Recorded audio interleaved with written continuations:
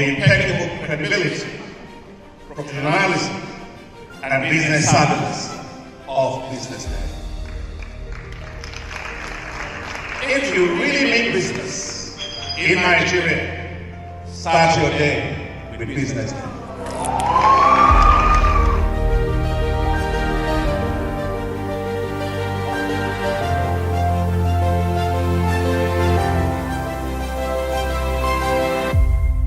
BusinessDay is West Africa's leading provider of business intelligence and information, delivering premium content across diversified media platforms, including online, mobile, and print. Since its inception in 2001 with a weekly newspaper production, BusinessDay has expanded its reach to provide exclusive content accessible through print, mobile, and online channels. Our premium offerings are further enriched with syndicated content from esteemed sources like the Financial Times, The Economist, and the Harvard Business Review. At BusinessDay, our mission is clear: to be the foremost provider of business and financial content, empowering readers to make informed decisions in Nigeria and Africa.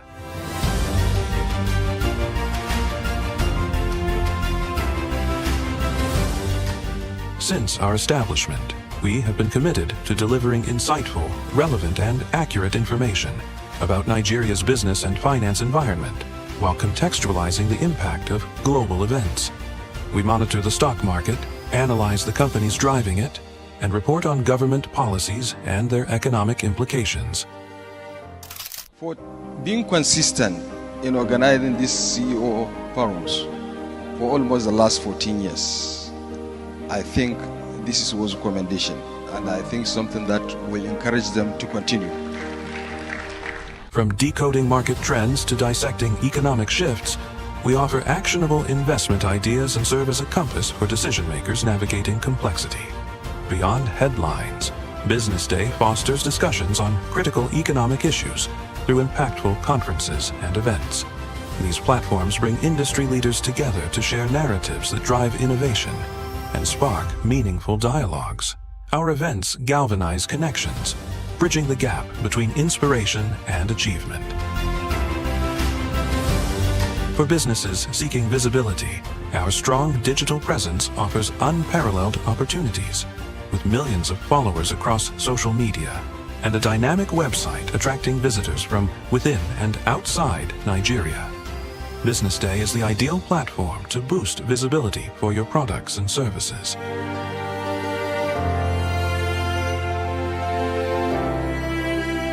If you're looking for in-depth analysis and expert opinions on Nigeria and Africa's business landscape, BusinessDay is your guide.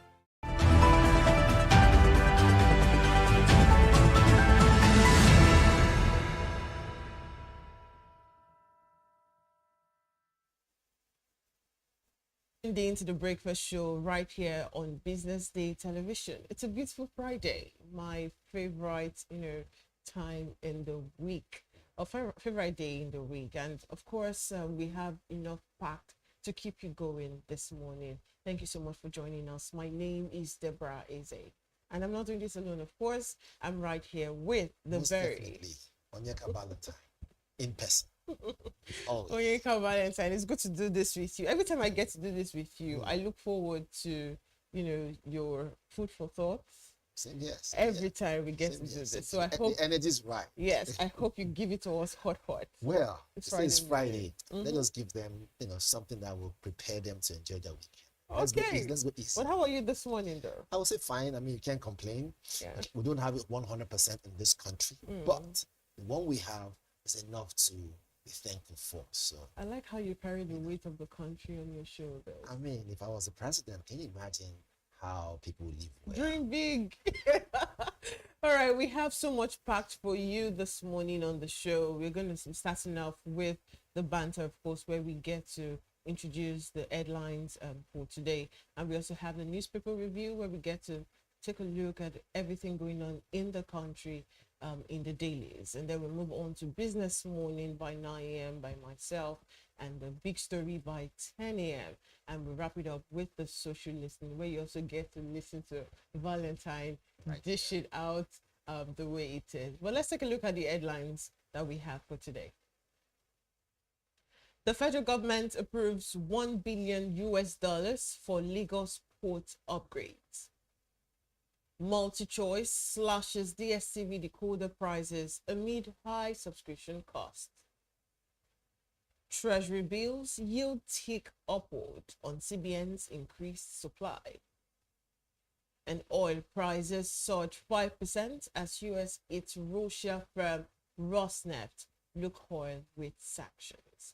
All right, let's start off. We have really interesting headlines here for us this morning. The first one being federal government approves $1 billion for Lagos port upgrades. I must say this is long overdue, and this is a major infrastructure play, if I can say so myself, considering the congestion that actually happens around the Tinkan Apapa River. What do you think about it? So again, if the headline has said Lagos sets aside this amount of money to fix the ports, I probably would hold back my words. But what I'm here right now, as much as it might sound like good news to some people who live within that access, knowing that there's always gridlock caused by tankers and containers, as the case may be, although by now recently now it's very easy enough. But however, as much as Lagosians might begin to say, oh, fantastic, great, Lagos port is going to be fixed, FG is allocating this amount of money, $1 billion, right? US dollars, to get the ports running. This, to some people, is good news.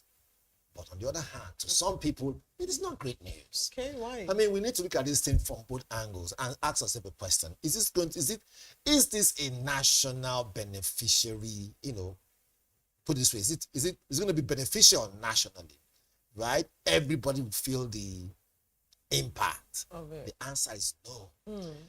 We are carving out this amount of money. But before I say what I want to say, unless maybe they have plans for other ports. If not, then are we into this? This amount of money, $1 billion. Was it $1 million US dollars? $1 billion US dollars.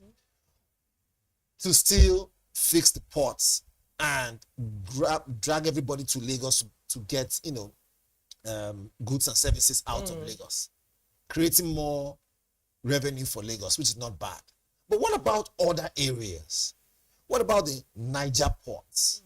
Right? What about other ports that we have within Nigeria? Those waterways where we know that those ports are quite important. Can we see that those ports will begin to work 100% the way Lagos port works? Can we decentralize that market? Yes. Some people will say, oh, why no, do you want to decentralize it? Some will say, oh, you know what, Lagos will lose some of its revenue.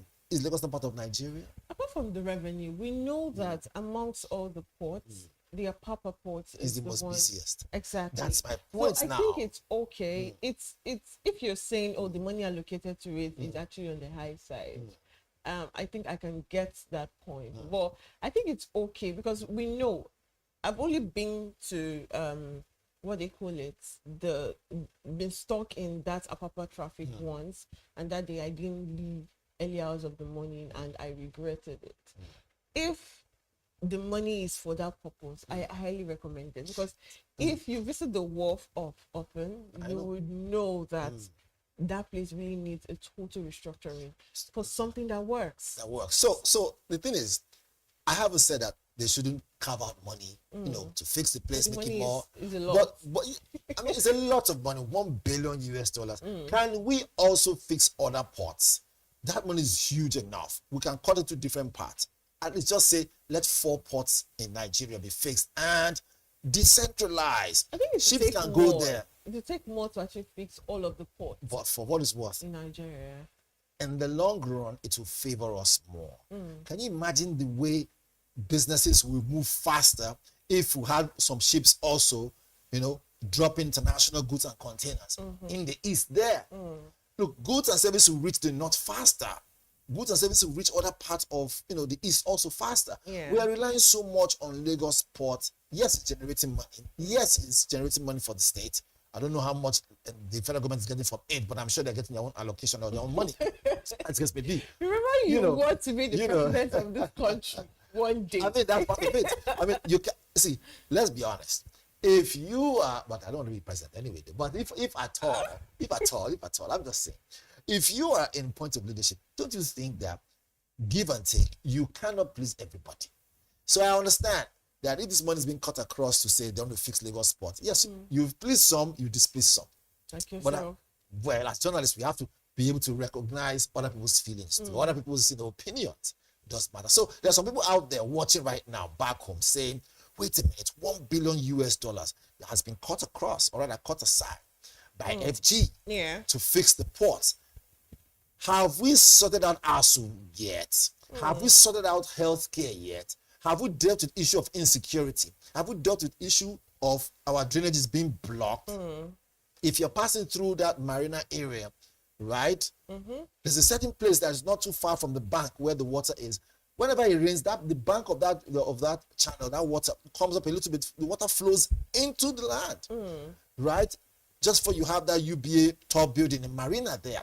What am I trying to say is that money will go a long way to fix a lot of things. Yes, but can we also use it to tackle those areas where the water moves from the river into the land whenever it rains? If you tell me that, I'll say, okay, the money is being used for something great, but can we not use all the money? And I hear You know, but decentralized, with that's the what I'm way saying. our import and export has been for the past month, I think it's okay.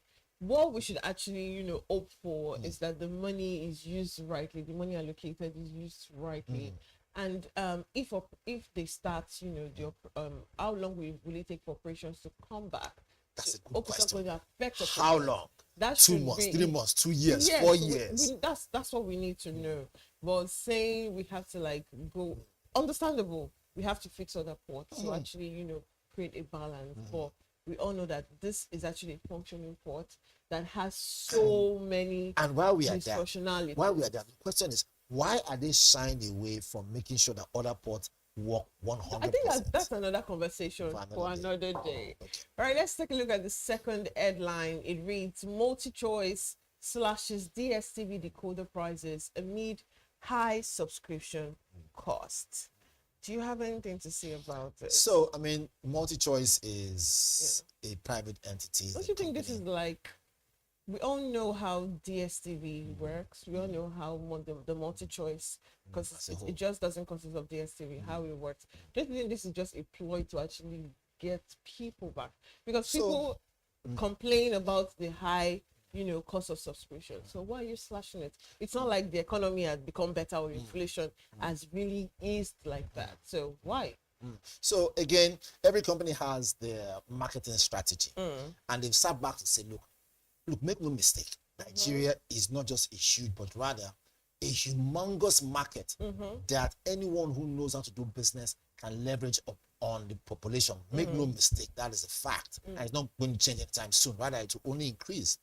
Having said that being said, the major question now, as you've asked, is it that they're trying to lure people in and then at some point increase the cost? I will not run it by them. This could be maybe a long-term plan. However, I will for once want to say, I think I see where they're coming from. I want to probably be on their side by saying this. I will explain. By saying, look, if as a business person, if you realize that for what is what, people are now leaning more to online entertainment where they don't even need DSTV, they don't even need multi-choice cable. They are rather preferring to say, I just take my network provider, put up like unlimited, free to air. So they understand that these things are beginning to reduce the amount of subscriptions. This is even the sad part. Those who have subscribed, are they renewing their subscription? So if renewal of subscription is dropping, right? Of course, anyone who is sensible in any company that provides such service should be able to say, let us create something like a, not necessarily pro bono, but like a bonanza. Create some form of a what we call call to action. So this, I think, they're trying to weigh into the ember period. They're looking at the dirty December coming forward. They're looking at areas where Christmas is around the corner. So for them to now say more people want to come travel in from abroad, come to the country, let's now target them. Let's now target those who want to enjoy their holiday to say, we are cutting down on this cost. This is just marketing strategy. If I was in their shoes, I'll do the same thing. I'll cut down on this cost. Hopefully, people come, more subscription. The old ones will renew. Then come 2026, I will hit them with the banger. So you're right, you're going to hit us with a banger. Well, don't forget, there's another banger waiting for us. Okay. Which is this? The tax that is ahead of us. So they know. I can't even wait. Exactly. So they know. January. So they've thought about it and said, maybe, again, this is just allegedly. Maybe they've thought about it and said, look, come next year, huge tax will be dropped in and it will take effect. Should we just get more people in now so that by the time and we not go back to a regular cost? The good thing about it you never is know. if you hit people with a bill outrageous, Right. they're going to run. I think that's the case of multi-choice. But now. Nigerians are very, very strange people, including me too. By the time you get me to something and I see the value, right, it will be difficult and I'm hooked What's to the it. value? Like you mentioned, Yes. people don't really. Both of us, we are here. Like we've been up since like 3 a.m. and we'll be here till like maybe 7, 8. What time do you have to go back home to watch TV? There are tons of people like that. People just want to survive. Nobody cares about the old boss about having to sit down and watch a TV. It's no longer there. The attention span is now shorter. Yes. So I think that is why, they're trying to like lure people. I'm very sure if they hit them with the banger, like you said, Right. people would remember that we have a choice now. Do we necessarily have to watch Wait TV? a minute, that's what we just did there. Yeah. We have a choice. Why multi-choice? Is that what you're saying? Okay. There's no way trying to put them under the bus, but let's take one more see the headline details. before we move to the newspaper review. We have Treasury bill yield tick upwards on CBN's increased supply. Treasury bills yield tick upwards on CBN increased supply. What do you think about it? Do you think it's good news for investors? Oh, definitely it's good news for investors. But the question is, will this be sustainable? Right? Now, we know that the Treasury bill is hitting this. It's giving us all what we need to see and then giving us more reason to think ahead. The year is already wrapping up already. 2026 is around the corner. Most people right now are making last-minute decisions. So this way, they can either look good in the eye of the public or, as the case may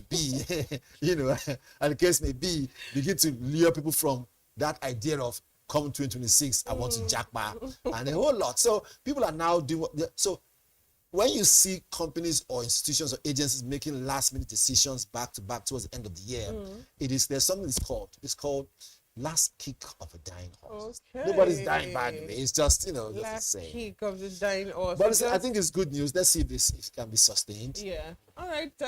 It's good news. Let's see if there's even balance between, inflation and stimulating the growth. All right. We'll go on a quick break now. When we come back, it's going to be the newspaper review. Check out what's happening in the dailies. Just stay with us.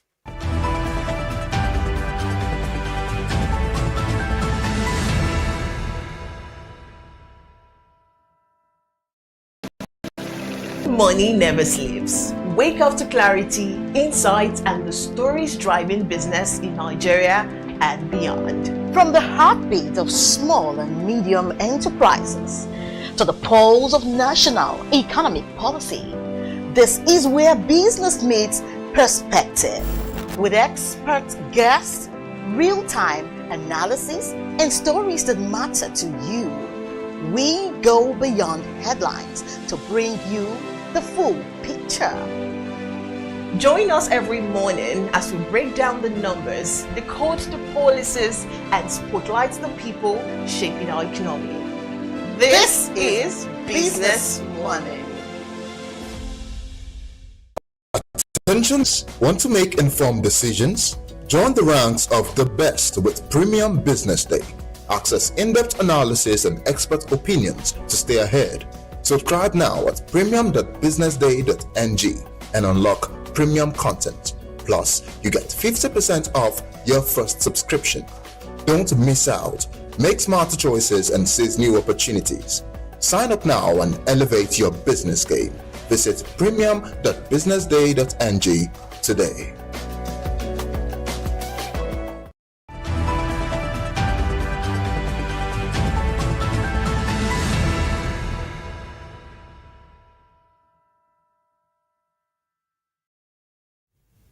welcome back. To think when we started the breakfast show, it was a bright Friday, but now it's a raining Friday. Oh, you're welcome back. You're still tuned in to Business Day Television, and this is the newspaper review segment of the breakfast show where we explore top headlines on the front page of our dailies. I'm still your host, Deborah Eze, and of course, still with me in the studio is Onyeka Valentine. Right. All right, let's do this. Let's quickly kick off with the Business Day newspaper, of course, our sister company newspaper. And the big story on the Business Day newspaper reads, inside Nigeria's 160 billion naira cold chain revolution, feeding protein to millions. Inside Nigeria's 160 billion naira cold chain revolution, feeding protein to millions. And that story is by Stephen Onyekewelu. And another story on the Business Day newspaper, we have Premium Trust Bank earns strong GCR ratings.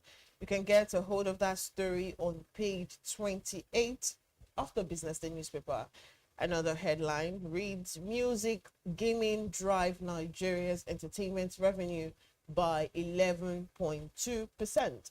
And that story is by Anthony Uduba, and you can get that story on page 30 of the Business Day newspaper. And also we have investors rethink gold as record rally retreat. You can get a hold of that story on page 31 of the Business Day newspaper. And finally, on the Business Day, we have Lagos real estate, the power, the money, and the market gap. And that story is on page 30 of the Business Day newspaper. Now let's take a look at the big story there, which reads, inside Nigeria's 160 billion naira gold chain revolution, feeding proteins to millions. Okay, what do you think about this?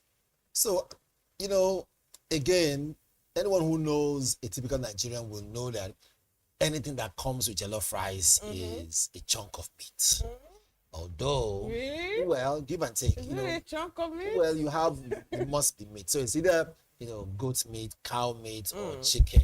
That's just like you saying, when the thunder comes, you expect rain. So they kind of go hand in hand. So if you look at it closely, you realize that meat is a staple food for Nigerians. Yeah. Now, Nigerians, 200 million Nigerians. And so with that number, I think the demand most definitely is higher than the supply. And so I haven't seen that this headline does a lot of justice to it. Saying that inside Nigeria's 160 billion naira cold chain revolution, feeding protein to millions. Yeah.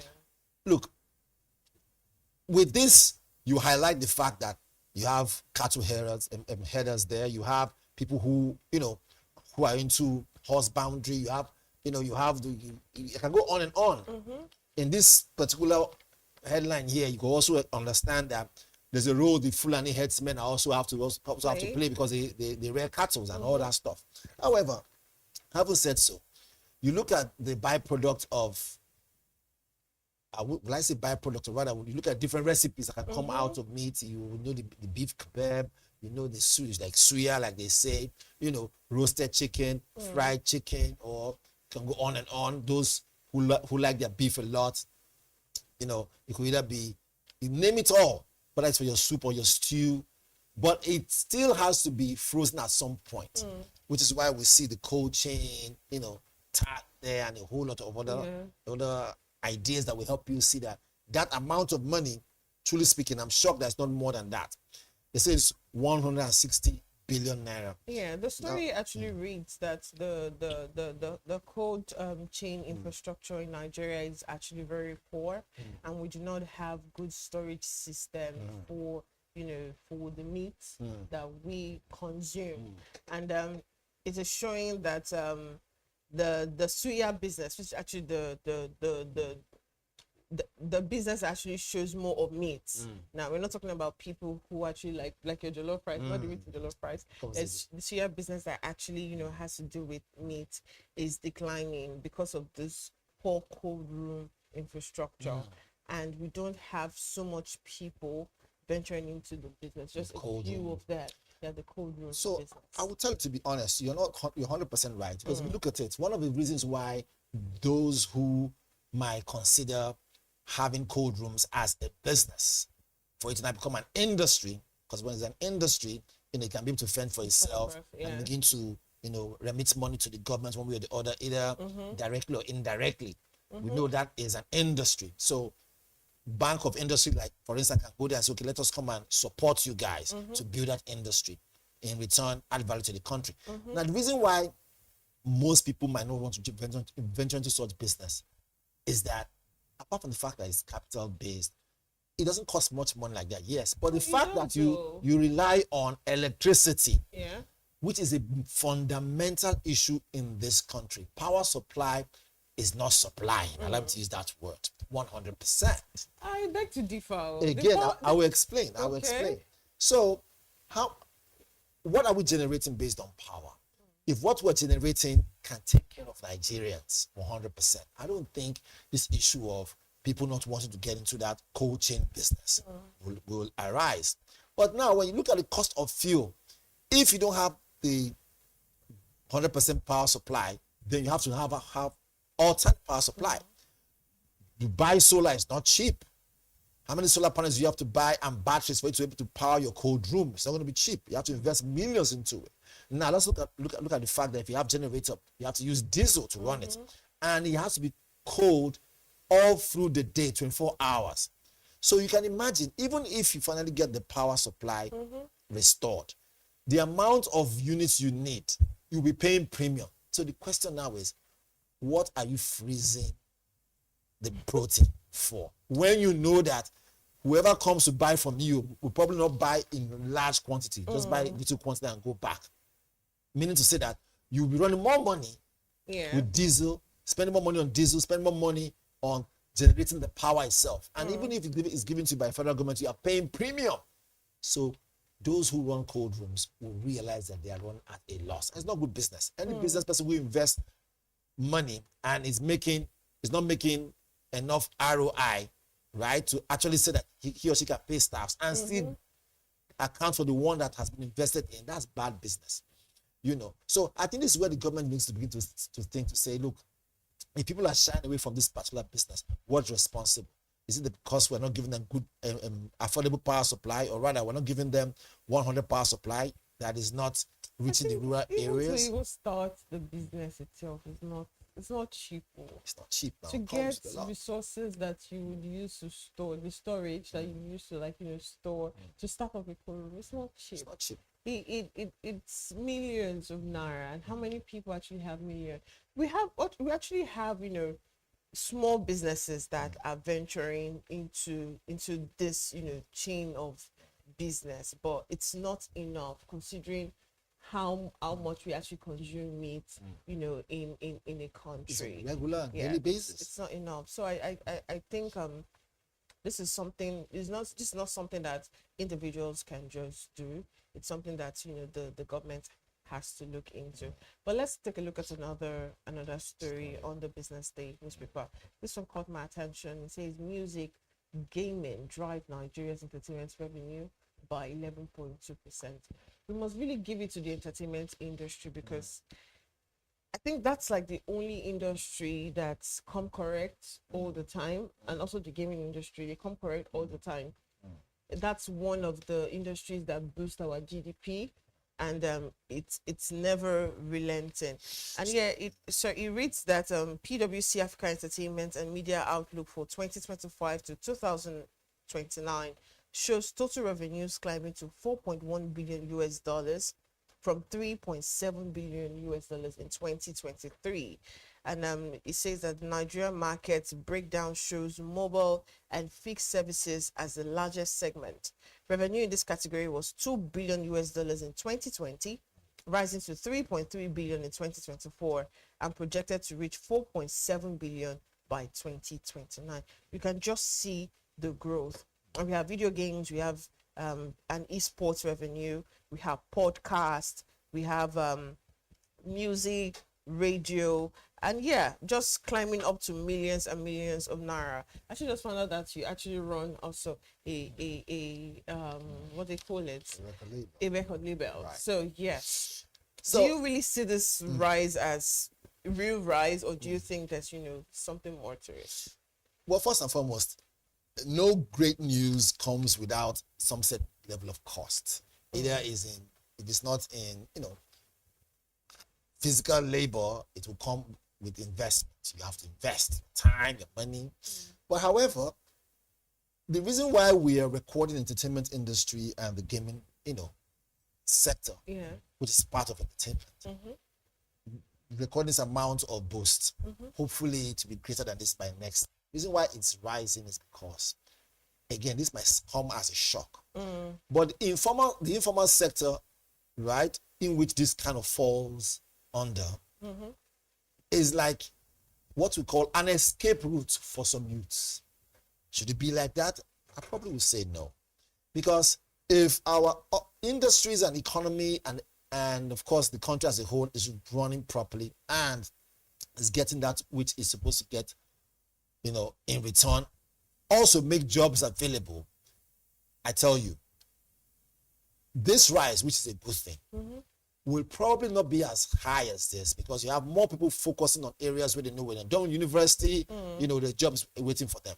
But if you look at this sector, the entertainment sector, yes, you have people who study theater at university. Yes, you have people who study courses around, around the entertainment sector that will have them come entertain the public. I mean, I did mass communication. It's not far from it. I also did theater arts. So it's not far from it too, right? I'm sure your course you also studied, so it's not far from within the angle of. It's far. Okay, well, so you picked up this as a great It's skill. very, very far. And you're good at it, by the way. Thank you. So, but what I'm trying to say is that entertainment, for some people, if not most youths, who are quite intelligent and skilled, unfortunately might not cut it in the white collar job. Entertainment is more or less like what? An escape route.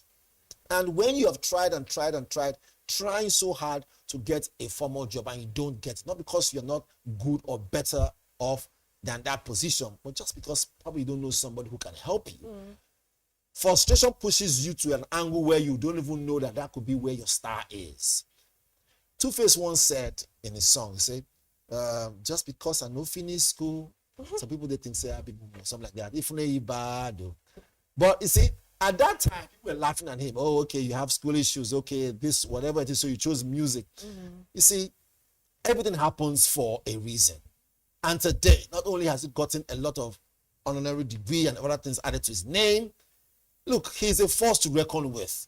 So music, if it wasn't for music, where would he have been?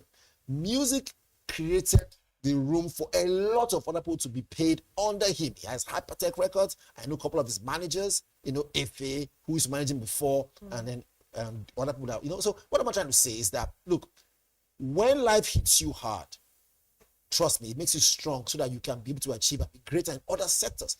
So same falls with this whole thing. A lot of young people, 20 something years ago, saw entertainment and music, movies, right, as a way out to make money for themselves. Yeah. Why they wait on maybe a formal job.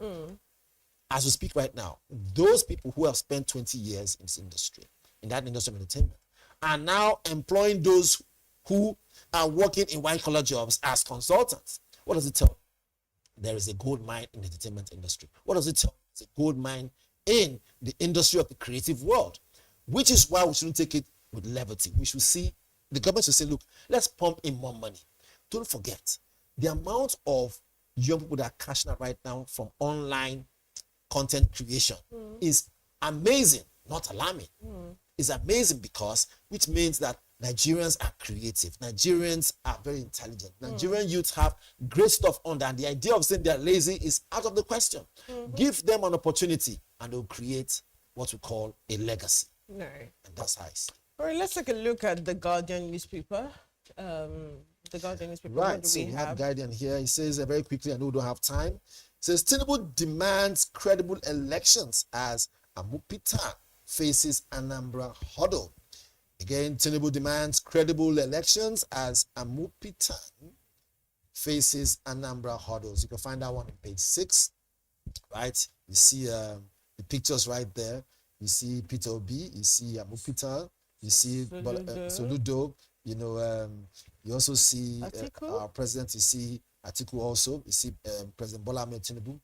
Of course, so that's it. So Tinubu demands credible election as Amu Peter faces Anambra hurdles. Or rather, huddle. You can see that one in page 6. You cannot miss it at all. So you get more details. And just below that, we see Makinde's face, and there's a write-up there in the Guardian, or on the Guardian front page, says, defections.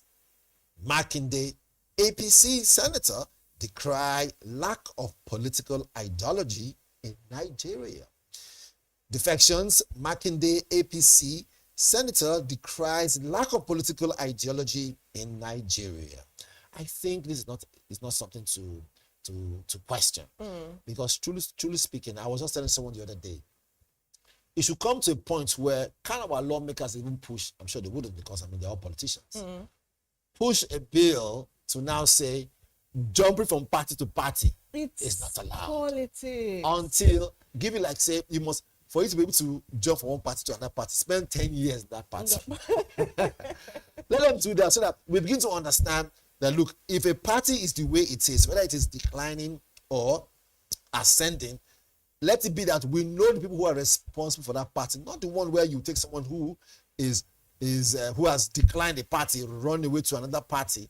At the end of the day, the other party that was left, you begin to find, begin to experience a little bit of boom, and they go back to that party. No, stay where you are, right? And say, look, for what it's worth, if the ship is going down, we all go down. If the sail is going to sail to a better, location, we sail to the better location. What is wrong with wanting to move to another party then? So what? If I'm not getting what I want from a particular party, I think I should be free to move. That's why it's politics. Should be told, yes. I mean, the law provides that it is your right to move to a different party if you feel as if you're not being treated fairly or your voice not being heard in the party that you belong. Presently, you can afford to, port to another party. It is allowed. But again, when the country is not moving fast, because everything needs to boil down to, in the interest of national security, in the interest of national growth, in the interest of the survival and the thriving of our Federal Republic of Nigeria, our dear country, Nigeria. If this move from one party to another party, creating chaos, distracting us, if it threatens the sole survival of the country, I think our lawmakers need to begin to say, you know what? Let us now move a motion or whatever it is, push a bill or pass into law that you must spend 15 years minimum in a party before you think about once move to another party, and you must apply properly and must publicly hear you and hear you very clearly. You know why I'm telling you this? Look, there's a saying that goes this way. The grandmother in the village will always tell you, if you want the food to be cooked properly, stop removing firewood and putting fresh firewood. Otherwise, the food remain uncooked for thy kingdom come. Nigeria needs to get to a point where we have developed and we move from survival to thriving. And for that to happen, can we have continuity in government such a way that things move properly? Can we have, because they say government is in continuum, can we see that consistency? Right? If you make a mistake, you are held liable, you come back, you correct it, you're still within the system until you retire and you go to your village. But jump from one party to another party, taking bad eggs to the one that is working, removing good eggs from the one that is working, we are tired of it. That's why this particular, headline here kind of gives me reason to think, which way Nigeria? Did Andrew make the right decision to check out 30-something years ago? Let's look at the Kanu story on the Guardian newspaper. All right, it says here, Kanu sacks legal team opt to represent self in court. So Kanu has sacked his team now, saying, look, he would rather represent himself. He knows how to interpret the law. He knows how to interpret legal issues. After all, he's sound, he's intelligent. I think it's his right to say that. But do you think the lawyers are actually, the problem here? So let's be honest and say the way it is. Again, we might be wrong, but as journalists as we are, it's good to always lay these things out and now say, wait a minute. Debbie, Valentine, can you guys tell us exactly what you think? Let's tell them what we think. Truth be told, if Kanu has, at this point in time, not been found guilty by the court of law and sentenced. I think the judiciary has failed. They should simply just let the man go, let him live his normal life, and be free to move around like every other Nigerian. You've accused him of something. Until now, this case is dragging 1 year, 2 years. Who does that? I'm not canvassing for him, right? I'm not his follower, rather am I his lawyer. But as people who come in front of TV to talk about these things, it is high time to say it as it is. If those people who have committed heinous crimes and they were caught in the act are being given clemency, are being given some form of, presidential pardon or state pardon or whatever pardon you want to give to them, those who are actually who were recorded and caught in the act, who admitted, right, bandits and criminals and terrorists, if those ones are being let off the hook and given, some form of pardon, why shouldn't you give the man pardon? Let's be honest. If at all, in this case, he's telling that he's not guilty. He has not been sentenced by court of law saying that he's guilty. So the issue of pardon is not even on the table. It is his right to move around freely like a Nigerian. So the whatever is very clear. Unfortunately, the powers that be, some certain persons are busy saying, look, don't let him off the hook yet. Delay, create a lot of distractions back and forth and keep the man in confinement. I don't think, although the case leveled against him, it's exactly, there's a whole lot, right? But even at that, the word treason, treasonable felony or whatever it is not a small word. It's not something where they can let you go and you move around freely. It is saying, that's what I'm saying. It doesn't keep you. That's what I'm saying. And then it looks as if he has realized, if worse come to worse, let it be that he'll be the one in charge of his feet and not live in the hands of people who want to just get paid and go home. Hence, he tell his lawyers, it was nice doing business with you. Bye-bye. I would do it myself. Yeah, right, let's quickly take a look at what's on the Vanguard newspaper. Right. On the front page of the Vanguard newspaper, the big story there reads, integrity of our elections non-negotiable, and that is coming from the new INEC chairman, Amupita. And the writers to that story says, we'll demonstrate our commitment with Anambra governorship poll and serve with integrity beyond reproach. Tinubu charges Amupita. And we have a video of Tinubu swearing in the new INEC chairman. That's Professor Joash Amupita. And on the top of the Vanguard newspaper, we have stock market capitalization inches towards 100 trillion naira. And Anambra Showdown 2025. We have OE, Anambra East local government area, boosts Soludo with endorsement donation. And you can get the hook of that story on page 4 of the Vanguard newspaper. We also have alleged terrorism. Kanu sacks legal team to open defense today. And that story is on page 11 of the Vanguard newspaper. And we have PDP, Jonathan under pressure to drop 2027 presidential ambition. And that story is on page 12 of the Vanguard newspaper. And down the Vanguard newspaper, we have PDP national chair, Turaki emerges North consensus candidate. And we have BOT slams Ironwood's forgery allegation as baseless. Another writer says Dewey has lost legitimacy to continue in office as governor. That's coming from the BOT chair. And also we have Labour Party crisis. Usman demands former acting INEC chairman arrest. Okay, you can get a page of that story on page 9. And we also have election petition. Opposition parties back Senate on shifting body approved to INEC. And that's the reason on page 35. And finally on sports, Osimhen worth more than 100 million Galatasaray coach. Now, the Anambra Anambra governorship election, that's going to be the first step for Joash Amupita. We are just going to keep our fingers crossed and watch how it actually unfolds. But what's really caught my attention on the Vanguard newspaper is this PDP, because it's only when it's mentioned that I know that there's PDP, So Jonathan under pressure to drop 2027 presidential ambition. is Jonathan really declaring what is going on? Are they trying to, like, when you're trying to say, oh, I don't want something, because you're acting like a woman now, if I'm allowed to say that. So, when you say you don't want something, but you actually want it, Right. or are they speaking for him, or are they trying to, like, draw people's attention away from the APC 2027 and ADC 2027 election? What do you think this is? Because Jonathan has not come out to say he's going to contest for the presidential election. It's just hearsay.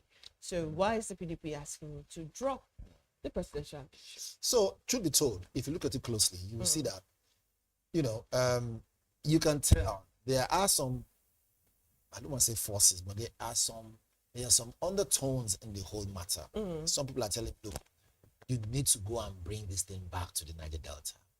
Others are saying, for what it's worth, you need to go and salvage what it is that you did not complete. But you see, again, it's a country that allows you to run, a second time.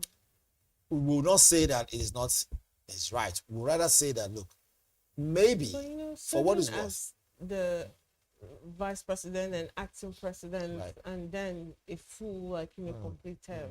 Do you really think he can still run for another term? I think that's like one of the reasons why most people, some group of people are like, no, you can't run. You can't run for another term. On the again. contrary, we have had presidents who were once, president and then head of state of this country and came back That's as head of civilians. state, Yes, and ran again. But even at that, around the world, we see these things. Donald Trump, was president once. Yeah, once, left. and he came back. He came back He again. was acting president after Yaradua. He completed Yaradua's tenure. You get what I'm saying? Then he contested again. Don't you think there's like a... So when he contested again, he didn't win. But what am I trying to say is that, truth be told, at the end of the day, right? At the end of the day, maybe there's something that they are seeing that we are not seeing. Okay. Now, they are politicians. Our job is to bring the politicians to the table of discourse and now ask them questions that ordinarily they would shy away from asking those questions in a straight face, But for what it's worth, we will never know what 2027 will bring in front of us until it comes. But should Jonathan run? Let's look at what happened when he was there. Do you think he should run? Do you think he should run? That's Do I think he should run? Let's answer that question with the cartoon of the day. The cartoon of the day. And this one is from Asukwo. We have a baby, and that's a diaper. A baby on a diaper, and the baby is wailing. Wah, wah, woo, wee. The baby is obviously crying. for attention. Yes. And then we have somebody that we know. That looks like somebody that we know. And he got dreadlocks. Yes, he has dreadlocks, and his belly, the second term on his belly. And then he has what they call it, toys. Going for checkup. Is that checkup? That's what I say. There's Oh, there's yes. an arrow that says antenatal. Oh, antenatal political word. Oh, that's true. And then we have campaign materials. So, who is wailing? Is that you and me? Obviously, it is the nation, and the masses are saying, "Look, don't abandon us, right? Take good care of us first. We are still infants, right? Before you start thinking about giving birth to another one, Yeah. And then at some point saying our national treasure has been, is in the basket there, It's packing all of it. being used as campaign materials. Yeah. And you're heading to 2027. Political word. And Leaving now us to give behind. birth to Exactly. the second term, the ambition for second term. So anyway, Wow. we see that. Asuko always has a way of, He knows how to interpret Interpret, issues with his yes. creative work. We must Yeah. give it to him. Asuko, well done. Making us proud.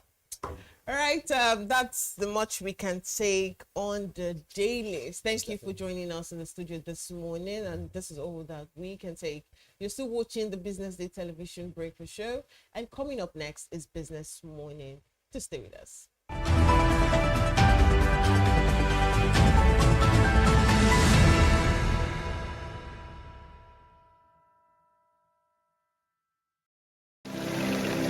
They say money never sleeps. Wake up to clarity, insights, and the stories driving business in Nigeria and beyond. From the heartbeat of small and medium enterprises to the pulse of national economic policy, this is where business meets perspective.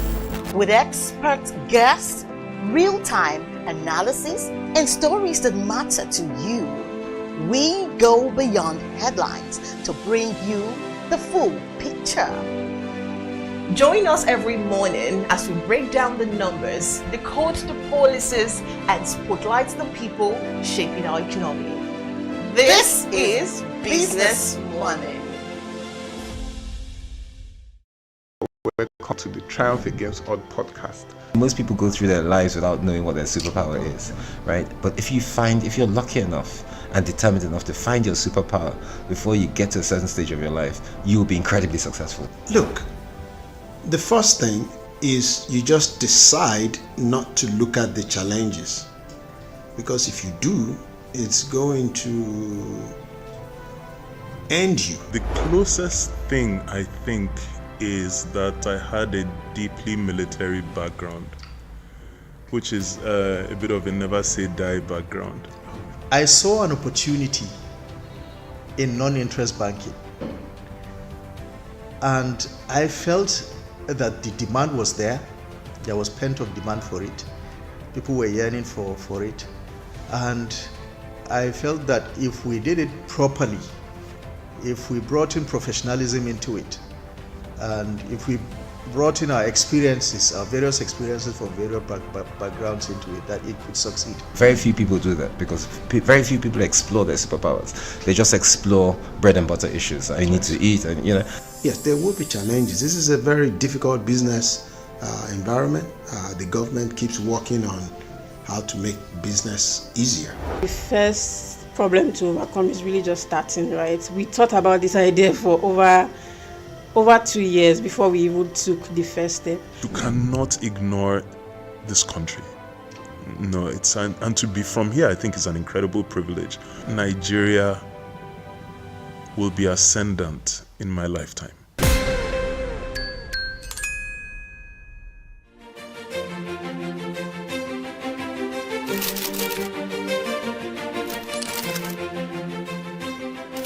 I am, of course, a great admirer of the impeccable credibility, professionalism, and business savviness of BusinessDay.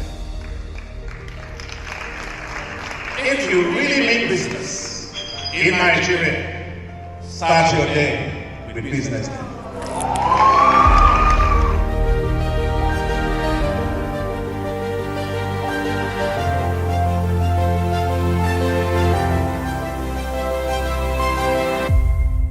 BusinessDay is West Africa's leading provider of business intelligence and information, delivering premium content across diversified media platforms, including online, mobile, and print. Since its inception in 2001 with a weekly newspaper production, BusinessDay has expanded its reach to provide exclusive content accessible through print, mobile, and online channels. Our premium offerings are further enriched with syndicated content from esteemed sources like the Financial Times, The Economist, and the Harvard Business Review. At BusinessDay, our mission is clear: to be the foremost provider of business and financial content, empowering readers to make informed decisions in Nigeria and Africa.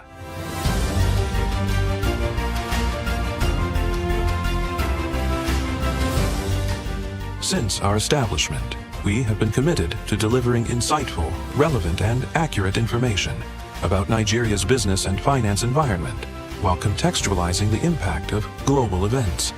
We monitor the stock market, analyze the companies driving it, and report on government policies and their economic implications. For being consistent in organizing these CEO forums for almost the last 14 years, I think this was a recommendation, and I think something that will encourage them to continue. From decoding market trends to dissecting economic shifts, we offer actionable investment ideas and serve as a compass for decision makers navigating complexity. Beyond headlines, Business Day fosters discussions on critical economic issues through impactful conferences and events. These platforms bring industry leaders together to share narratives that drive innovation and spark meaningful dialogues. Our events galvanize connections, bridging the gap between inspiration and achievement. For businesses seeking visibility, our strong digital presence offers unparalleled opportunities, with millions of followers across social media and a dynamic website attracting visitors from within and outside Nigeria. Business Day is the ideal platform to boost visibility for your products and services.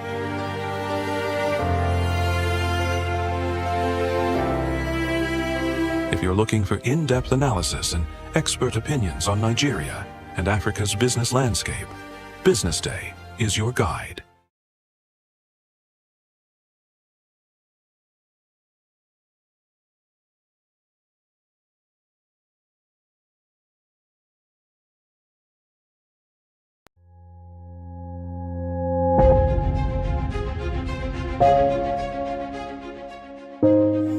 Good morning and welcome to the BDTV Breakfast Show. I am Bethel Obajabi. My name is Elizabeth Musa. And this is the social listening segment on the BDTV Breakfast Show. We're talking about the Fly Nigeria Act. Can you give us a background into what this is about? We are here today on the streets of Lagos, Nigeria, to gather opinion about a pressing issue. I go look at the cost of petrol. We get very Nigeria with the suffer. The income is not really increasing, but the prices of items are increased. Nothing like service again, no. You only pray for that money to reach you that month. There's a lot of high pressure, a lot of stress. There's a lot of high targets to be met. I was quite strict. In my mind, I said, moving from my hand, my picking go spoil.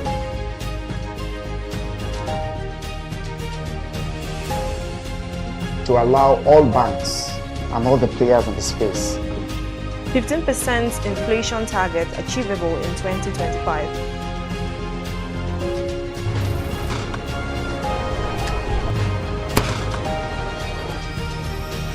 The command and vision philosophy of both the Chief of Defense Staff, the Chief of Army Staff, and indeed all the service chiefs.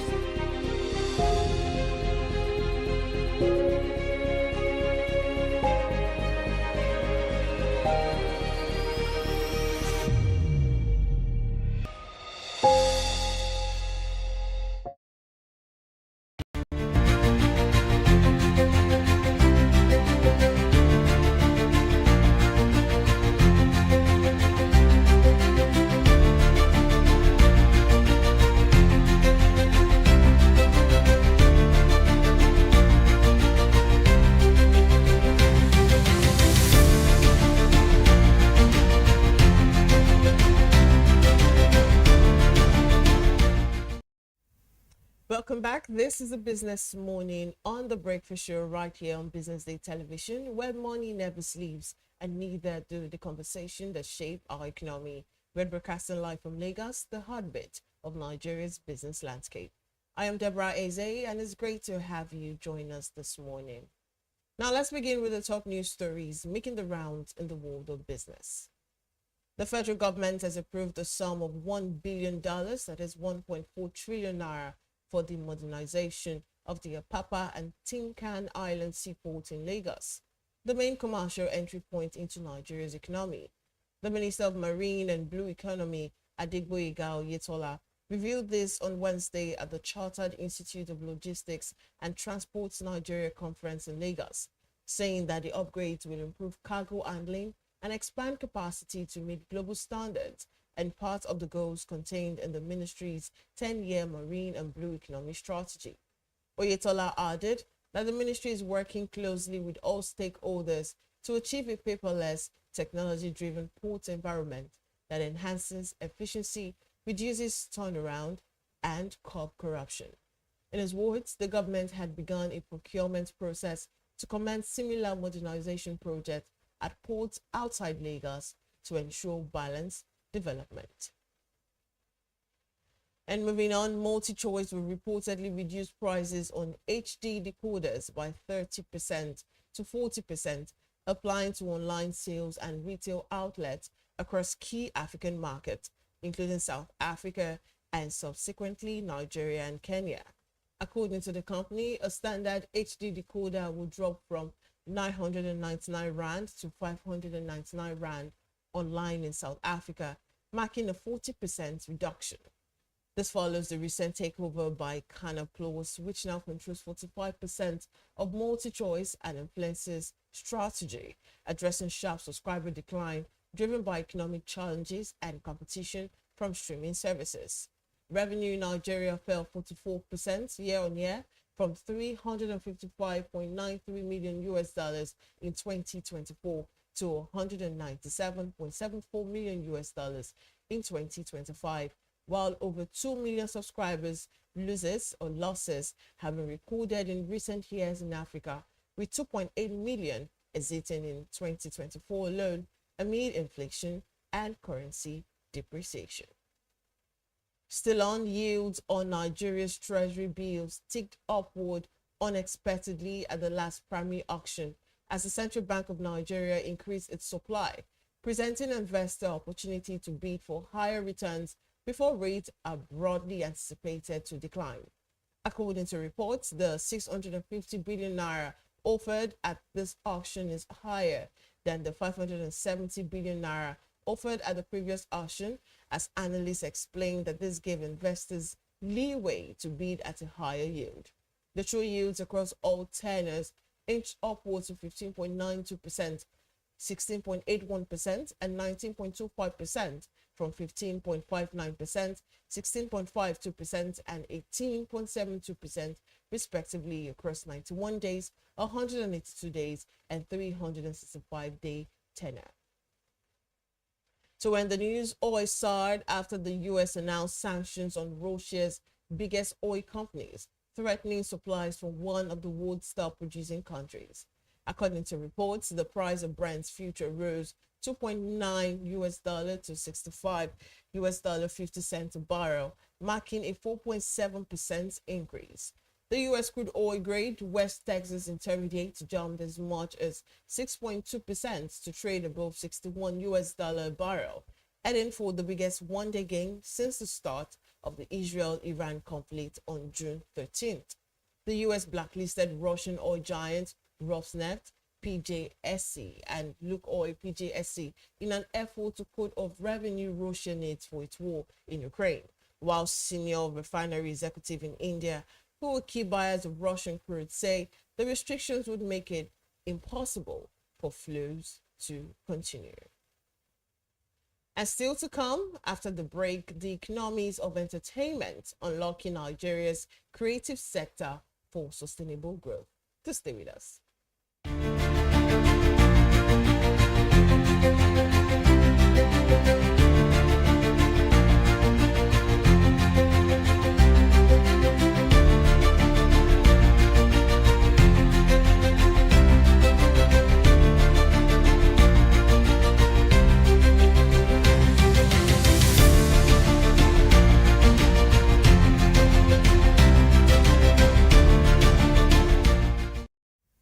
Welcome back. You're still watching Business Morning. Now let's move to our first conversation this morning. Nigeria's entertainment industry, from film and music to fashion and digital content, has become one of the country's most vibrant and exportable assets. Nollywood is the world's second largest film industry by volume. Afrobeat is taking global stages by storm, and the fashion and gaming sectors are gaining international attention. Yet, despite its global impact and youth-driven innovation, the creative sector still faces systemic challenges, weak infrastructure, funding gaps, piracy, and a lack of coordinated policy support. So how can Nigeria turn this creative energy into sustainable economic growth, job creation, and increased global competitiveness? Today on Business Morning, we unpack the economics of entertainment, exploring how to unlock Nigeria's creative potential for inclusive and long-term development. And joining us to do justice to this conversation is Foladele Falana Ngadi. She's a TV film producer and PR consultant. Good morning, Folade. It's good to have you on the Business Morning Show. Good morning. Thank you for having me. I'm really excited to be here. All right, without further ado, how significant is the Nigeria's creative industry to GDP and employment today? I mean, very significant. As you mentioned earlier, I like that you were specific about some of the industries that have played a huge part in this. There's no denying that Nigeria's creative industry rather, is a significant contributor to the country's GDP and, even being able to give a lot of people employment as well. The film industry alone is estimated to generate around maybe $5 billion annually, if I'm not mistaken. The industry provides employment opportunities for millions of people, both directly and indirectly. As you said, we're on the global stage now, our music, our film, our fashion. So yeah, there's no denying that at all.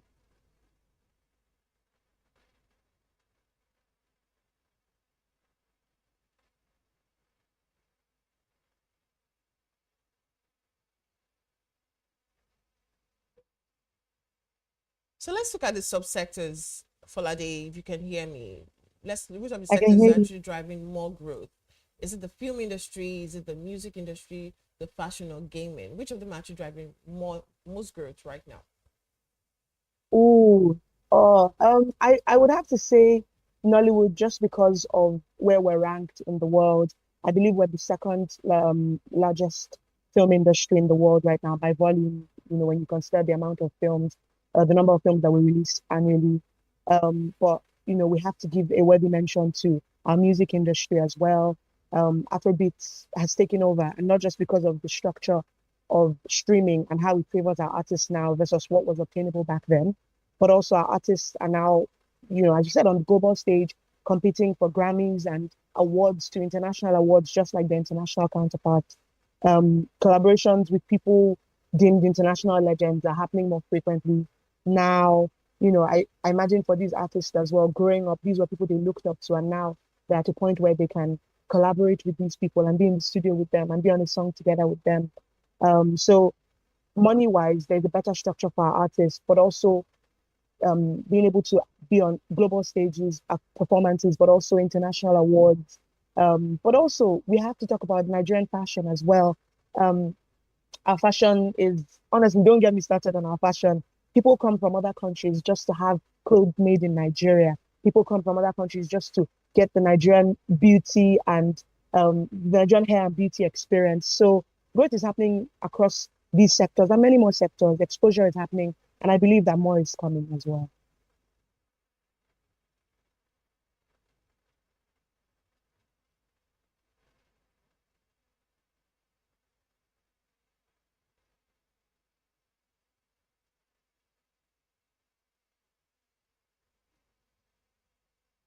If you can hear me, Folade, let's now move to investment and infrastructure. What do you think are the biggest bottlenecks preventing investors from actually fully tapping into the entertainment value chain? I'll say the biggest bottlenecks are that you mentioned it earlier in your introduction as well. Inadequate infrastructure, regulatory challenges, I think as well.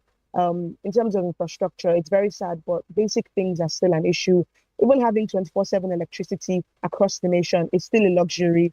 Does the state of the security in our nation inspire people to come? Are there tax incentives for filmmakers to thrive? There's also the possibility of whether our film industry, for example, is taken seriously enough yet.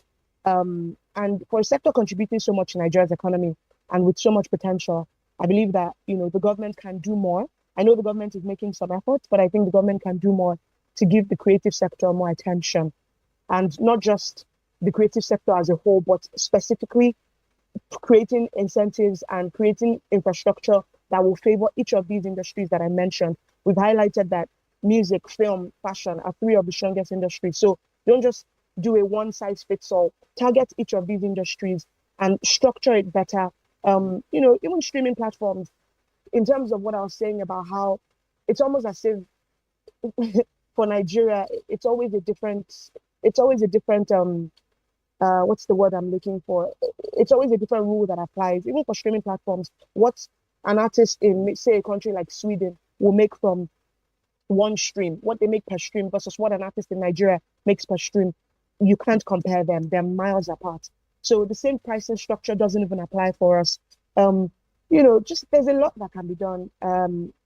There's a lot of bottlenecks that are holding us back. But there's a lot that can also be done to move us forward. And I really, really hope that the government looks at these and just really helps us move forward. Yeah, speaking about the government, how do you think the government and even private sectors, collaboration can strengthen distribution, financing, and infrastructure in the creative economy? Fantastic question. So, for example, I can talk about film because I'm in the TV and film industry, but with PR, I also do music. So I can talk a lot about these two. And I think for film, for example, I would say that more collaboration between government and creatives and between banks and creatives. I'm based in the UK, and I can say that I've seen this model to work. I've seen this structure to work. It feels like there's a lot of, and I'm sure we'll get to funding later, but it feels like there's a lot of structure around government involvement in the creative industry. So yes, there's a lot of funding, but there's a lot of programs as well. There's a lot of support groups that the government is involved in. There's a platform called Film London, for example, which is sponsored by the Mayor of London, which just basically does a lot of initiatives. And one of those initiatives is helping people from different backgrounds be able to have equal opportunities and equal access to opportunities like their international counterparts. So I know that in Nigeria right now, there's a bank currently injecting a lot of money into the film industry. So I'm not unaware of the efforts ongoing, but I think more could be done. The bank I'm talking about, I obviously don't want to mention names, but they recently, if you Google it, you find it. They recently collaborated with, big shot producer Mo Abudu and international producer and actor Idris Elba. Fantastic. We need more of that. Banks have also, over the last 10 years or so, really gotten their hands dug into the entertainment industry. So you see a lot of Nigerian banks who now have their own online platforms. They now have their own TV channels, digital as well. And I think this has really grown in the last 10 years. A lot of television shows that you can credit to these banks. They're the ones sponsoring these TV channels. So by doing that, of course, they're investing in the industry's growth rather, but they're also providing more jobs for people. So it's a really great thing happening, but we also need more. We need more funding schemes. As I said, one of my favorite things about the UK is that there's always funding. It's a big conversation in the creative industry here. I've never heard that word as often in my life as I have since being here. So there's a lot of government and private schemes rather to aid growth. Private companies as well, like Warner Bros. And NBC Universal, big production companies, they have a lot of schemes to help people at all levels. If you want to get in as a director, if you want to get in as a makeup artist, there's schemes below the line, above the line to help people find a route in. So whether that's a 3-month internship or a 1-month training scheme, things like that. Free internships, by the way. So I think that the government can partner with the private sector, but also even partner with banks to do more in the industry. We also, of course, need tax incentives and a structure that just better protects intellectual property rights. People need more education around piracy as well.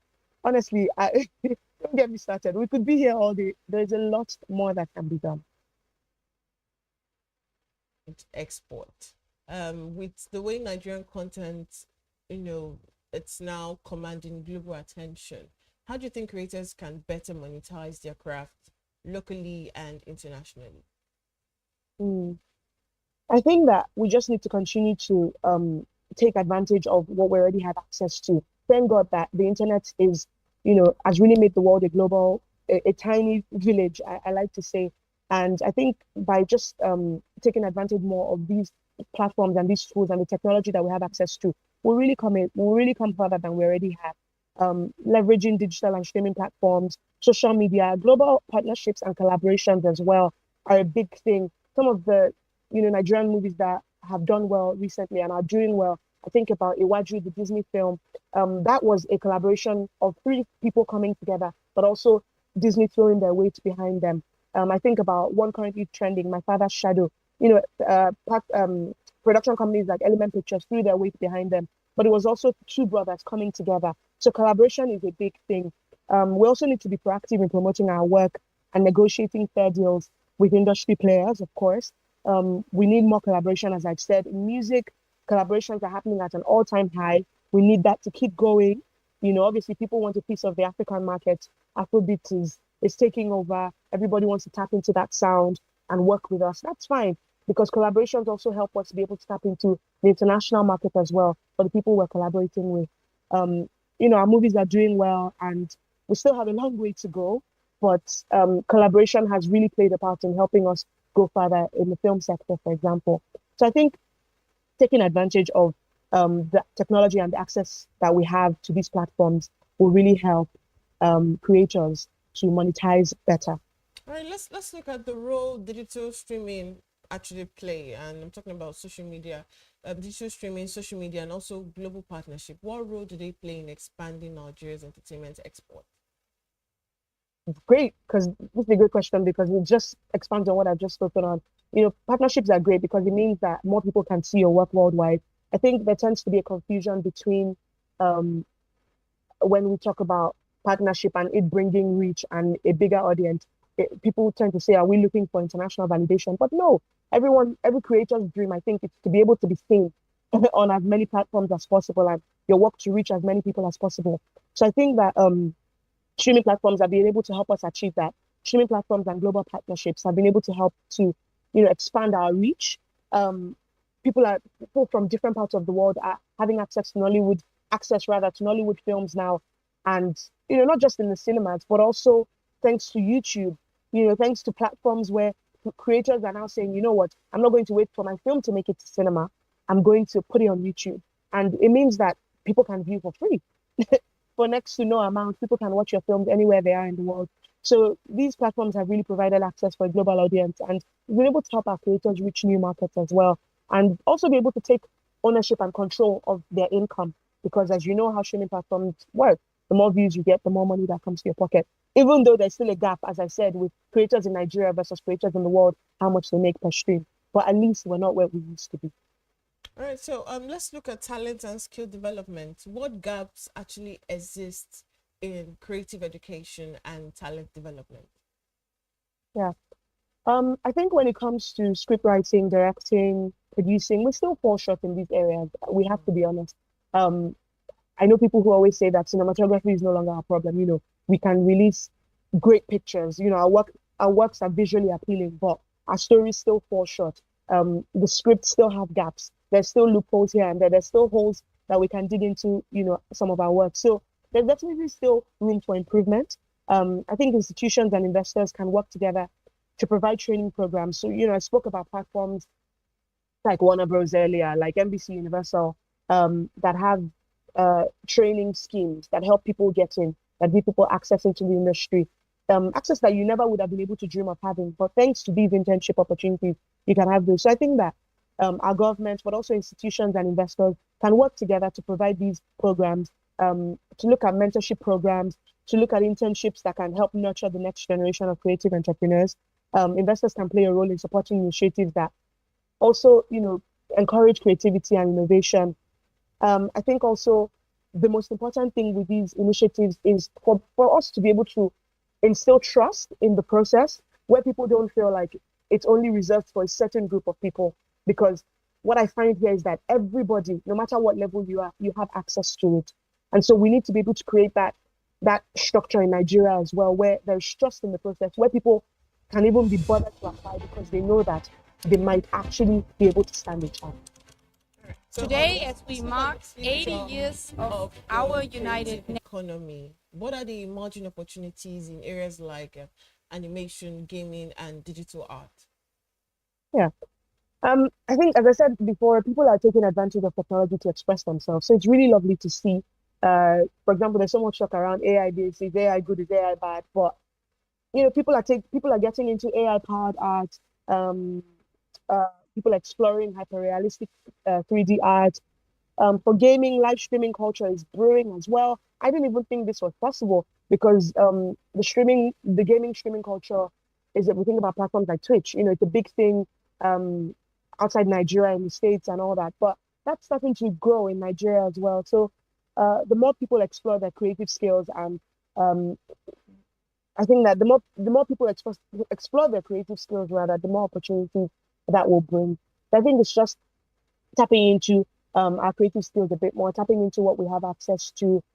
It's nice to see animation as well. Animation is an industry that requires a lot of funding. And I think everything that I've touched on with regards to funding will really help as well. But as I mentioned earlier, Iwaju, for example, that was an animation and it did really well. And we saw that the power of investment and partnership really helped it go far. So investment, funding, all these things will really push us further in the areas of gaming, animation, and art. In your view, what would it take for Nigeria's creative economy to become a sustainable engine of national growth over the next decade? That's a really big question. I think, well, frankly, it needs to be supported by policies. I know the government is probably tired of hearing us say the government needs to do this, the government needs to do that. But frankly, our government isn't doing near enough across so many areas. But I think that, yeah, we need to, our policies need to support our creative economy, the infrastructure, the investment. The industry needs to be driven by a culture of collaboration, of innovation, of risk-taking. With collaboration, identify what someone needs to get you to where you're trying to go to and just partner with them. I know it's not always that easy, but collaboration, innovation, risk-taking as well. But I think we also need to keep being proud of our stories. So away from the government and what external parties can do, us as creators, we need to keep being proud of our stories, of our own sound as musicians, of our stories as writers and as filmmakers, of our own things, of our own culture. We're enough. We don't need validation. And to what I said earlier, we don't need international validation. We just want our works to be able to reach more people. And yeah, but we need to do that by being proud of the work that we're doing. We need to not try to bend to tell their stories, but we should tell our stories. We have so many stories to tell.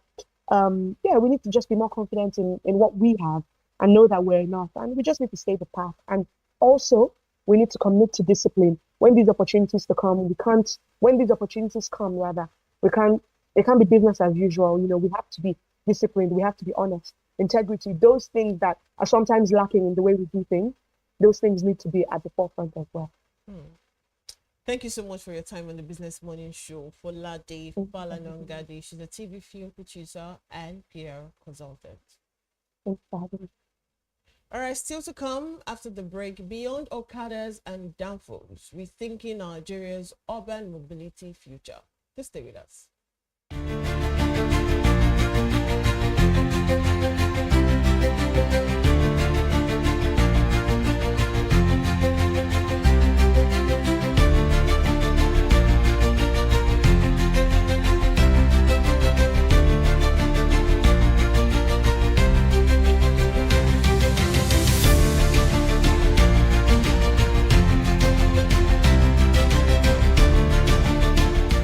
Welcome to the Triumph Against Odd podcast.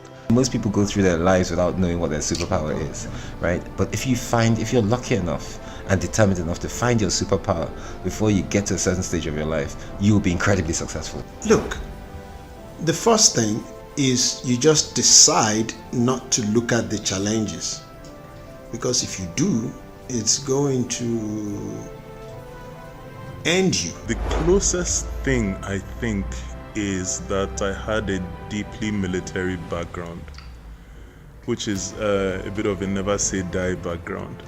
I saw an opportunity in non-interest banking, and I felt that the demand was there. There was pent-up demand for it. People were yearning for it, and I felt that if we did it properly, if we brought in professionalism into it, and if we brought in our experiences, our various experiences from various backgrounds into it, that it could succeed. Very few people do that because very few people explore their superpowers. They just explore bread and butter issues. I need to eat, and you know. Yes, there will be challenges. This is a very difficult business environment. The government keeps working on how to make business easier. The first problem to overcome is really just starting, right? We thought about this idea for over 2 years before we even took the first step. You cannot ignore this country. No, and to be from here, I think is an incredible privilege. Nigeria will be ascendant in my lifetime.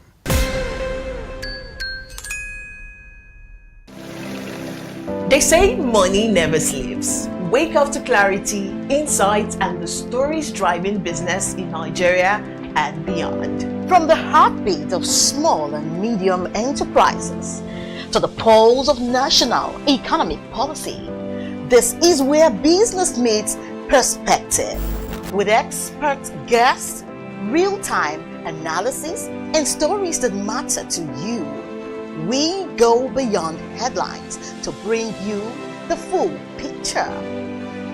Join us every morning as we break down the numbers, decode the policies, and spotlight the people shaping our economy. This is Business Money. Attention business leaders. Want to make informed decisions? Join the ranks of the best with Premium Business Day. Access in-depth analysis and expert opinions to stay ahead. Subscribe now at premium.businessday.ng and unlock premium content. Plus, you get 50% off your first subscription. Don't miss out. Make smarter choices and seize new opportunities. Sign up now and elevate your business game. Visit premium.businessday.ng today.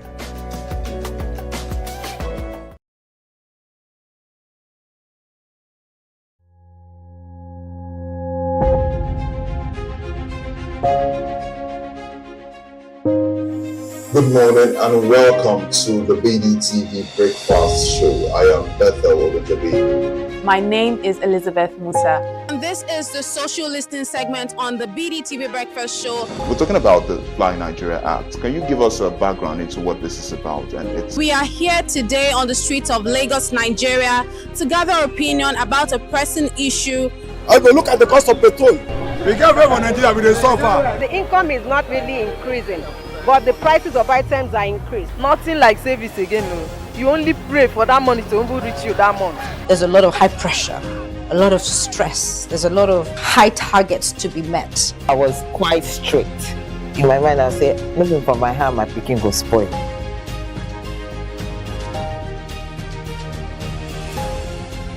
To allow all banks and all the players in the space 15% inflation target achievable in 2025.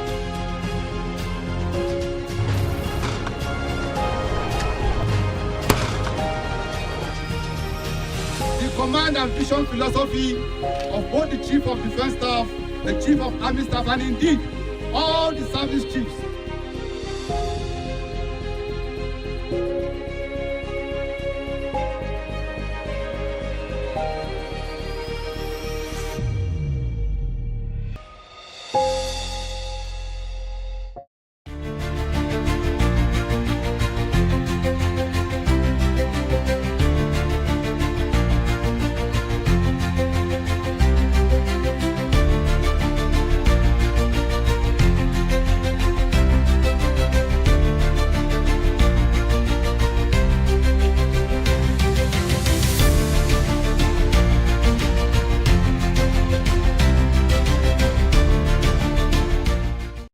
Welcome back. You're still watching Business Money right here on the Breakfast Show.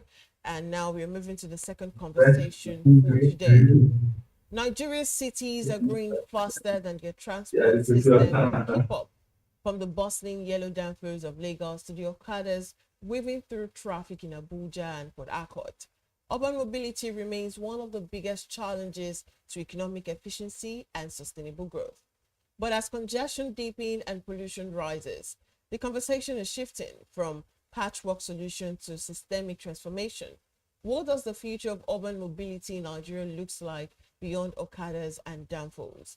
Now joining me this morning is Musa Muhammad, an urban mobility consultant and fellow under the Slowcat Ref Young Leaders in Sustainable Transport Program. It's going to help us unpack how Nigeria can design smarter, cleaner, and more inclusive mobility system that powers economic growth. Good morning, Muhammad. It's good to have you on the Business Morning Show. Yes, good morning. It's really a pleasure to be with you, and I'm looking forward to a very insightful conversation. Yeah. All right, let's go straight. So thank you for having me. Yes. How would you describe the current state of urban mobility in Nigeria's major cities? So I think I would just start by characterizing it in three ways, right? So first, it is vibrant, right? And in some instances, it's inefficient. And then also it's evolving with innovation. So these are the three things when we look at the scene of urban mobility or public transport in Lagos and other big cities in Nigeria, what you can see is these three issues. So I'll explain them one after the other. So vibrant, I think when we say vibrant, everything Nigerian is vibrant, right? Nigerian cities are vibrant, they are lovely, they are lively as well.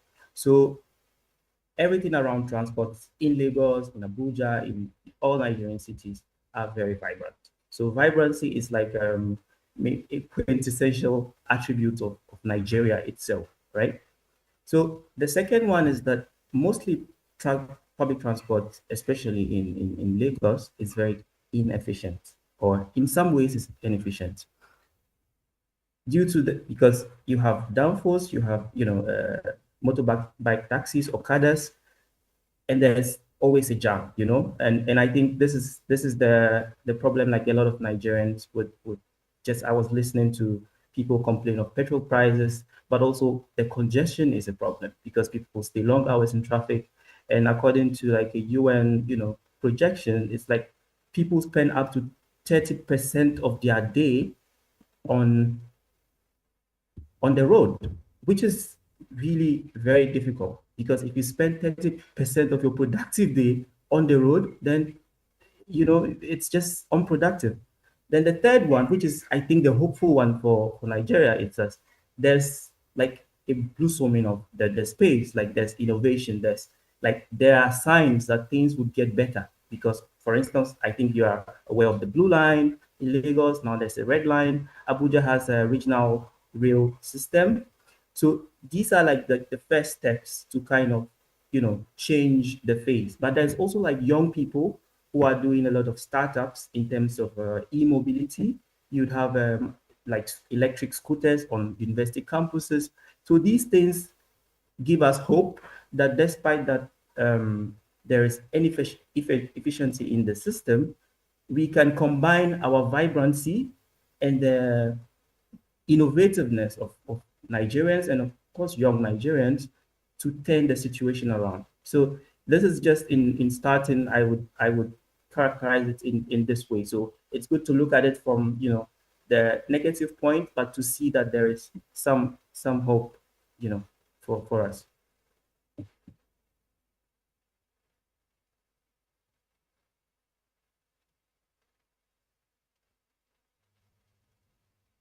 Now let's look at the biggest challenges, the biggest structural challenges that are holding back the Nigeria's transport system.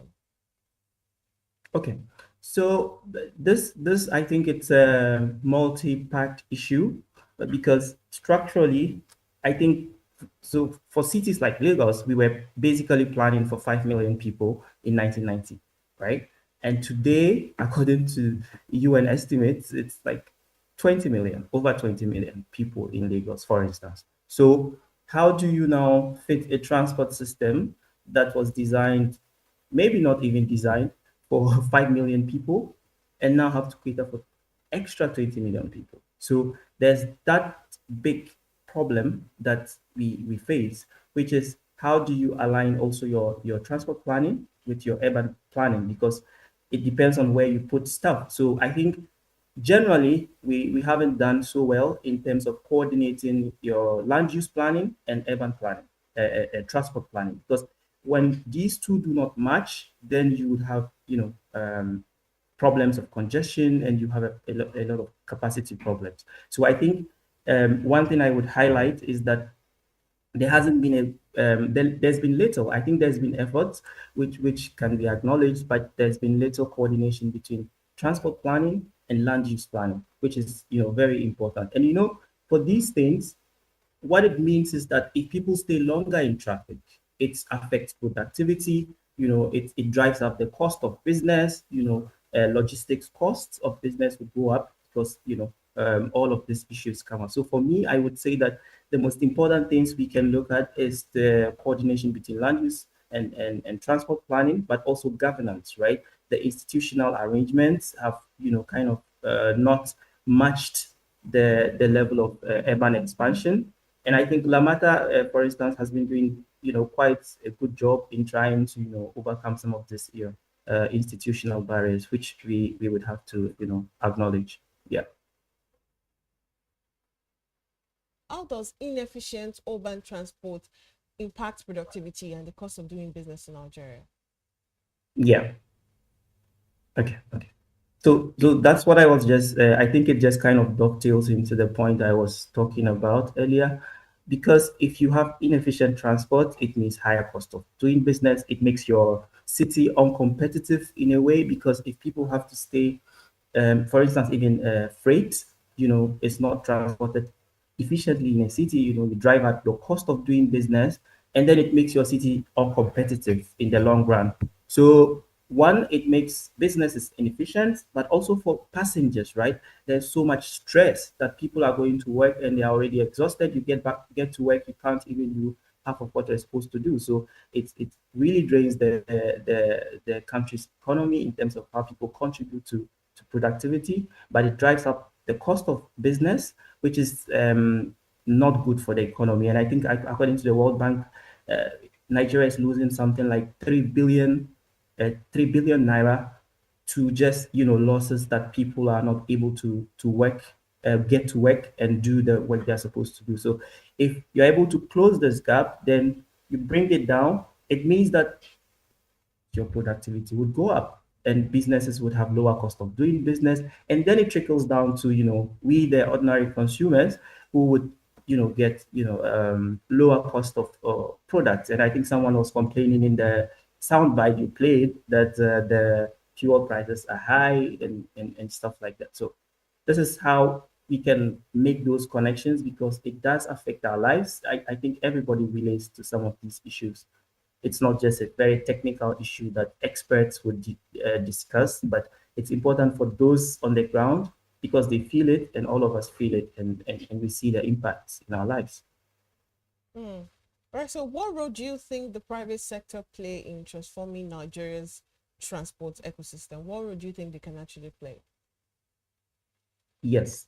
Okay, I think earlier I did mention about Lamata, which is the Lagos Transport, Metropolitan Transport Authority, which I think it's like a model transport authority in Nigeria. Of course, there are challenges, but this is like kind of the most vibrant one of it. So we can look at the role of the private sector in two ways, right? So number one, the private sector normally is able to participate in public transport through management, right? So the government necessarily doesn't have to run public transport directly, right? So the government provides the regulation, the incentives, and the overall policy direction. Then what you have is to have private people come in to partner with the government to actually run the service. So the government sets the standards, and then you have private sector who are more innovative, who bring a lot of value addition that governments would not normally have. So first of all, the private sector can come in that respect as managers of public transport that is built with either public financing or PPP arrangements, right? And I think it's already happening in Lagos, for instance. The blue and the red line is managed by a consortium, right? For on behalf of the Lagos state government. So you'd have these private people bringing innovation, but the government can provide a broad eye that gives them direction and make sure that they stick to the standard. So this is the first way the private sector can come in. Second thing, it's also innovation, right? So for instance, I was talking of young people, doing in the ecosystem, doing micro mobility stuff, e-mobility stuff. So governments don't necessarily do this, right? Government just provide an incentive, and then people innovate, and that makes it easier for us to, incorporate. So, and then capital, because look, the private sector brings money and expertise. So if the government sets the rules well and is able to monitor, you'd have like a lot of private capital flow in, which now merges with the government's, regulatory and kind of policy, direction. And then you'd have a more, efficient public transport system. So this, I think, is to look at it from the point of managing public transport, financing public transport, but also bringing a lot of innovation that the government would not, necessarily have to do directly. Yeah. All right. So let's now take a look at can you tell us any successful models, and either within Africa or globally, that Nigeria can actually adapt? Okay, so maybe I just would briefly talk about the Slow Cut Fellowship and how young people come in, if that's okay, just before I get to your question.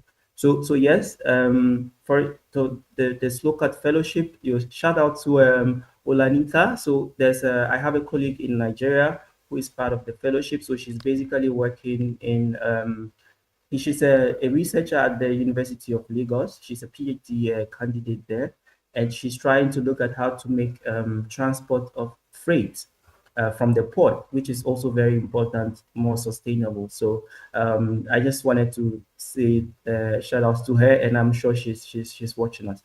So stuff like that, young people like that are kind of stepping up with their knowledge to kind of help the city, but also like the other states around Nigeria. So the fellowship basically helps young people to connect global. So what we are talking about may be just so abstract for a lot of people, right? But if it's broken down to a localized context, it's easy to get it out to people, right? So for me, I think it's important for young people to kind of have a role in all of these conversations. And to your question about the models, successful models, I would not really go for like big ones. I'll just go for like very small ones, which actually demonstrates that young people are very active. And then sometimes you don't need like mega stuff to make a change. You just start from the ground up and go by that. So in Rwanda, for instance, their e-mobility project has been quite successful, right? And it's usually hailed as a model because it makes Rwanda today, like Kigali today, it's more like pedestrian friendly rather than just focusing on cars. Because the more you have cars, you know what is going to happen. The more you have cars, you would obviously end up with more congestion. So what the e-mobility project in Rwanda has done is to help, kind of get to more micro mobilities, so like scooters, like their motorbike. The Okada scene there is more, saner or cleaner in a way. So these are some of the things that we could use, but also even in Nigeria, there's some success, right? So you can talk about the blue line and the green line. You can talk about how it's working, it's not working. I don't know for you personally if you have taken the blue line or the red line or any of the metro light rail systems that have been inaugurated in Lagos. Have you by chance taken any of them? Maybe I'll just throw this back to you to see your Yes, sense. of course. So what did you think about it? It was really smooth and it was really creative. Yeah. So imagine you use the blue line, but like when you are leaving your home, maybe that's not the first place. So you have to kind of walk or maybe take an Uber or like a downfall to the light rail station, right? But imagine a situation where you can plan your trip such that you can hop from a downfall onto the light rail system, right? And then how many minutes it's going to take you to walk to your home. So like kind of how the different modes you are using to get to your destination kind of integrate. So I think that's very key. So there's some success in Lagos as to kind of bringing the light rail, which kind of eases transport cost for a lot of working people who have to do like this, especially between the mainland and the island and all of that. So it kind of changes the dynamic for a lot of people who travel in Lagos. But these are some of the things we can look to and say, yes, maybe if this is possible, then let's go a notch higher. See. All right. So finally, before I let you go, Muhammad, if you had to choose one reform that would unlock the most economic value in urban transport, what would it be? So I'd say that so yes, again I go back to this. Like I think that it's good to think, very big. We need to be ambitious, but also sometimes little changes or like things that do not seem very grand can make a lot of difference, right? Because so for me, I would say something like fleet modernization, right? So you see the downforce, right? Most of the vehicles are rickety, they are polluting, they are not safe. So maybe for me, what would be more catalytic is to have them modernized. So it's to have like some kind of government, support, but it could be, some financial model that is agreed on by stakeholders, because I know sometimes it's hard for governments to, just finance these things. But if you imagine, so I'm now trying to say my wish again, imagine you have like a transport system where the downforce are replaced in a way they are scrapped out and replaced with more newer, safer vehicles, right?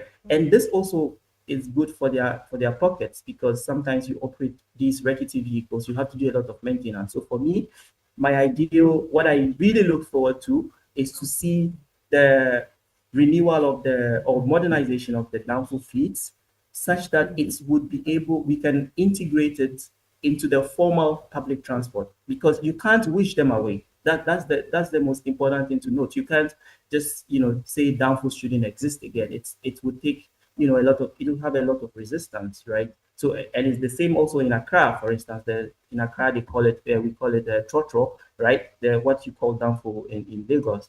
So these things are, to find a way to integrate these ones into the formal public transport, for me would be like my wish. So to have them replaced, and then we can, once we are trying to modernize the fleet for the downforce, we can look at models to see if we can probably have like a mix of electric vehicles and stuff like that. So for me, that would stand out for me, because when you modernize the downforce fleet, it means that you can easily integrate it to the blue line and the red line, which you were praising just a few minutes ago. So yeah, this would be my biggest wish, or what I think can make a lot of difference in the life of ordinary citizens who take public transport. Thank you so much for your insights on the Business Morning Show. Mohammed Musa is an urban mobility consultant and fellow under the Snowcat Rev Youth Leader in Sustainable Sport Program. Thank you so much. All right, and thank you for having me. And that's been our focus on Business Morning. We touch on the economies of entertainment, unlocking Nigeria's creative sector for sustainable growth, and also beyond Okadas and Danfos, rethinking Nigeria's urban mobility future. And that's the much we can take on the Business Morning segment today. I am Deborah Eze. Thank you so much for watching, and do stay tuned as the Breakfast Show continues with the big story after the short break.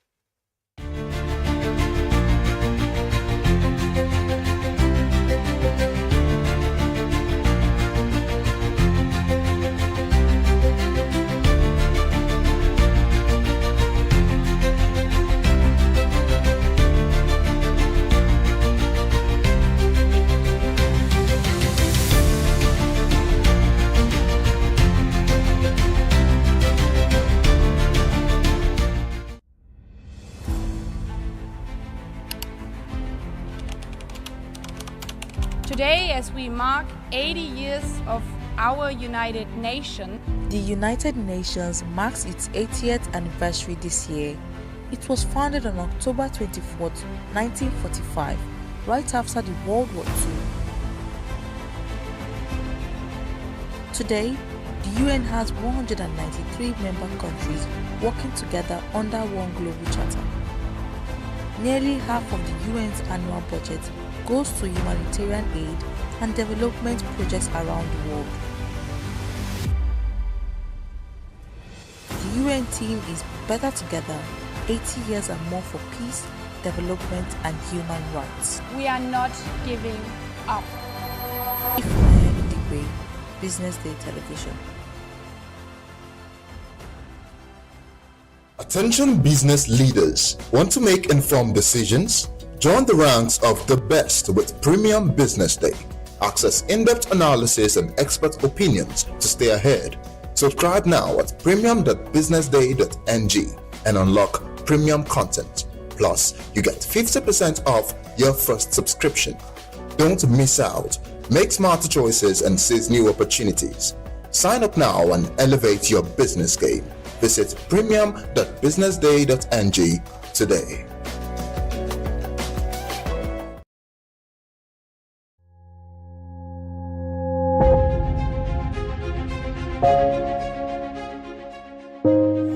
Good morning and welcome to the BDTV Breakfast Show. I am Bethel Obajabi. My name is Elizabeth Musa. And this is the social listening segment on the BDTV Breakfast Show. We're talking about the Fly Nigeria Act. Can you give us a background into what this is about? We are here today on the streets of Lagos, Nigeria, to gather opinion about a pressing issue. I go look at the cost of petrol. We get away from Nigeria with the suffer. The income is not really increasing, but the prices of items are increased. Nothing like service again, no. You only pray for that money to reach you that month. There's a lot of high pressure, a lot of stress. There's a lot of high targets to be met. I was quite strict. In my mind, I said, nothing from my hand, my picking go spoil.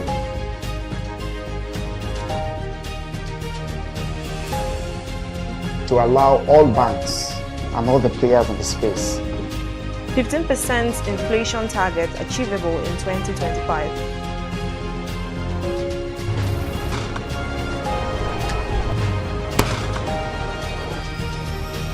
The command and vision philosophy of both the Chief of Defense Staff, the Chief of Army Staff, and indeed all the service chiefs.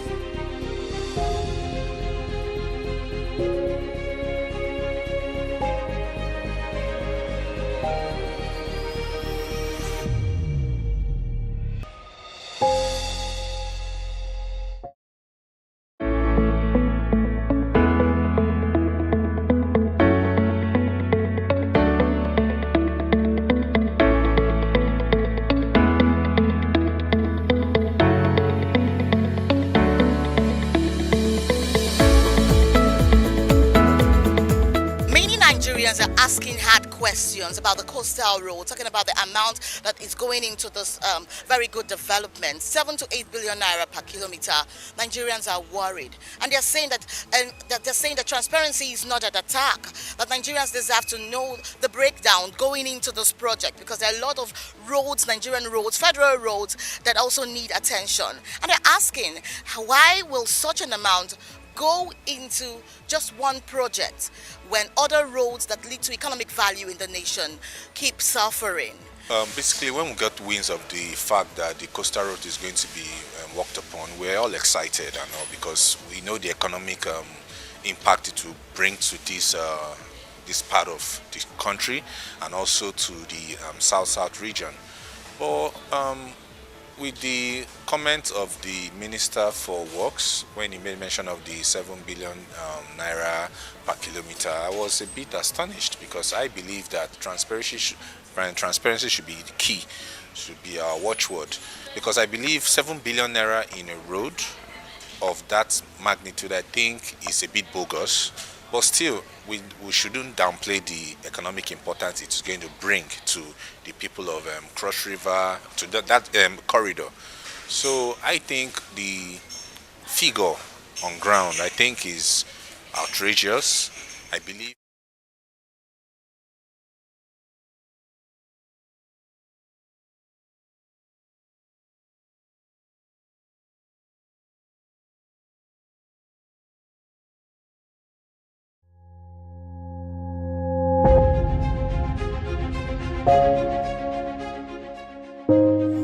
Good morning and welcome to the BDTV Breakfast Show. I am Bethel Obajabi. My name is Elizabeth Musa. And this is the social listening segment on the BDTV Breakfast Show. We're talking about the Fly Nigeria Act. Can you give us a background into what this is about? We are here today on the streets of Lagos, Nigeria, to gather opinion about a pressing issue. I go look at the cost of petrol. We get away from Nigeria with the suffer. The income is not really increasing, but the prices of items are increased. Nothing like service again, no. You only pray for that money to reach you that month. There's a lot of high pressure, a lot of stress. There's a lot of high targets to be met. I was quite strict. In my mind, I said, nothing from my hand, my picking go spoil.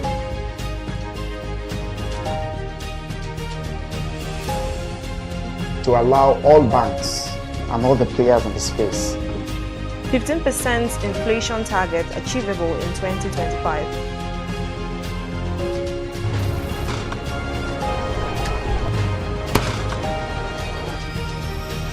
The command and vision philosophy of both the Chief of Defense Staff, the Chief of Army Staff, and indeed all the service chiefs.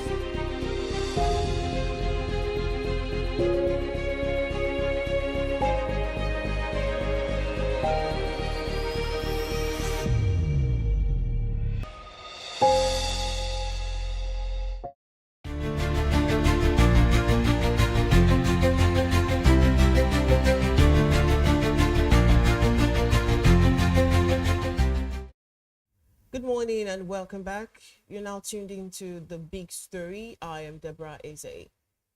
With the expiration of the African Growth and Opportunity Act, AGOA, on September 30th, Sub-Saharan Africa is counting its gains and missed opportunities. But for Nigeria, the story is sobering. Despite being the second highest earner under the 25-year-old trade pact, Nigeria's export profile has remained stubbornly tied to crude oil, missing out on the kind of industrial diversification that boosted economies like South Africa, Kenya, Lesotho, and Mauritius.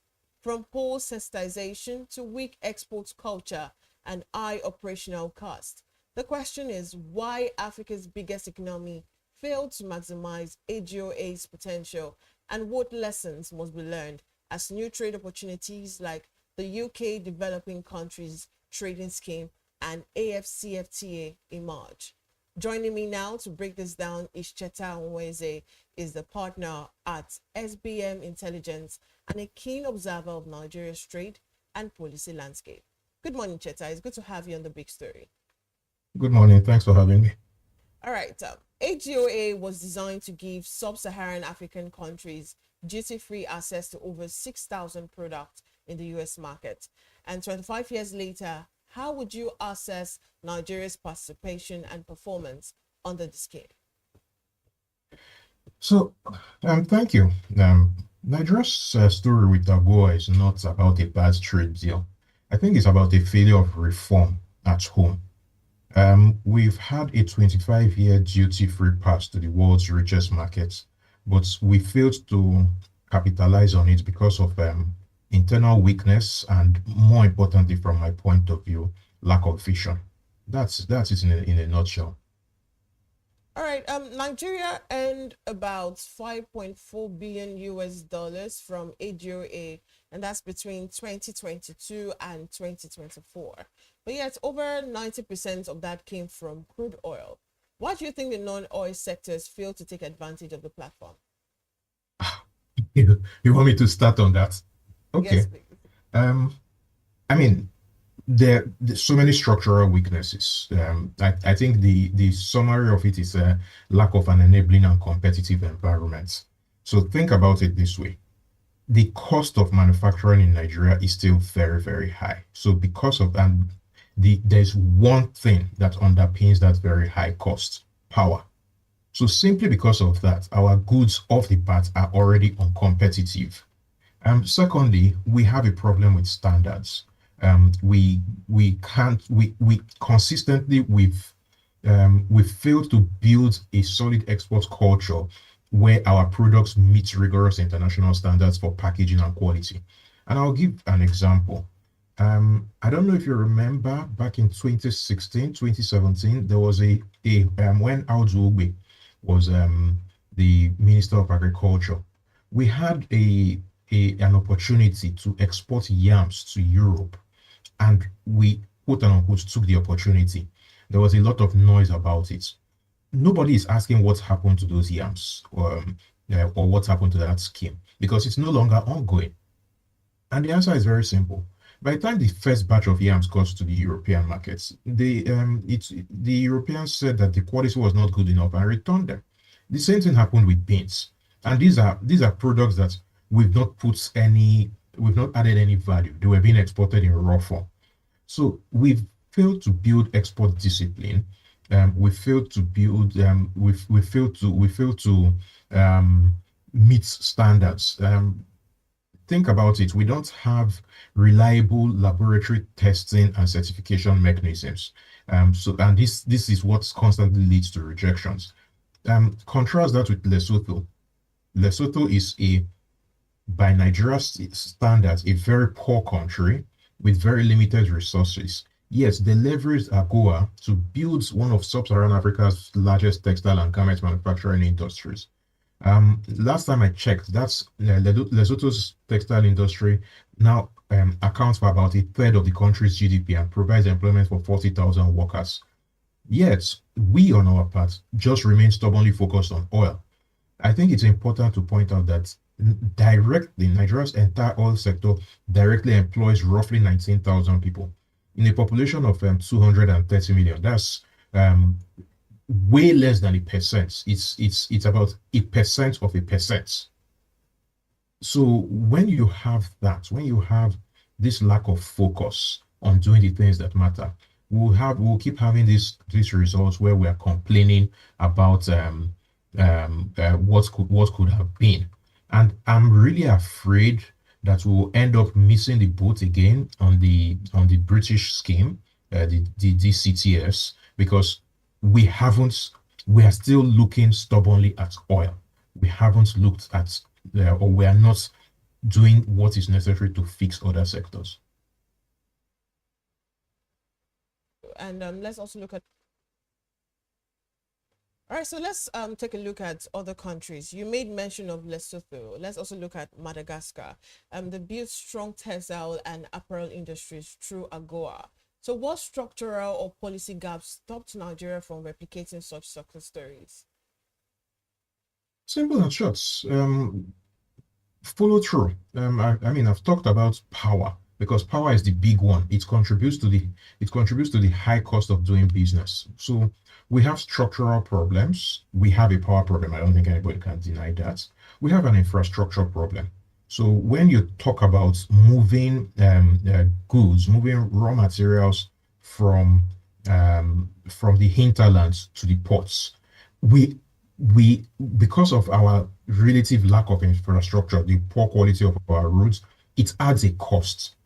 When you talk about the bad behavior of customs in basically slamming all sorts of duties on people who want to export, all of this adds to cost. So at the BAT, like I said earlier, at the BAT, our Nigerian products are not competitive. They don't meet up. They are more expensive than what other countries are exporting. And there's no custom. Sorry about that. There's no customer anywhere in the world, even a Nigerian customer outside Nigeria, who would buy a Nigerian product that's 2x more expensive simply because of patriotism. No, customers will always go for what is lighter on their pockets.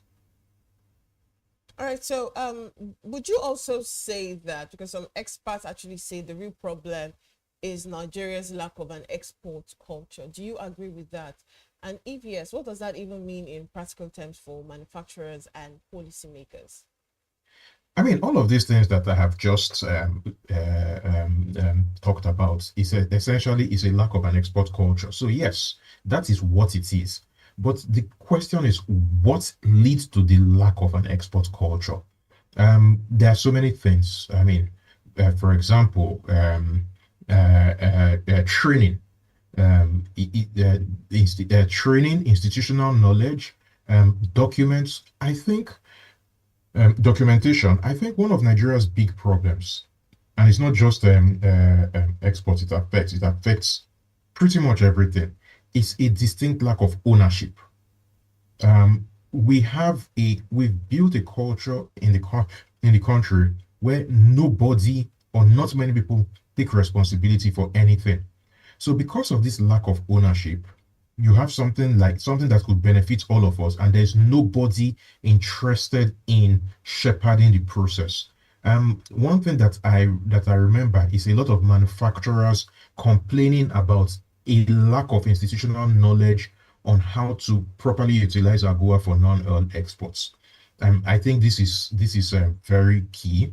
A lot of manufacturers also complained that a lot of information and documentation was hoarded by civil servants. So all of this contributed to a dearth of information that made it such that many manufacturers did not even know the standards that they were meant to meet in order to be able to export their products. That's all of that falls under ownership. We did not have a single dedicated authority that said, this is my baby and I will make sure it works. Then of course our bureaucracy, the paperwork. I mean, as someone who provides services, I can tell you off the bat that when SBM Intelligence does reports for private sector clients, for public sector, for foreign clients, the reports are done. We simply need send a PDF, and that's that. But with public sector, the few times that we ventured into that, they want 30 copies printed. They want this, they want that. It's a nightmare. So many people simply give up. And all of that feeds into an inability to take advantage of things like AGOA. All right, so documentation bottlenecks, high operational cost, and also poor sensitization were repeatedly cited by stakeholders. I'm sure you see this as an evidence of policy neglect or simply lack of coordination across trade agency. Can you? It's evidence of both.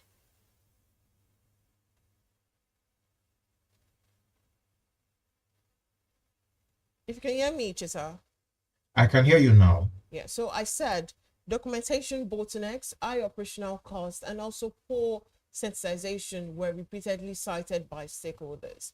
Do you see this as evidence of policy neglect or simply lack of coordination across trade agencies? It's evidence of both. Again, like I said, a single word that describes it is ownership. If you have someone or a body that has taken ownership of the whole thing, then they will make sure that all the steps are met, that documentation is precise and readily available. We didn't have that. We didn't have people who basically set milestones and ensure that people met those milestones. It was just vibes and inshallah. And that's is a summary of not just our problem with AGOA, but our problem with so many other things. All right. So the trade minister recently said Nigeria shouldn't worry about the US tariffs because there are other markets. But are we not repeating AGOA's mistake with the UK's developing countries trading scheme and the AFCFTA? So with the AFCTA, I think the problem is slightly different. Yes, there are elements of this, but there's also the geopolitical problem. We have the issue where Nigerians believe that we have the biggest market in Africa. Rain check, it's not. Nigerians believe that we have the largest economy in Africa. Rain check, we're the fourth largest economy. We might overtake Algeria next year, but South Africa and Egypt are some way ahead of us. And because of that, it's affecting our behavior, where we kind of put up barriers to other African countries trading in Nigeria. And because of that, they react. So that's the problem with the AFCTA. With these DCTS, the problems will be very similar to the problems with AGOA. Ms. Oduole has a lot of work to do to make sure that the people around her pursue this goal with single-mindedness. Yeah, I hear you. So in your view, what would it take for Nigeria to build competitive non-oil export industries, particularly in textiles, agriculture, and manufacturing, that can actually stand shoulder to shoulder with peers on the continent? Well, UPNEPA, one, and security. We need to solve our security problem. As long as we have the power problem and the security problem, even if we suddenly build good roads or rail to move goods from one part of the country to the other, we will still, power alone adds 30%, between 30 and 40% to the cost of anything that we're manufacturing. So we need to solve power like yesterday, and we need to solve insecurity like the day before yesterday. So how do you think policymakers can make trade opportunities more accessible to small and medium scale exporters beyond the big corporations that already dominate the system? Incentives, very simple. So give them incentives. So, for example, encourage them to move into export processing zones. Don't tax them to death. That is problematic. A couple of years ago, we did a study where we visited various industries in Aba, and the single thing that every one of them, these are small scale industries, the single thing that every one of them complained about the most, of course, after the usual power complaints, was the fact that all sorts of government agencies kept coming to demand Owoda, and that is also a problem. Okay, so if Nigeria is to position itself for the next global trade window, what must change? Do you think it's the mindset, the structure, or strategy? Yes, you've said everything. Our mindset towards trade has to change. Our attitude, we need to take ownership of the fact that Nigeria will or should benefit from these opportunities. All right, thank you so much, Cheta, for your insights on the big story this morning. Thank you for having me. We'll go on a quick break now. When we come back, the Breakfast Show continues with the social listening segment. Just stay with us.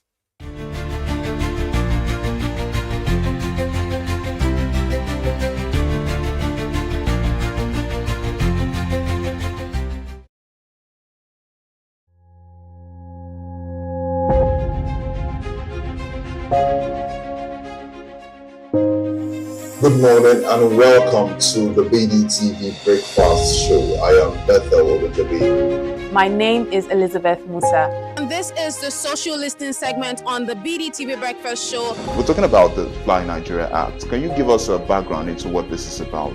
We are here today on the streets of Lagos, Nigeria, to gather opinion about a pressing issue.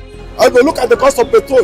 We get very Nigeria with the suffer. The income is not really increasing, but the prices of items are increased. Nothing like service again, no. You only pray for that money to reach you that month. There's a lot of high pressure, a lot of stress. There's a lot of high targets to be met. I was quite strict.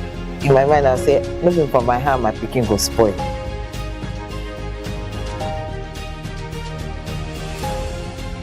To allow all banks and all the players in the space 15% inflation target achievable in 2025.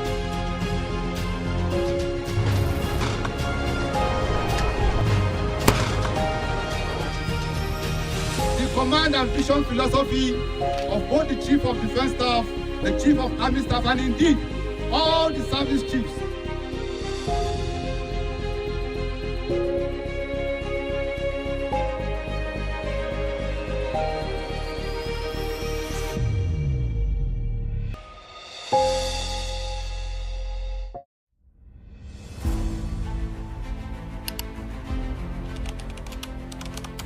Today, as we mark 80 years of our United Nation, The United Nations marks its 80th anniversary this year. It was founded on October 24, 1945, right after the World War II. Today, the UN has 193 member countries working together under one global charter. Nearly half of the UN's annual budget goes to humanitarian aid and development projects around the world. The UN team is better together, 80 years and more for peace, development and human rights. we are not giving up. If in the way, Business Day Television.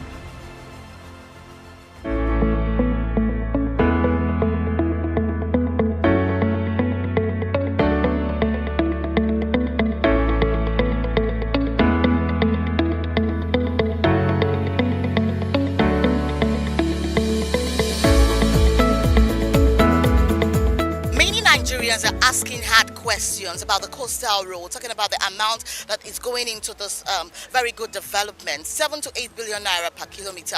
Nigerians are worried, and they're saying that transparency is not an attack.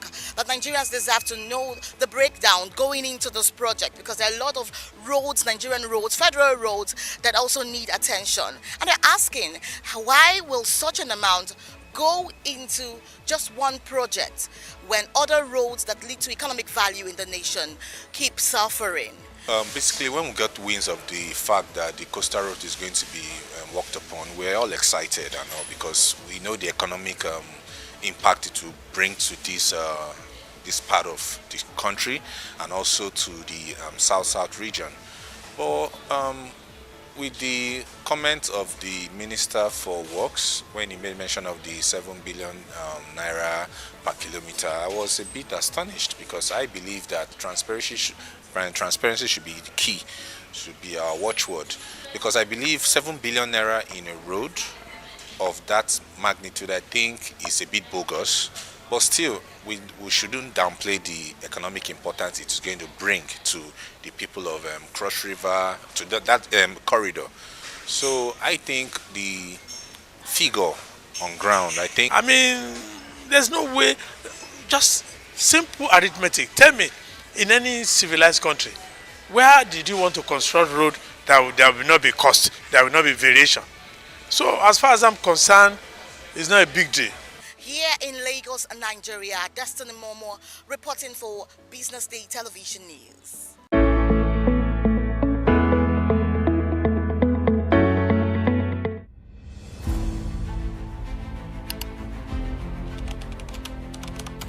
Today, as we mark 80 years of our United Nation, The United Nations marks its 80th anniversary this year. It was founded on October 24, 1945, right after the World War II. Today, the UN has 193 member countries working together under one global charter. Nearly half of the UN's annual budget goes to humanitarian aid and development projects around the world. The UN team is better together, 80 years and more for peace, development and human rights. we are not giving up. If we are in the way, Business Day Television. Welcome to the Triumph Against Odd podcast. Most people go through their lives without knowing what their superpower is, right? But if you're lucky enough and determined enough to find your superpower before you get to a certain stage of your life, you will be incredibly successful. Look, the first thing is you just decide not to look at the challenges, because if you do, it's going to end you. The closest thing I think is that I had a deeply military background, which is a bit of a never say die background. I saw an opportunity in non-interest banking, and I felt that the demand was there. There was pent-up demand for it. People were yearning for it, and I felt that if we did it properly, if we brought in professionalism into it, and if we brought in our experiences, our various experiences from various backgrounds into it, that it could succeed. Very few people do that because very few people explore their superpowers. They just explore bread and butter issues. I need to eat, and Yes, there will be challenges. This is a very difficult business environment. The government keeps working on how to make business easier. The first problem to overcome is really just starting, right? We thought about this idea for over 2 years before we even took the first step. You cannot ignore this country. No, and to be from here, I think is an incredible privilege. Nigeria will be ascendant in my lifetime.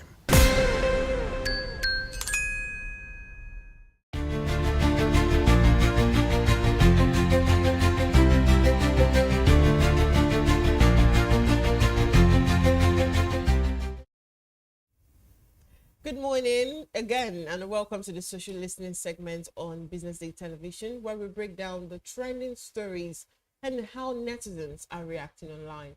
I am Deborah Eze. I'm not doing this alone. I'm joined by Onyeka Valentine. Okay, let's do this. Onyeka Valentine.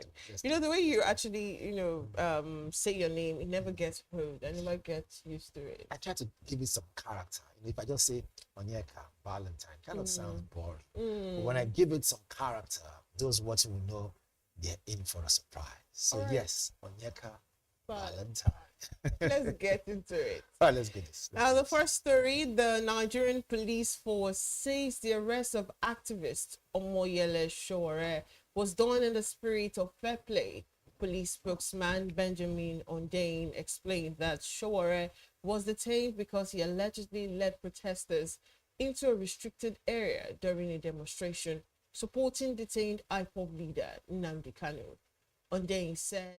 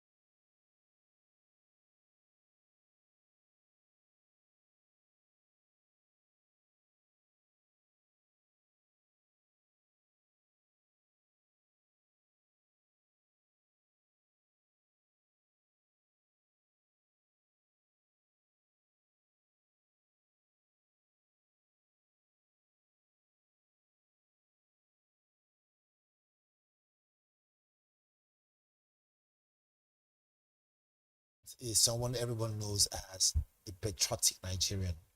He's so bent on making sure that Nigeria works.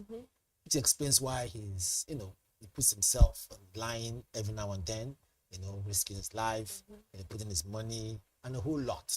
And you must give it to him as a person. He's very defiant when it comes to fighting for justice. He doesn't like injustice. It's not, his DNA rejects injustice.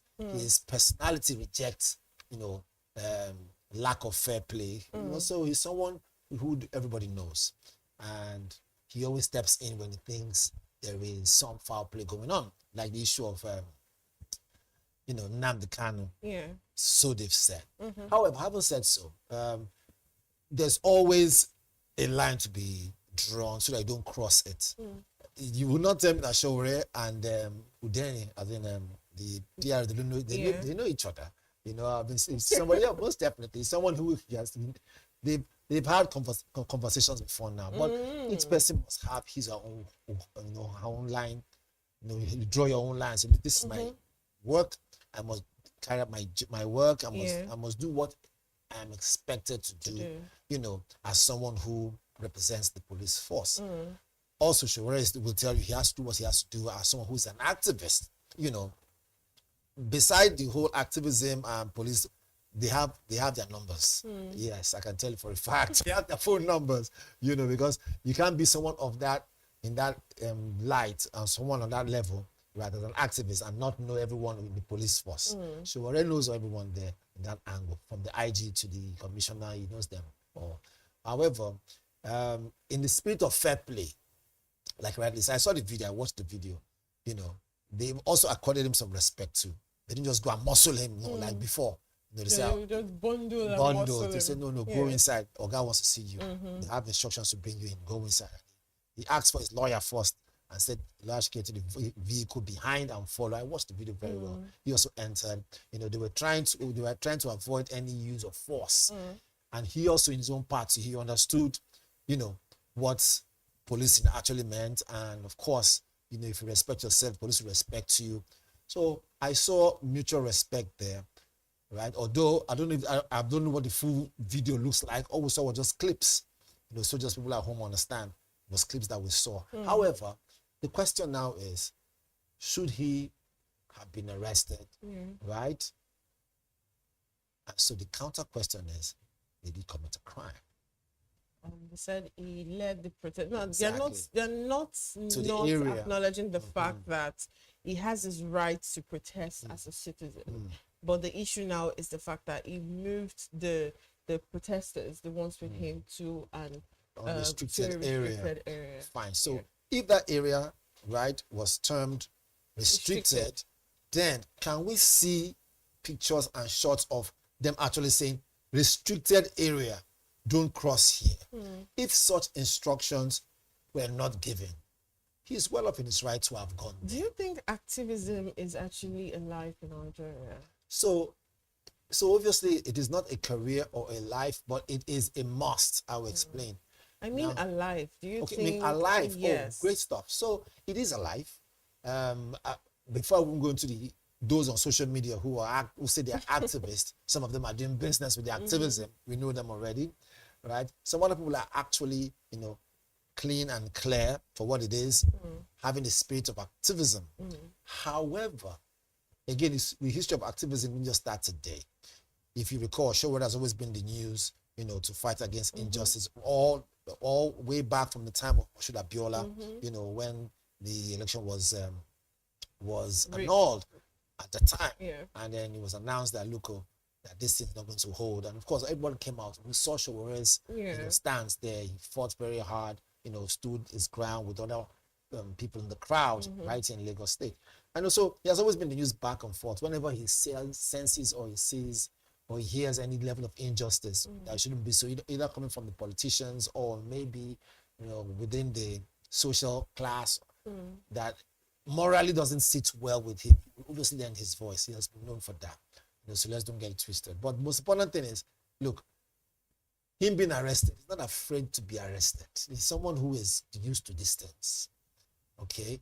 But I want to know, before they arrested him, did they actually have like a tape that says restricted area, don't cross here? Let's take a look at some of the reactions. It's important because if it's just mercy, which means they were looking for a reason to just silence him so that way it doesn't give more info about his meeting with Nnamdi Kanu, which obviously was just a short meeting. They hugged each other, they shook hands, saying you'll be out very soon. Just an assurance to a fellow comrade that, look, injustice to one is an injustice to all, so this thing shouldn't stand. However, let's take a look at some of the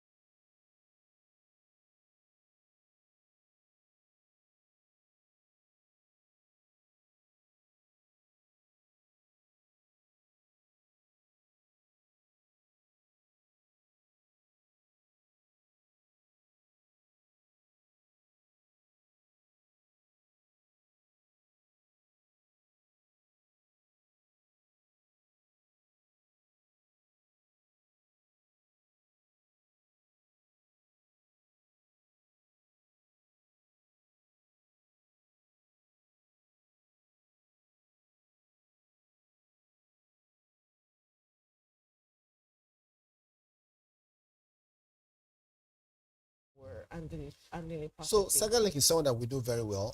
I've been opportunity to have had him as a guest on one of my previous shows in a different platform. He's someone who airs his mind and he likes to be on the fence when it's necessary. And of course, lay out the areas where some level of, I would say, not respecting the law comes out. In this case, like I said before, so we're not quick to judge. Now we are analyzing why he was arrested, if should have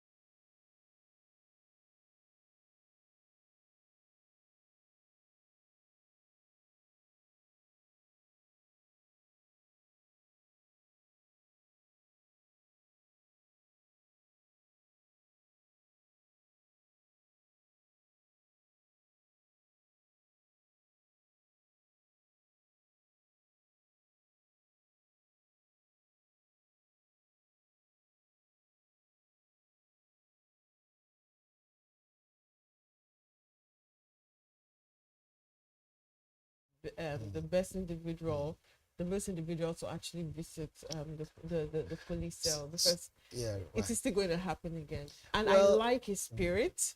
I like how he's not backing down from the truth and what he believes in. Like you said, it would be nice if we actually have like a picture or a full video of the restricted area where they actually assessed. All right, let's move on to the second conversation for today, and we're going to the Senate, where Senator Adams Oshomole has urged lawmakers to stop arming youth and rigging elections, saying such practices destroy Nigeria's democracy. And speaking during the debate on the Electoral Act Amendment Bill, Oshomole said politicians who harm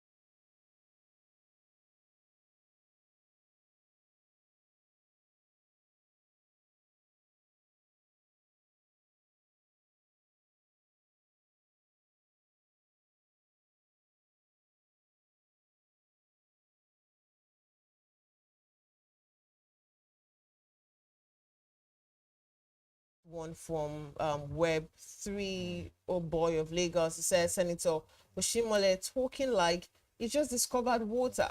We all know politicians have been using unemployed youth as election weapons for decades, telling them to stop now. Too little, too late.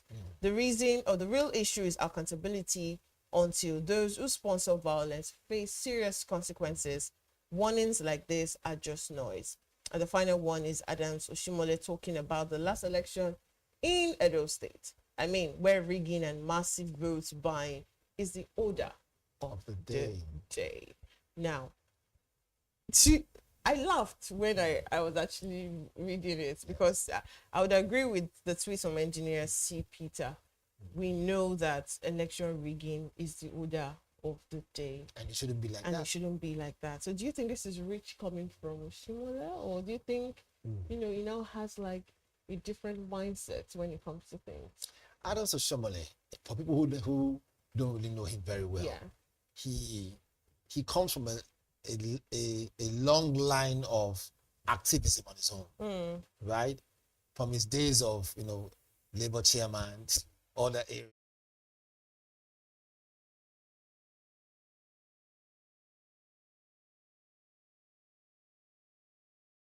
Politician. My question is, how come is now that he's playing good cop, bad cop? I'm saying maybe he has had how come is it that he's trying to make sure that people who have chosen to either align with him or want to align with him in the future, if they think about for any reason that they are gearing towards election malpractice or election fraud, they should even call his name into the matter? Is he trying to make sure that, look, he keeps a clean slate? Because we already know that, look, although one man cannot make a forest, one tree can make a forest, but it can spark change. Okay. And so the good thing is that if we can hear something like this come from Adams Oshomole, like I did say before now, he has always been someone who kicked against this death, but it cannot stop it, right? When you are in the circle of politicians, even if you're a good politician, right? Look, truth be told, at some point, they might want to test your intent.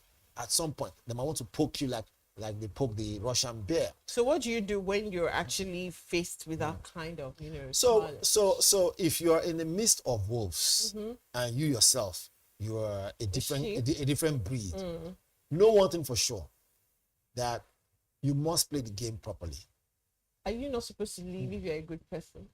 So, but again, being a politician doesn't mean you're a bad person. Yeah, you said that. Yes, I'm quoting you now. Yes. You said even if you are a good person and then you go into politics, and then you're in the midst of bad people. In fact, the idea of going to politics in any nation, honestly speaking, is to create good people. I will explain. That's what I'm saying. So, as a good person that you are, and you see that things are not going the way you should go, are you not supposed to take your leave? Let me tell you, if you leave for those who are bad people and bad leaders, I assure you, there'll be no land for the good ones to live. So you rather stay and get corrupted by the bad. On the contrary, stay there, right? Do your work. You might not get all the accolades and likes from the regular politicians who do a lot of, evil things. But the fact that you've chosen to be up and right, do the right thing, stand up for what's right, right, and frown on something that is bad, it's only a matter of time. Your level of integrity will be noticed. So I don't agree with you. But having said this, I'm not saying that I mean that's the kind of politician you want to be. I'm not saying that Adams Oshomole is a saint. However, he has come out to say this thing. Give him credit. I will explain why. Not all politicians will muster muster the face to say this, because most of them have their hand in the cookie jar. And this is the funniest part. Ants are still moving around their hands. They have their hands in the cookie jar. Meaning to say that the evidence is still clear. How many politicians can come out and say what he has said without being attacked? Look at it now. How many people have actually attacked the politician? Well, he's been attacked. Well, more people are saying, thanks for saying this. All right. Some might be attacking it, but some are saying, thanks for saying it. Let us see. Maybe this could be the light at the end of the tunnel. Yeah, the light at the end of the tunnel. And let's now move to our last story. And this is actually a tragic case of domestic violence that has sparked outrage online. 56-year-old barrister Felicia Temilope Odo was reportedly beaten and strangled to death by her husband, Christopher Odo, in Ikorodu.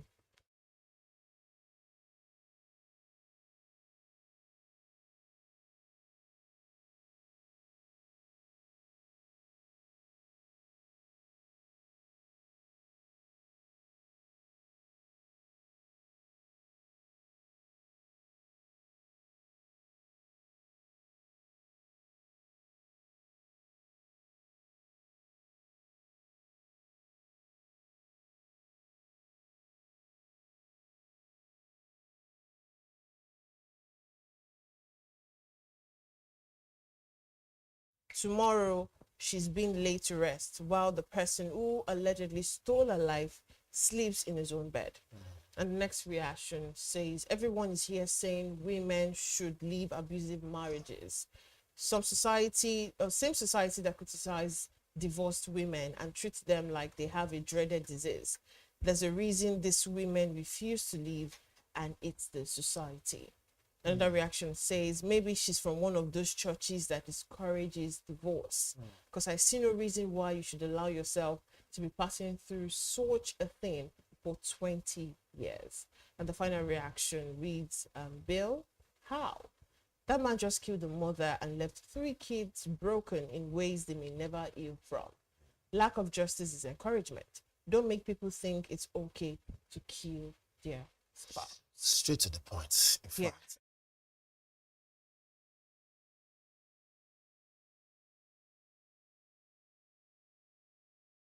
Sense of humor with stories, look for a funny side of it, no matter how tough the nation is.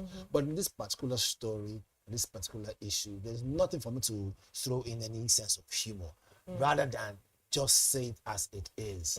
It is heartbreaking, it is heart-wrenching, and it is enough of all this to be told, right? We've just seen the life of someone snuffed out like that.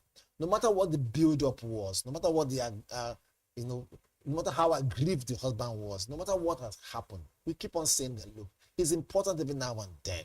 I'm not saying I'm a saint myself, based on the fact that, okay, relationship can work or cannot work. I'm not a relationship expert, but I'm saying if you're facing issues with your spouse, you're facing issues with your, your partner, whether husband or your wife, and remember this, domestic violence is not only from the man to the woman, it's also from the woman to the man too. In general, if you're facing these things, seek help.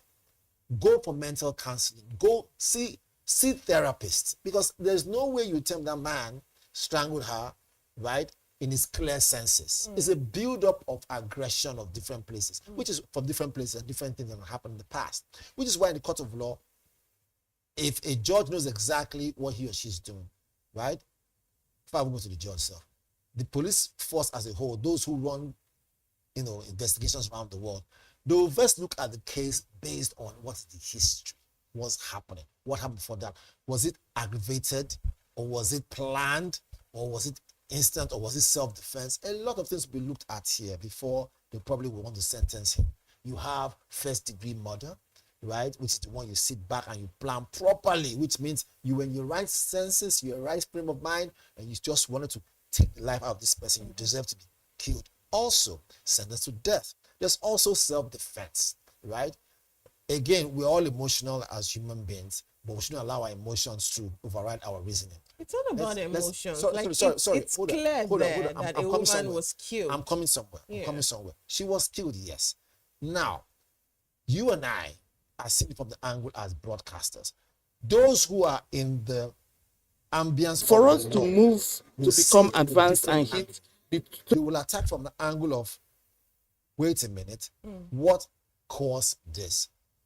Was this a build-up? That's the only way they can pass judgment. Yes, he has been found, or we don't found it, but he has been, he admitted that this has happened, right? He killed this woman. Unfortunately, a life has been lost. Okay? Now, let the court of law take its course, and they will find out, and the full story will unfold. All I'm saying is, in a relationship, in a marriage, in a union, as partners, as spouses, or whatever you want to call it, if you're dealing with something, don't be ashamed, say something. So, sometimes, you know that we have more women die from domestic violence. Statistics actually takes that than the men. So, you mentioned something that if you know you're facing this, you have to seek help, or you have to excuse me. So, most times, it's not about the person leaving, but rather it's about the person that's actually causing another individual harm. Let's talk of someone who you're legally married to, or someone who you're in a relationship with and you claim to love. I think it should be more about the person who is causing harm to the other fellow. Now, it's so easy for people to say, oh, walk away. It doesn't really work that way. There's more to it. It doesn't really work that way. So no human should actually raise their hands on another human, not to talk of killing them. And I think it's really absurd that he made bail without any explanation. I don't think she should have been granted bail. It's really beautiful that this woman actually was called to bar at the age of 50. That is something that is really, because I remember I've always wanted to study law, and after I left university at 20, I was like, do I have to go back? No, I don't think I want to. Let me just continue my life. It takes a lot of courage to actually go back to school and see what she went through. Called to bar at that age, and her life was just snuffed out like that. So I don't. It's not about the person leaving or not leaving. And truth be told, I would blame the society. The society that's also a given. Yes, that is the number one problem. The society that we come from, they do not acknowledge divorce. Once you say you are a divorced woman, they look at the men who are divorced, and this is not even coming from a place of maybe because I'm a woman. I understand. I've lived in the society enough as a grown woman to see that they respect men who are actually more divorced. Women would even eagerly date a divorced man than a man actually thinking of dating or wanting to get married to a divorced woman. The society look at them so in a there's more certain kind of way. on that angle. Exactly. So these are more reasons why women will look at it and they wouldn't want to leave. So it should be, what is the penalty for anyone raising their hands on someone? Not even talk of killing them. Why would you raise your hand on another woman? Which is why we have moved from the fact that the act has been committed. Yes. Emotions are running deep on social media everywhere. Yes. But the court of law has no business with emotion. They will look at it from the evidence presented in front of them. But like you said, I agree with you. No one should raise his or her hand on any person. If you heard me, I said his or her hand. In other words, either the guy raising his hand or the woman raising his hand. Remember, For every case and every crime, right, there's a history behind it. Just where you have for every action is She a has reaction. been fixing it for However, 20 years. However, this is what the story is saying. Let us wait for the court of law. They will do their investigation. They will find out a lot of things. This is why when it comes to social media things, I'm not always quick to take any story line, hook and sinker. I always say, what's the backstory? Again, no one should kill anybody, no matter what. Even if he had seen her with another man or she's not doing what, it doesn't matter. You don't have the right to take the life of someone else. Having said so, let's allow the court of law run its course. All right, let's allow the court of law run before we its go, course. our condolences to the family. Yeah. You know, it's not easy to lose someone. I've lost someone before who I really love, and I'm still dealing with it. And I know, life is what it is. No matter what it is, whether it is through sickness or through accident or through whatever it is, you lose a loved one, you feel the pain. Nobody wants to be in that situation. But apparently, guess what? The truth of the matter is, none of us are getting out of this life alive. All right, that's the much we have for you on the social listening. We talked about the police defending Showere's arrest and Oshomole's call for political reform and the heartbreaking murder of a Lagos lawyer. I'm Deborah Eze, and of course, I was being joined by Onyeka Valentine. Right, stay tuned for more trending conversations right here on BDTV. Have a good morning.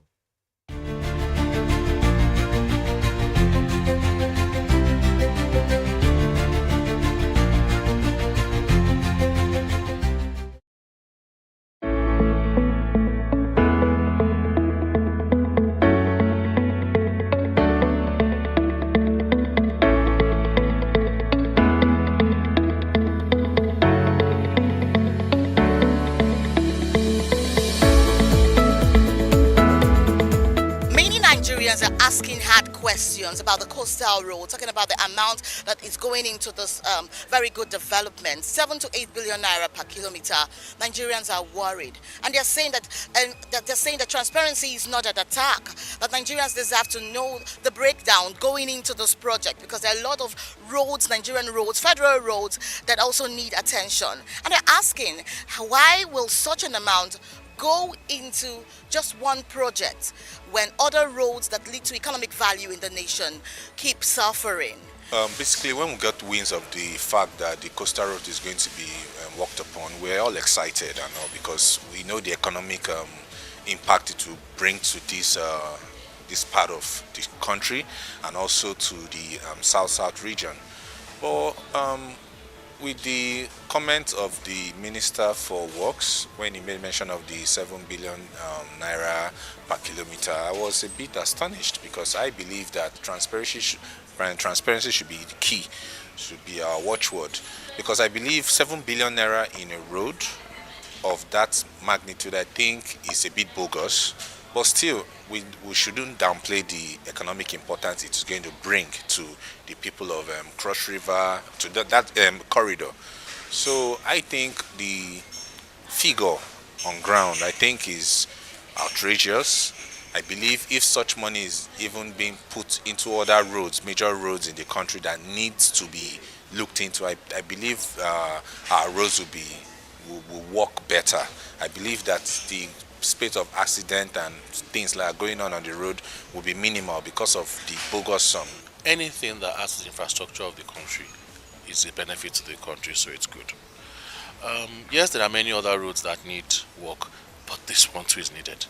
I mean, we're a country of this size, and for me to get to Calabar, to get to Port Harcourt, to get to the east where we're from, it takes hours turning from one road to that. This will make life so much easier for millions and millions. Lagos is still the center of this country, whether we like it or not. So no people that move, like Christmas will come, people that move out of Lagos to their hometowns is enormous. Millions of people move. So this road is needed.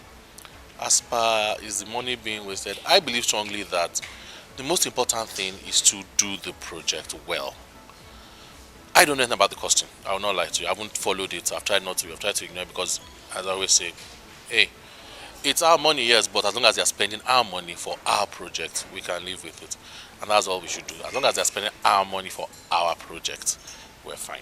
but they should spend it for our project. But I'm okay. It's a good thing as long as it's done well. This issue of coastal road, to me, they should allow sleeping dog to lie.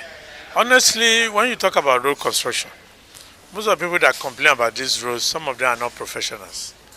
When you look at the terrain, to me personally, and as a citizen of this country, there's nothing big about the cost. When you look at that terrain, yes, Nigeria is so big, so vast, so large that infrastructure decay is a problem now. When we look at the issue of abandoned facility infrastructure, yes, but something has to be done on that corridor. I'm not fighting for government.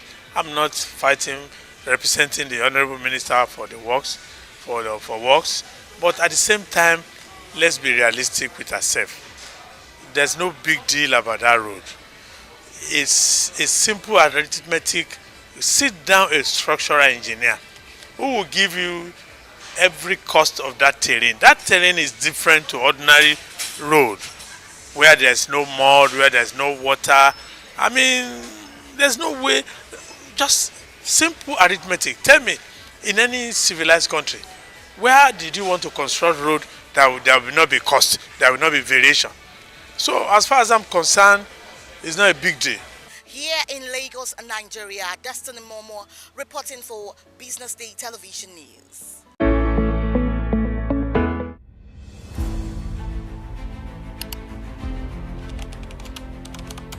Today, as we mark 80 years of our United Nation, The United Nations marks its 80th anniversary this year.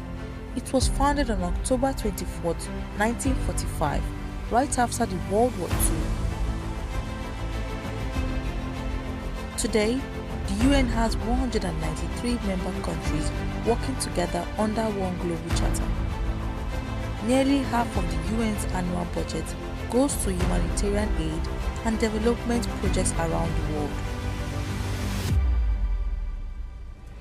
The UN team is better together, 80 years and more for peace, development and human rights. we are not giving up. Attention business leaders. Want to make informed decisions? Join the ranks of the best with Premium Business Day. Access in-depth analysis and expert opinions to stay ahead. Subscribe now at premium.businessday.ng and unlock premium content. Plus, you get 50% off your first subscription. Don't miss out. Make smarter choices and seize new opportunities. Sign up now and elevate your business game. Visit premium.businessday.ng today.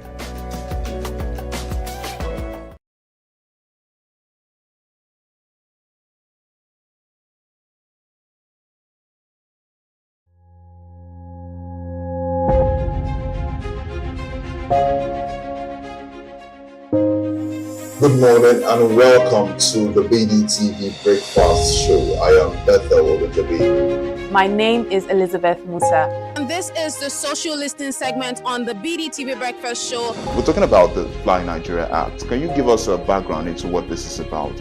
We are here today on the streets of Lagos, Nigeria, to gather opinion about a pressing issue. I go look at the cost of petrol. We get very Nigeria with the suffer. The income is not really increasing, but the prices of items are increased. Nothing like service again, no. You only pray for that money to reach you that month. There's a lot of high pressure, a lot of stress. There's a lot of high targets to be met. I was quite strict. In my mind, I said, moving from my hand, my picking go spoil.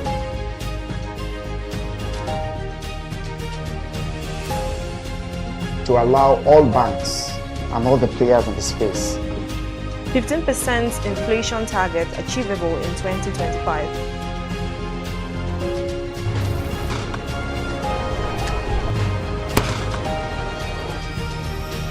The command and vision philosophy of both the Chief of Defense Staff, the Chief of Army Staff, and indeed all the service chiefs.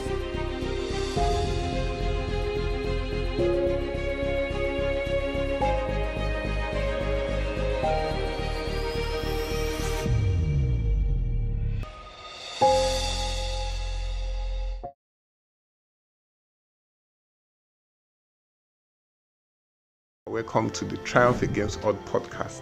Most people go through their lives without knowing what their superpower is, right? But if you're lucky enough and determined enough to find your superpower before you get to a certain stage of your life, you will be incredibly successful. Look, the first thing is you just decide not to look at the challenges, because if you do, it's going to end you. The closest thing I think is that I had a deeply military background, which is a bit of a never say die background.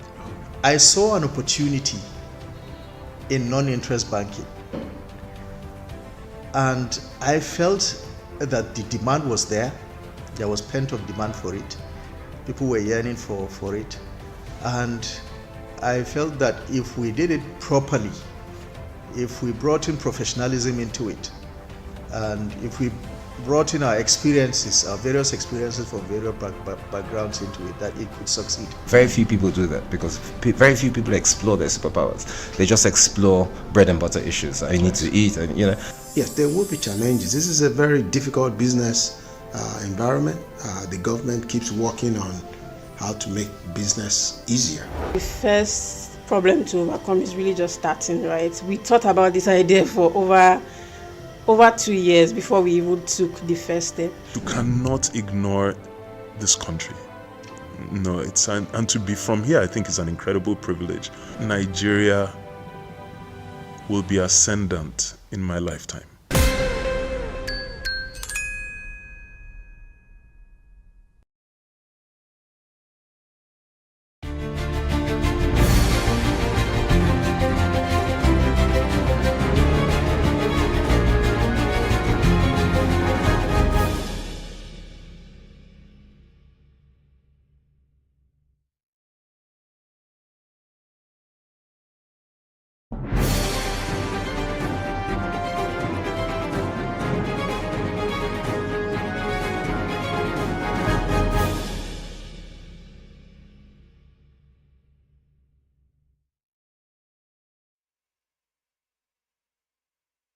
Market on BusinessDay TV, where we give you a comprehensive insight into economy as well as the market.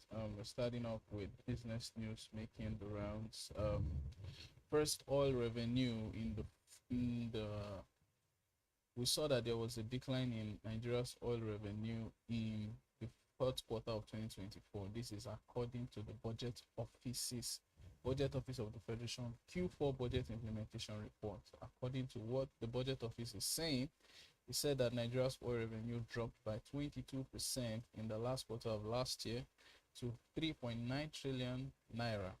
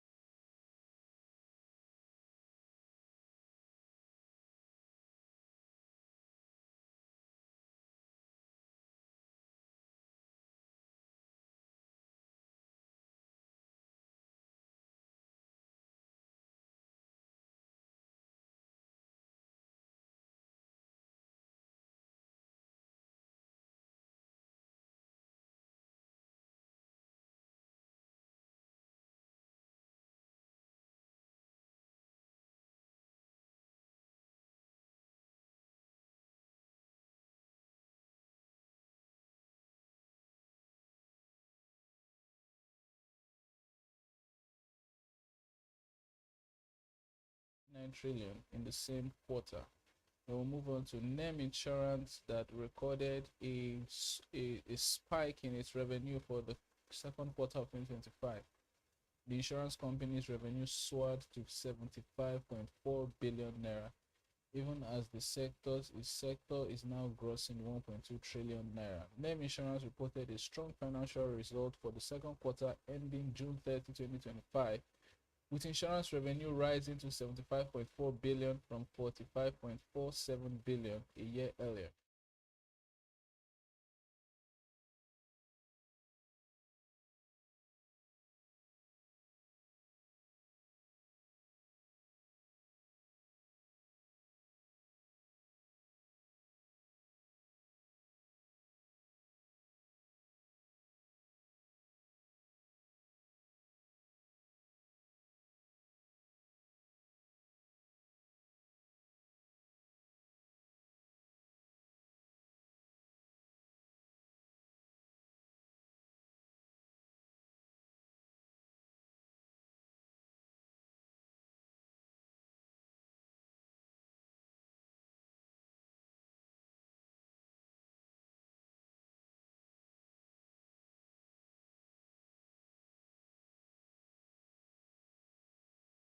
It also earned an AA plus rating from the Global Credit Rating, reflecting solid capital adequacy and prudent risk management. NEM's Managing Director Andrew Ikekwa, who was honored among Nigeria's top 25 CEOs for 2025 by BusinessDay, recognizing the company's innovation, growth, and customer trust. They'll move on to Coca-Cola, that is set to incur a $1 billion charge as it sells its African bottling stake.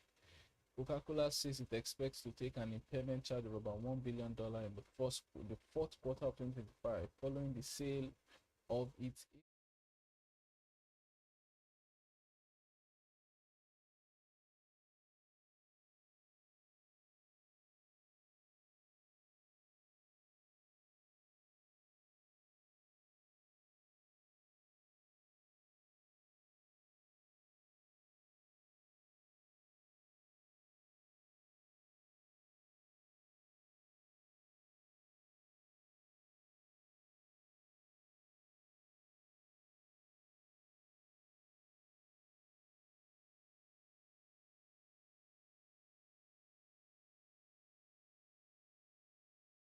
dollars. The deal that is expected to close by end of 2026 will make Coca-Cola Hellenic Bottling Company the second largest Coca-Cola bottler globally by volume. It also strengthens its position across 14 African markets, driven by youthful demand. As part of the deal, Coca-Cola Hellenic Bottling Company is planning a secondary listing on the Johannesburg Stock Exchange and retains an option to acquire Coca-Cola's remaining 25% stake within 6 years. Then we're looking at news that China and India may face a supply jolt as US is targeting Russia's oil giants. United States' decision to sanction Russia's two largest oil firms, Rosneft and Lukoil, is threatening to disrupt Moscow's vital energy links to Asia, although experts say an immediate supply shock is unlikely. The Treasury Department cited Russia's lack of serious commitment to ending the war in Ukraine, giving companies until November 21 to wind down operations. Rosneft and Lukoil account for roughly half of Russia's crude exports, much of which goes to China and India. These analysts are warning that the sanctions could force major Asian refiners to scale back or suspend imports, with India's state-run and private refiners most exposed. Rosneft's ownership in India's Nayara Energy may further complicate refined product sale. Experts say refiners in China and India are already reviewing their trade exposures. China's pipeline imports may continue, but seaborne flows will face major hurdles. After the announcement, oil prices jumped nearly 4%, with the Brent crude now trading around $64.9 per barrel. Then, on foreign side, Trump is set to meet China's Xi Jinping for the first time in his second term, as a trade deal remains elusive. United States President Donald Trump is set to meet the Chinese President Xi Jinping next week on the sidelines of the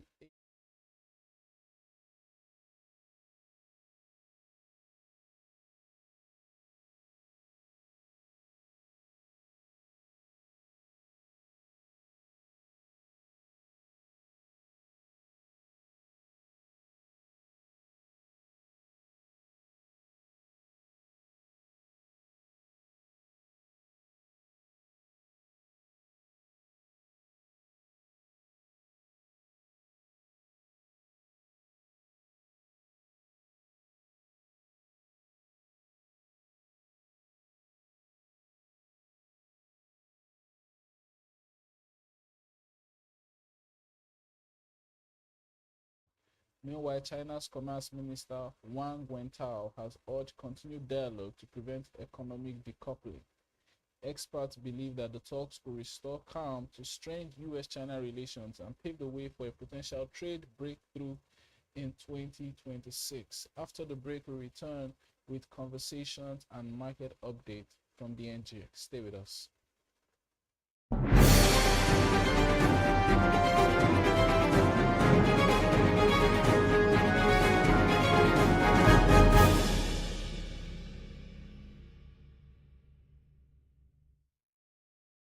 Attention business leaders. Want to make informed decisions? Join the ranks of the best with Premium Business Day.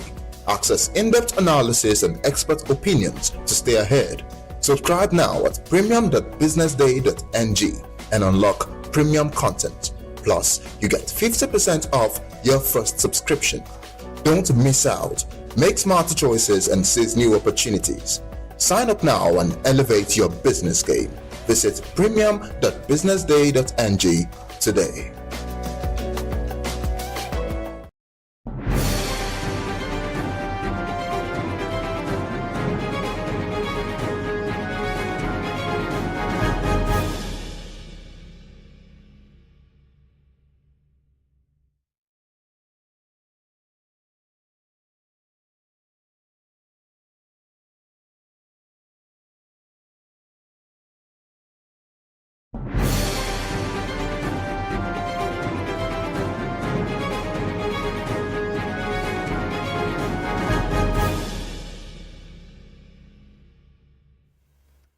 Welcome back to Economy and Market. Now we head into the part where we have a conversation, and today the topic of the context of our conversation, the topic of our conversation is the Nigerian exchange, where we are at some people will call it a billionaire movement. The market is now very close to what used to be a dream. So the dream is now a reality. I personally remember writing articles late last year about the NGX's road to 100 trillion market cap. I wrote around the fact that there will be a number of listings to drive the NGX to that market capitalization. But now what we're seeing is quite very different. The NGX is very close. We are now at 98.07 trillion market capitalization. This has been a dream. I remember some years ago there was a CEO of the NGX who talked about the fact that one of the NGX would hit 100 trillion naira market cap. These are things that people have fantasized about, but now we're here and we're at a position where, how do I describe it now? I would say we're at a position that we have now come to it, and we've come to it on the back of appreciation. We've not come to it on the back of many listings. This year we've seen only one listing in the market. That's Legend Internet. We've not seen any new listing. However, we'll be hearing talks of Dangote Refinery. Dangote now planning to list 10%, float 10% of Dangote Refinery shares on the exchange. That would do a bit for the market. That would do a lot for the market. But we're getting here, and if the market continues on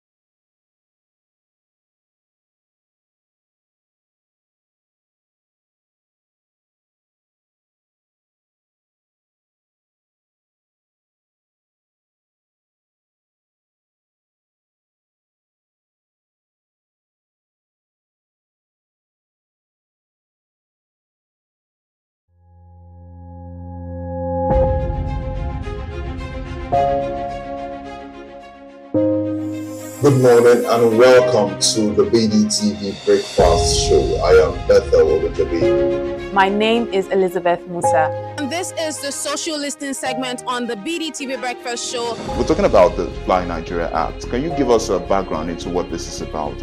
We are here today on the streets of Lagos, Nigeria, to gather opinion about a pressing issue. I go look at the cost of petrol. We get very Nigeria with the suffer. The income is not really increasing, but the prices of items are increased. Nothing like service again, no. You only pray for that money to reach you that month. There's a lot of high pressure a lot of stress. There's a lot of high targets to be met. I was quite strict.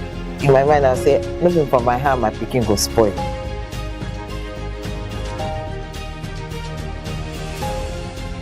To allow all banks and all the players in the space 15% inflation target achievable in 2025.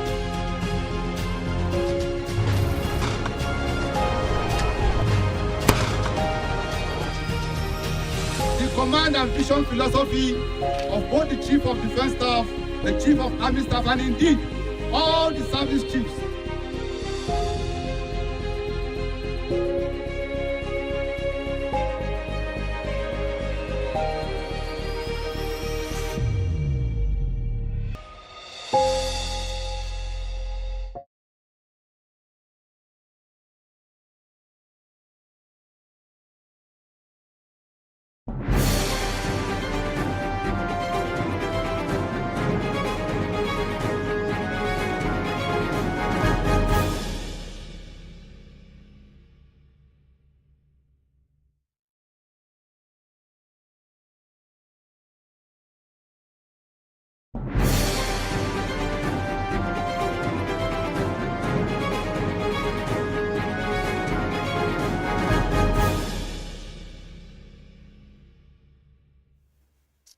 Before we went on the break, we were talking about NGX mark that is marching on to the 100 trillion naira market capitalization mark. And I was on the show this morning, we have Mukhtar Mohammed, who is the CEO and founder of Found Finance with Mukhtar. Good morning, Mr. Mukhtar.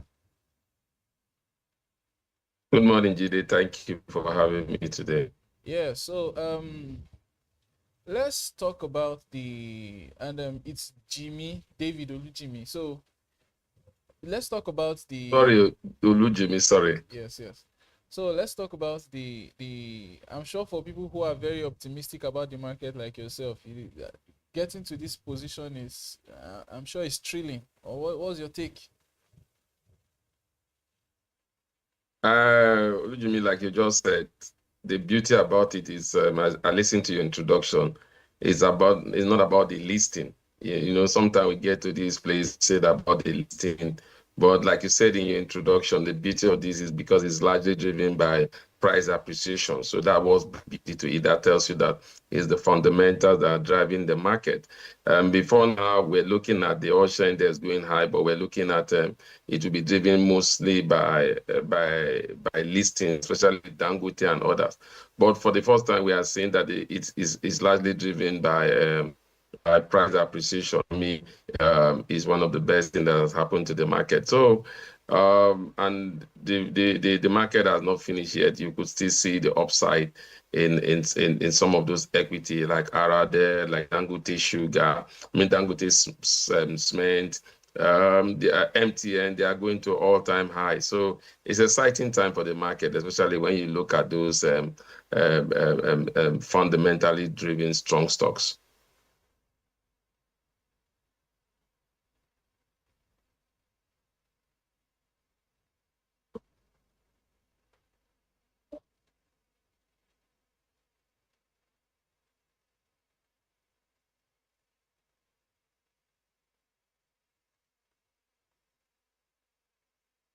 I think, David, I'm not hearing you. You mentioned some stocks that you feel like are still going to appreciate further. So I was asking which of these stocks. So I was now making reference to the fact that some people believe that we have gotten to all the we have exhausted all the upsides that we can get from the market. What's your take? Do you think we have exhausted all the upsides from the market?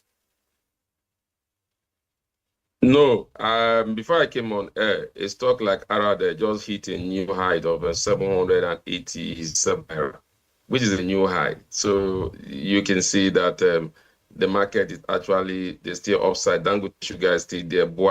Boa Food and Boa Cement are trying to make upside. Lafarge has bumped a beautiful. The MTN has officially has moved to 515 naira.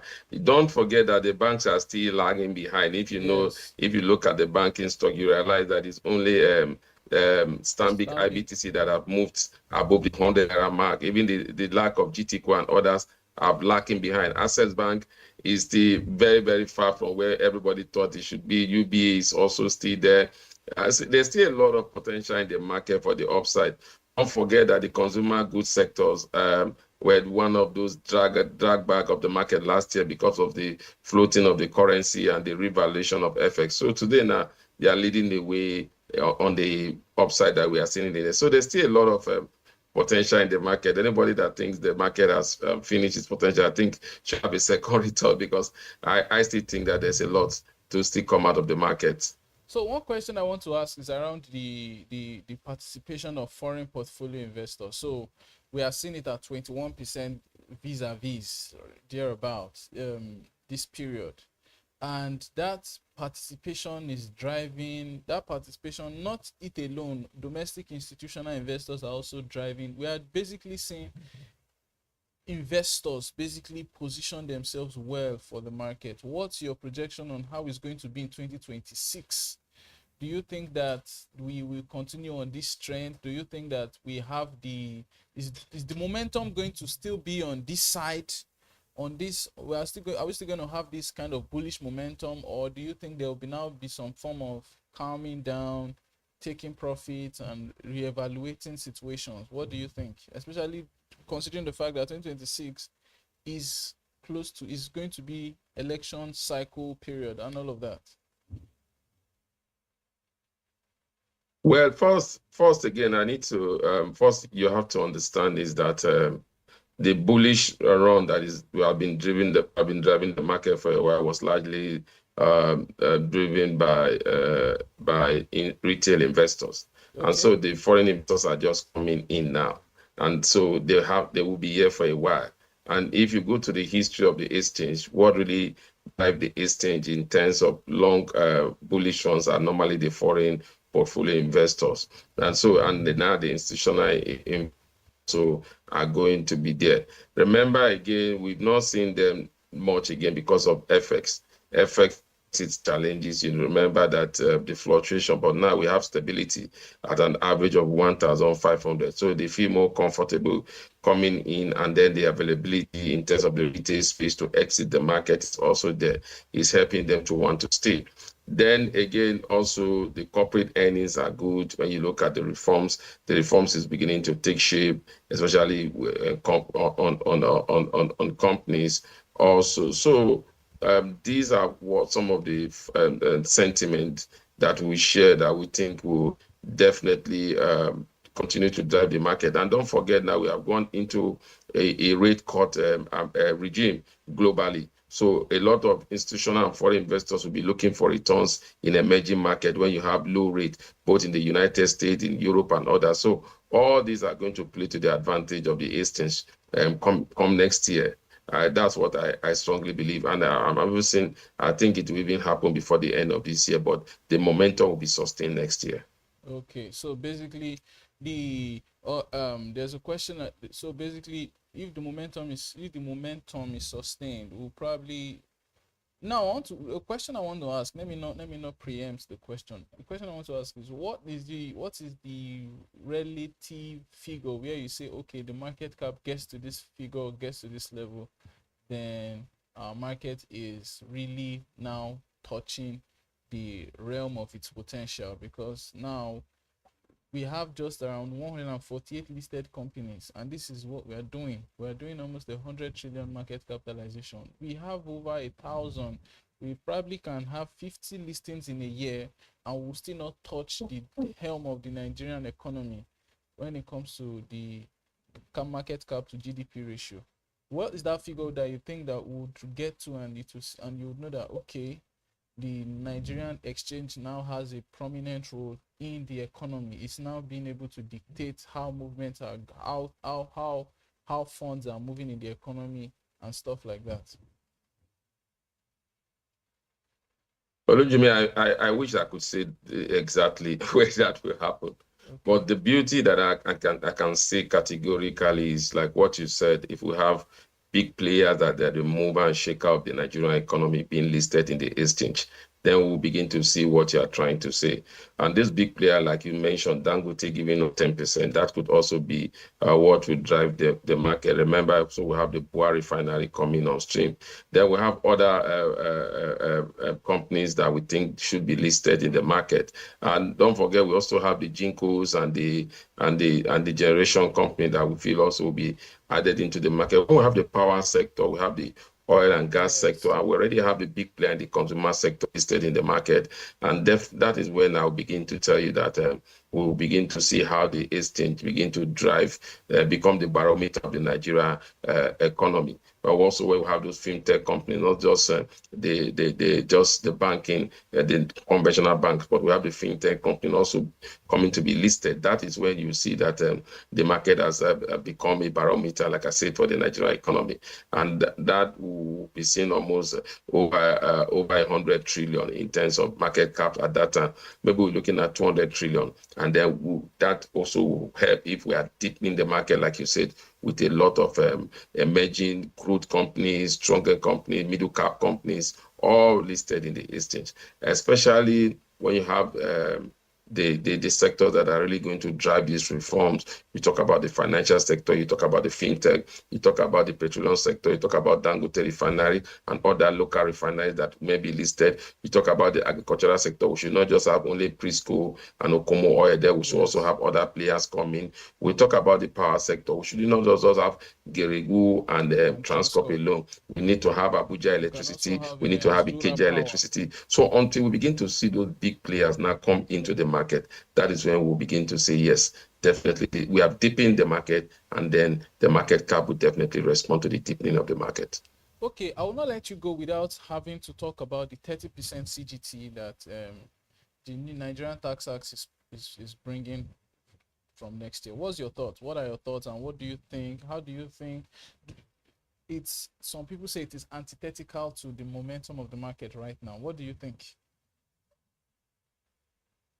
I totally agree. I think they should look at it, especially when you're looking at the foreign investors, because they are the ones that are really going to be affected, because they are the one coming up with volume, making transaction over 150 million in a year. So we need to look at that, especially when you look at our oil and gas sector. We are not having the kind of inflow that we normally would have in terms of FX. Today, the relative stability that we're enjoying in the FX market is largely driven by these portfolio investors. So we must be careful not to take them out of the market, because that, again, will be very detrimental to our Nigerian economy. I think we should look at it carefully. You don't just move from 10% to 30%. I think that was really a huge move. Yes, I know the government need revenue, but again, they must also think about stabilizing the economy before thinking of revenue. So for me, I think there's still a lot to be done, but 30% tax cut is very, very high. I think they should have a second thought about it, and maybe we look at 15 to 20%, and then you can from there give them space, years to prepare for that. So that's what I think. Okay, thank you so much, Mr. Mukhtar. Thank you for your time on economy and markets. Thank you so much for staying with us. Thank you for having me, Olujimi. Yes. Yeah. My pleasure always. Thank you. So now, after the break, we're going to return with updates from the NGX from yesterday, as well as other markets around the globe. Stay with us.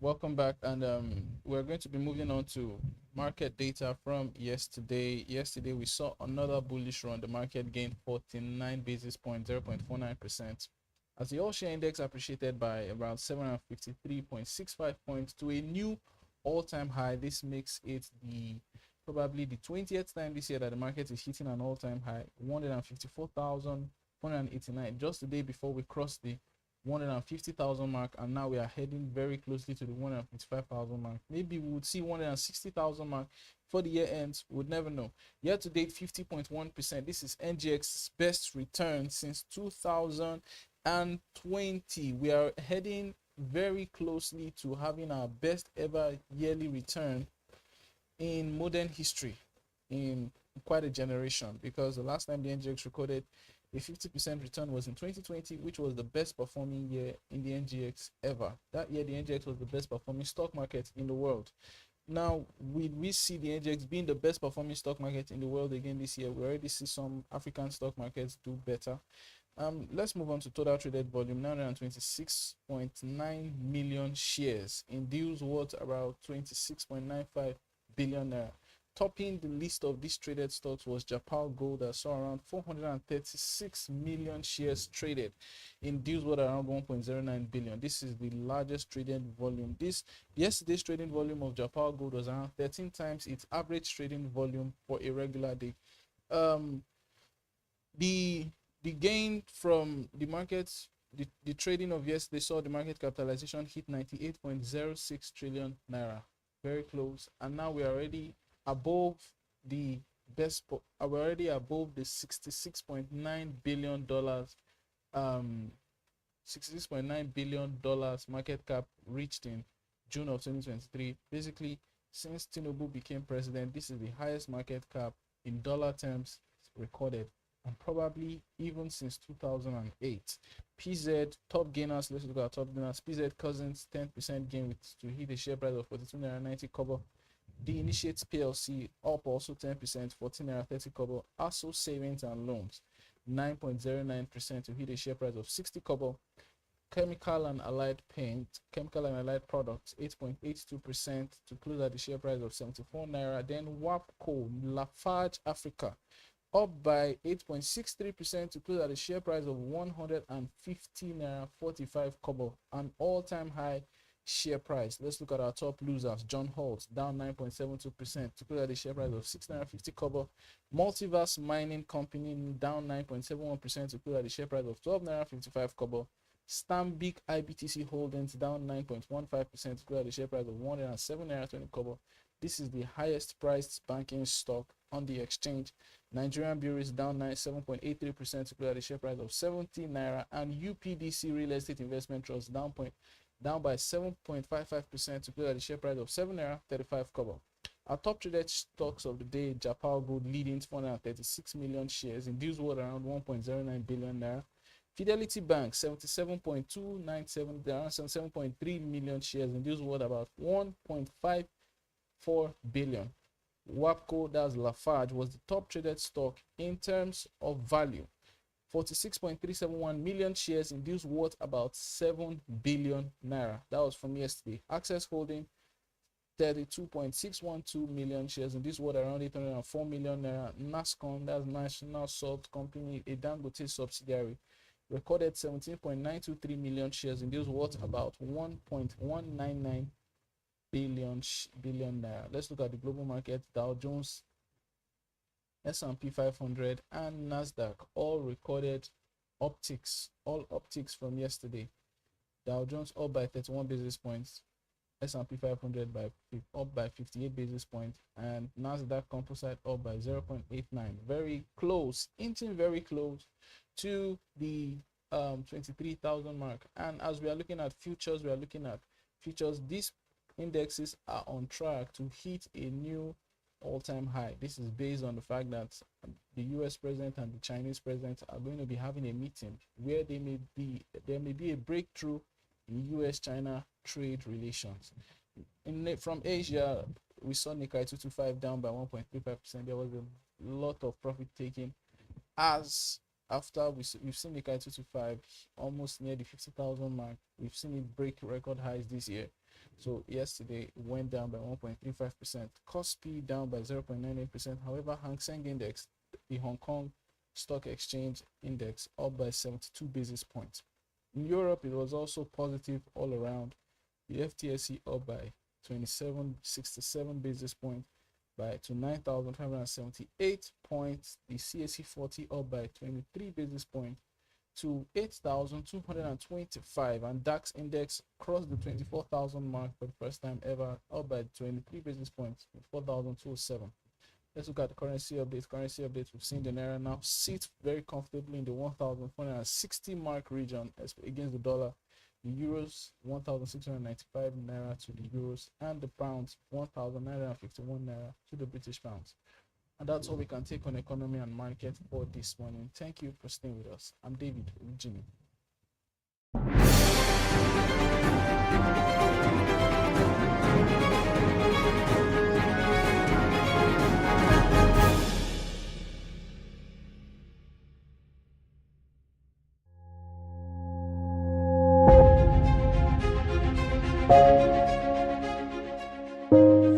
Good morning and welcome to the BDTV Breakfast Show. I am Bethel Obajabi. My name is Elizabeth Musa. And this is the social listening segment on the BDTV Breakfast Show. We're talking about the Fly Nigeria Act. Can you give us a background into what this is about?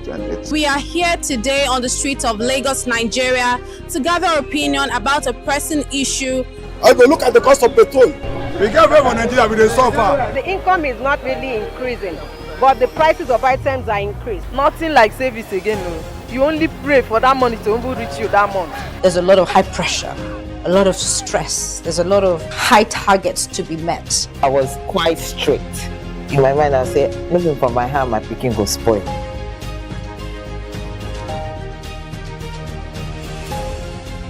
To allow all banks and all the players in the space 15% inflation target achievable in 2025.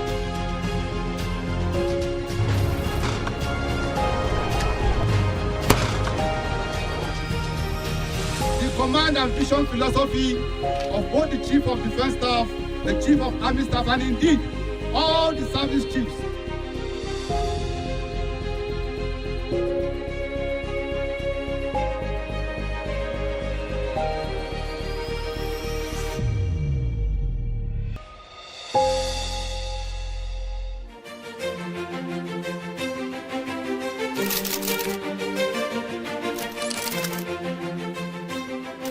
I am, of course, a great admirer of the impeccable credibility, professionalism, and business savviness of BusinessDay.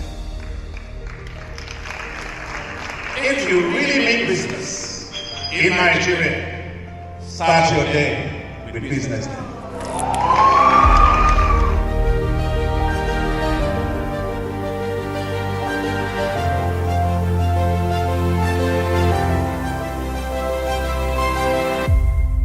BusinessDay is West Africa's leading provider of business intelligence and information, delivering premium content across diversified media platforms, including online, mobile, and print. Since its inception in 2001 with a weekly newspaper production, BusinessDay has expanded its reach to provide exclusive content accessible through print, mobile, and online channels. Our premium offerings are further enriched with syndicated content from esteemed sources like the Financial Times, The Economist, and the Harvard Business Review.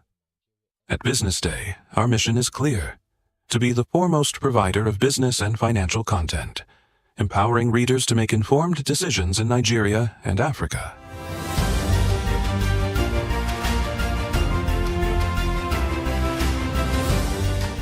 Since our establishment, we have been committed to delivering insightful, relevant, and accurate information about Nigeria's business and finance environment, while contextualizing the impact of global events. We monitor the stock market, analyze the companies driving it, and report on government policies and their economic implications. For being consistent in organizing these CEO forums for almost the last 14 years, I think this was a commendation, and I think something that will encourage them to continue. From decoding market trends to dissecting economic shifts, we offer actionable investment ideas and serve as a compass for decision makers navigating complexity.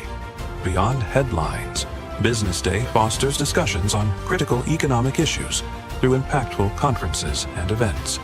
These platforms bring industry leaders together to share narratives that drive innovation and spark meaningful dialogues.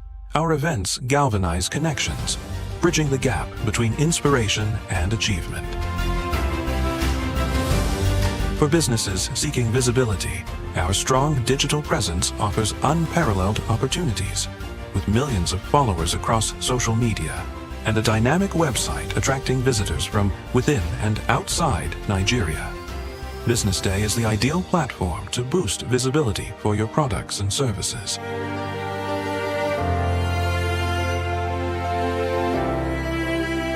If you're looking for in-depth analysis and expert opinions on Nigeria and Africa's business landscape, Business Day is your guide.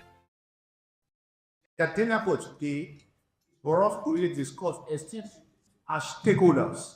And who are stakeholders in this? Essentially, managers, social companies, and halls that are involved with social waste operations. On the 26th of August 2025, the Lagos Waste Management Authority, in collaboration with Waste Care, held a stakeholders forum on construction, demolition and disaster waste management with the theme Building Responsibly and Driving Efficiency, Strengthening Stakeholder Collaboration in Construction, Demolition and Disaster Waste Management in Lagos State.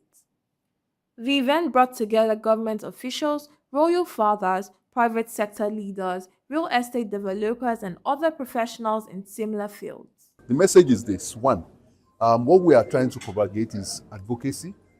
We're trying to enlighten the people, and we're trying to educate. Because one of the problems that we have seen in the management of construction waste, demolition waste, and disaster waste is ignorance. People have to be educated. People have to be educated on the right way to handle this waste, to process it and to get it off their site to the appropriate locations. So that is what we are advocating.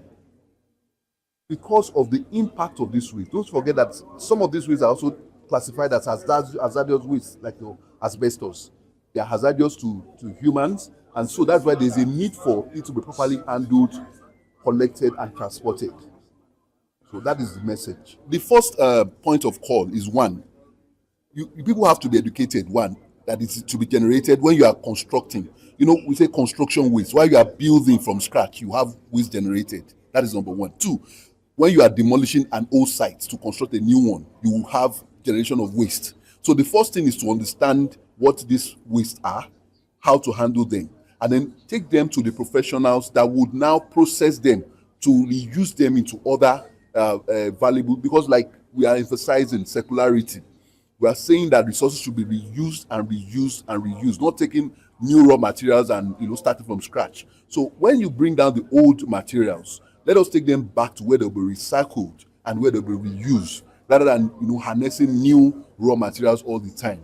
But it's a field that you have to employ the professionals, those that understand the composition of this waste and they know how to recycle them back to other useful products. That is what we're emphasizing, because the layman cannot say, like it was emphasized during the lecture, some people just used to fill potholes and roads and what have you. So that's what we're trying to emphasize, that this should be used properly because of the constituents of some of this waste. There's no taxation, there's no transition. What we are emphasizing now is this. Normally your waste will be carted away. And when your waste is carted away, you pay for carting away your waste. And the volume of waste that generation on construction is quite high. And these are, peculiar waste that have to be, you can't put the construction in a compactor truck. It won't work. You probably need an open truck that is also covered so that as it's being transported, it's not spilled on the road. So you have to pay. When you generate waste, don't forget that construction sites are, they are very, the high-end cost, high-cost sites. You pay a lot of money to put up a construction. So paying a little amount for it to be, the waste to be managed, it's not too much. What we are just saying is that you pay for your waste to be, you register with Loma, and then Loma has the technicalities to, collect the waste and take it away from your site. So it's not too much if you pay a little token to have it evacuated. That's what we're talking about. We're not talking about heavy taxation. No. That's what we're talking about. You inform Loma that you are constructing a site. When you generate your waste, you get them, you collaborate with them so that they can pick up your waste and take it away. So we're just paying for the waste to be evacuated, collected and evacuated. That's all. The Executive Director, Loma Finance, Mr. Kunle Adebiyi, representing Chief Dr. Muyiwa Gbadegesin, MD and CEO Loma, kicked off the event with an opening address and the roadmap and overview on CDDW. This is right. It's all still about collaboration and partnership. And that's why I said all of you to be in this room today. The essence of this meeting is more or less what we call stakeholder engagement. Stakeholder is very key in any policy making by the government. We are aware that there are quite a lot of rapid growth in Lagos State in terms of building. And we know quite all right that waste handling is very key. In as much as people are interacting, there's potential to generate waste. What do we do to this waste? It's what is a critical concern, not only to us as an agency, to the government as a public health is also will also be in jeopardy. So the exercise is to bring them together, put them a kind of capacity, enlightening them, and how to properly manage construction, disposal, and disaster waste in Lagos State. This is to bridge the gap, because we knew quite all right that a lot of construction industry out there, they don't know what to do with their waste. And also we're in the era of circularity, which means that those things they are regarding as waste, they are not but a resource. So for us today is to expose them, creating that awareness, widening their horizon on the proper waste to conduct the activities at their various sites. Getting the planning approval is one thing. Other things is what do you do with your waste during the construction period? And that's where Loma Road is very critical. For us, our plan is to ensure that, yes, while you are doing your construction, we register you, we monitor your activity closely, and we ensure that we provide adequate infrastructure to evacuate your waste during that time period. So, for us, as a government, we are interested not only in business entity, in overall public interest, which is very critical for us. Well, generally, there is a perception that, which we all also see, that Greater Lagos is rising. It's not only by individual, it's a collective responsibility. That's why we bring a partner we call Mrs. Whisker to collaborate with government driving this initiative down. We also ensure that, yes, we create a system in such a way they can register theirs at the convenience of their homes and offices. You don't need to come to Loma. You just go to loma.com, register the kind of waste you want to evacuate, and ensure that proper management plan is put in place for you at your construction site. It's we are deliberate about it, and we ensure that we put everything possible to make sure it's convenient for them to operate. So we don't need to be everywhere. The system is there, and it's auto drive. There is no doubt. In as much as solid waste, we have that capacity. Aside from all other waste which we are also managing, the construction industry is big and large. I agree with you. But for us, it's also a key component of the waste which must be disposed properly and safely, because these wastes are hazardous. For example, asbestos, it can affect human health. And also the so-called rubbles and all that, they have secondary use. We are all driving towards circularity. It means all this with is a resource for another usage, can be also repurposed. So the capacity why there is no doubt. And that's why we are very keen in ensuring we do a lot of stakeholder engagement. Stakeholder is very key, because people are out there, they don't know what they do with this waste. So I don't have any challenges in ensuring that, yes, we put a proper perspective to it and ensure that people do the right thing in the right environment, not to really safeguard their personal peace, for overall general interest of the public. The guest speaker at the event, engineer Tijani Ajibola, the CEO of Aqua Green Consulting and Construction Company Limited, urged on strengthening compliance in construction and demolition waste management and the need for its utilization. We continue to extract the so-called natural resources. And I'm happy to tell you that concrete is the second most widely used materials after water. So the lecture started with the overview of where we were in the past. People don't know anything about the construction and demolition waste. So I reminded the audience about what those materials are and ensure that they are all aware that these are not actually waste, that they are something that we need to bring back so we can reuse them in our concrete. So I actually explained that in the past, the use is to fill gully eroded area, dilapidated road, and some people practice in throwing these away into the water bodies, which is wrong.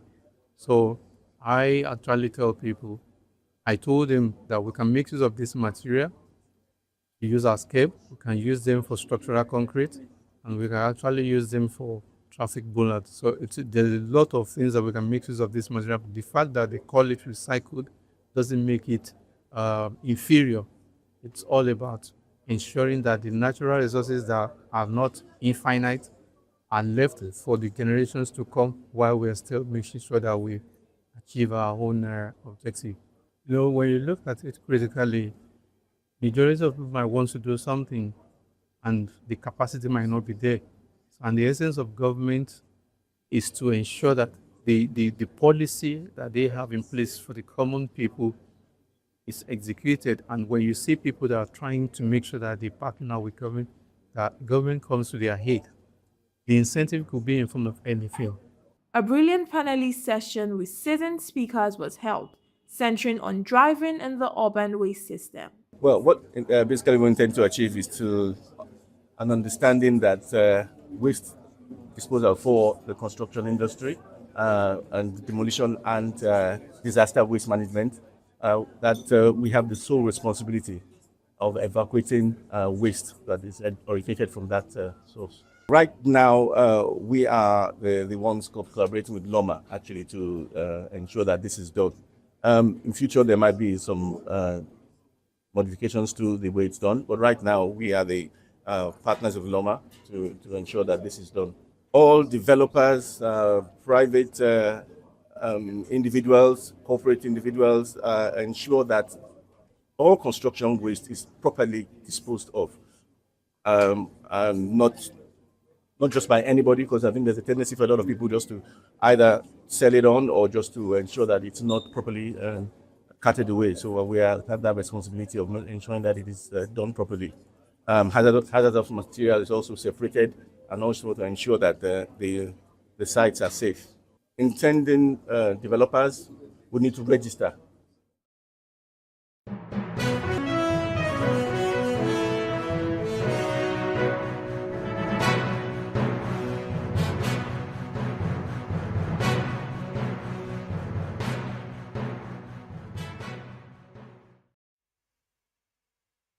To the BDTV News at noon.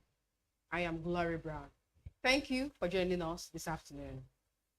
Now, the headlines. Oil revenue declines 22% to 3.9.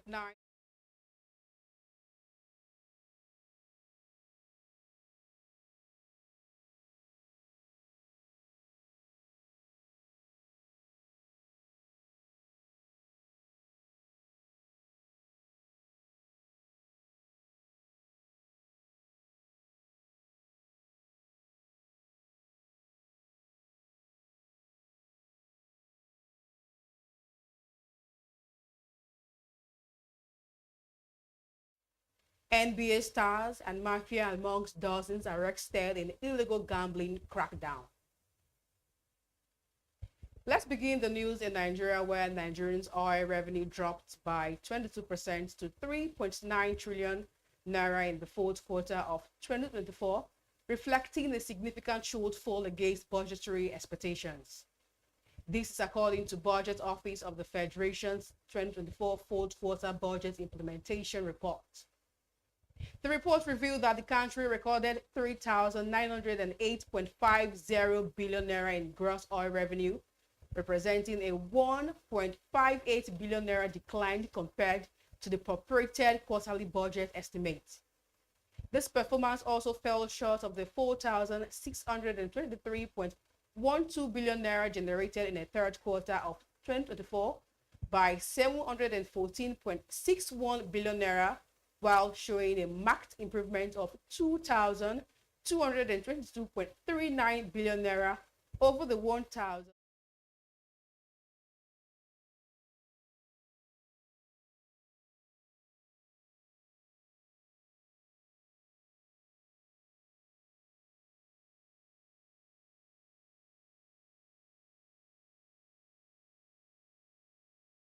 Representative is pushing to cap annual rent increases at no more than 20% in a bid to curb arbitrary rent hikes, protecting tenants from exploitation, particularly in areas witnessing rapid infrastructure development. This followed a motion moved by Representative Basi Akiba during plenary on Thursday, urging the federal government to regulate rent increases and ensure access to affordable housing nationwide.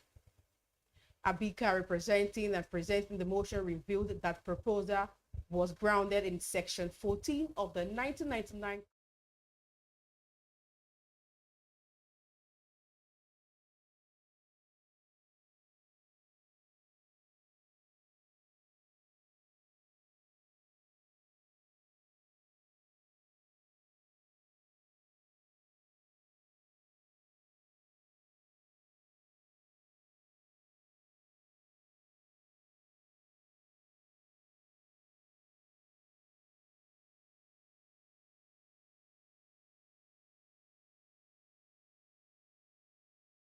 and other amenities, citing the Federal Capital Territory and other parts of the country.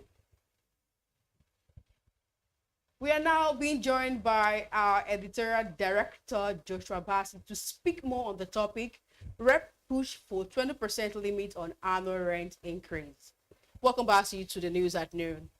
Thank you, Glory, for having me. Yeah, let's dive right into this topic. What do you think of this 20% rent increase that was called down by the House of Reps?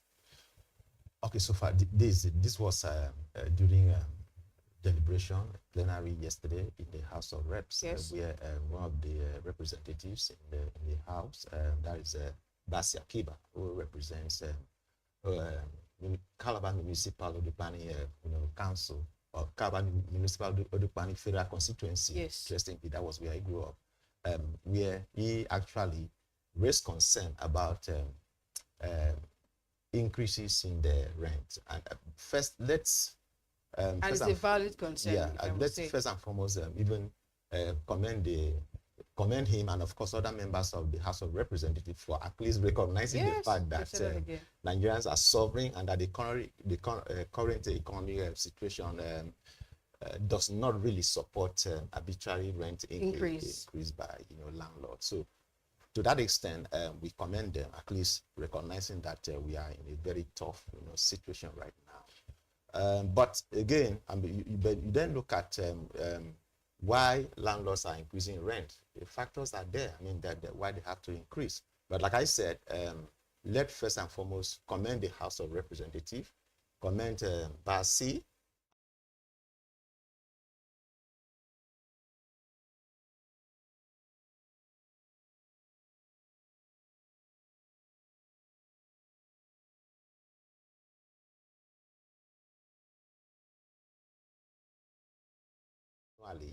Is achievable, that's debatable actually, because there are factors that are actually responsible for landlords increasing rent arbitrarily.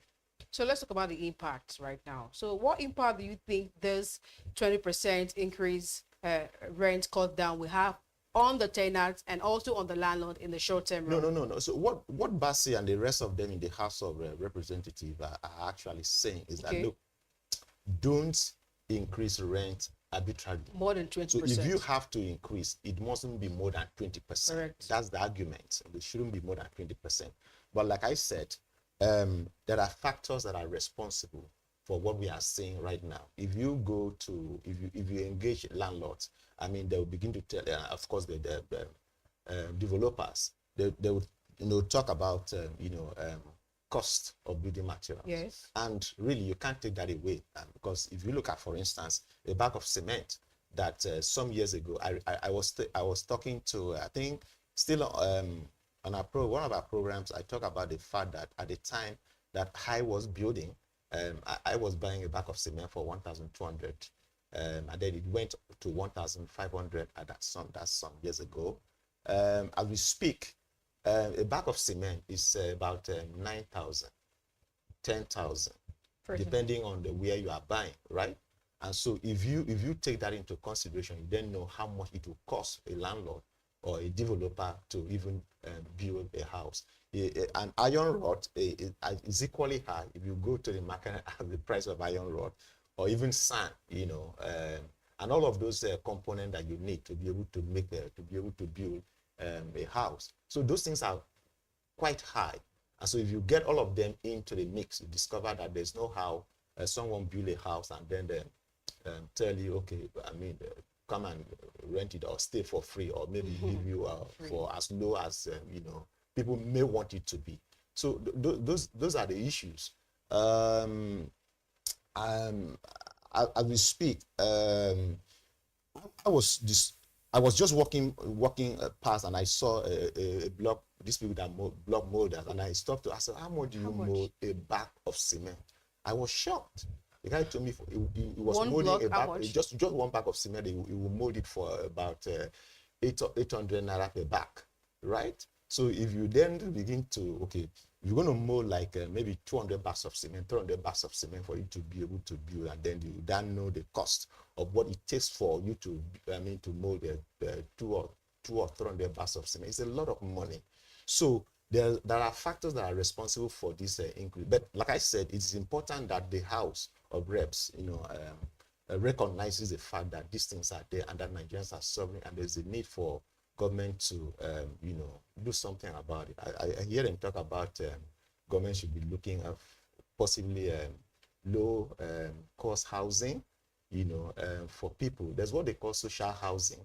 I'm going to tell you something. A couple of years ago, under the administration of I'm talking about Lagos State. Yes. Now, under the administration of immediate past governor of Lagos State, Ambody, Governor Ambody, there was a particular government scheme where a 3-bedroom flat was selling for 12 million naira. At that same time, there was another private developer, somewhere along Lagos Badagry Expressway, where a private developer was selling his own, the same 3-bedroom flat for 7 million naira. Wow. Right? And so sometimes what government does is baffling, really, because government should not really be pursuing profit. Because in any case, government doesn't really buy land, as it were. I mean, of course, we know the land use, Act puts land under the control of governors. And so in many cases, government, especially state government, they don't really buy land. Right? So all they just need to do is just acquire land, maybe pay some level of compensation. And so sometimes you wonder why government scheme in some cases should even be more expensive than what the private developers are. I'm just using that as an example. I know that it's not the same case all over the place. But I'm just trying to say that what government should be doing is social housing, because we have very high level of housing deficits in the country. I think they put at about 28, at the national level, or thereabout. So 28 million. So really, government should be looking at social housing, because not everybody will be able to actually buy at a very high cost. Okay, so social housing, those are the kind of things. Then look for a way to ensuring that prices of building materials are moderated. This idea of trying to cap rent increase at maybe more than 20%. I don't know whether this can work, because those are not the you can't really regulate it. You can't regulate. You can't tell a landlord you must be this way, because of course Nigeria is a capitalist. We run a capitalist economy, so you cannot really force it down the throat of a landlord. You say, look, you can't increase at more than this. It's not going to work. You can't use legislation to do such thing, because you are not the one providing money for him. You are not the one buying the land from him. You are not the one that going to the bank to borrow money from and all of that. So landlord will pay interest if he goes to the bank to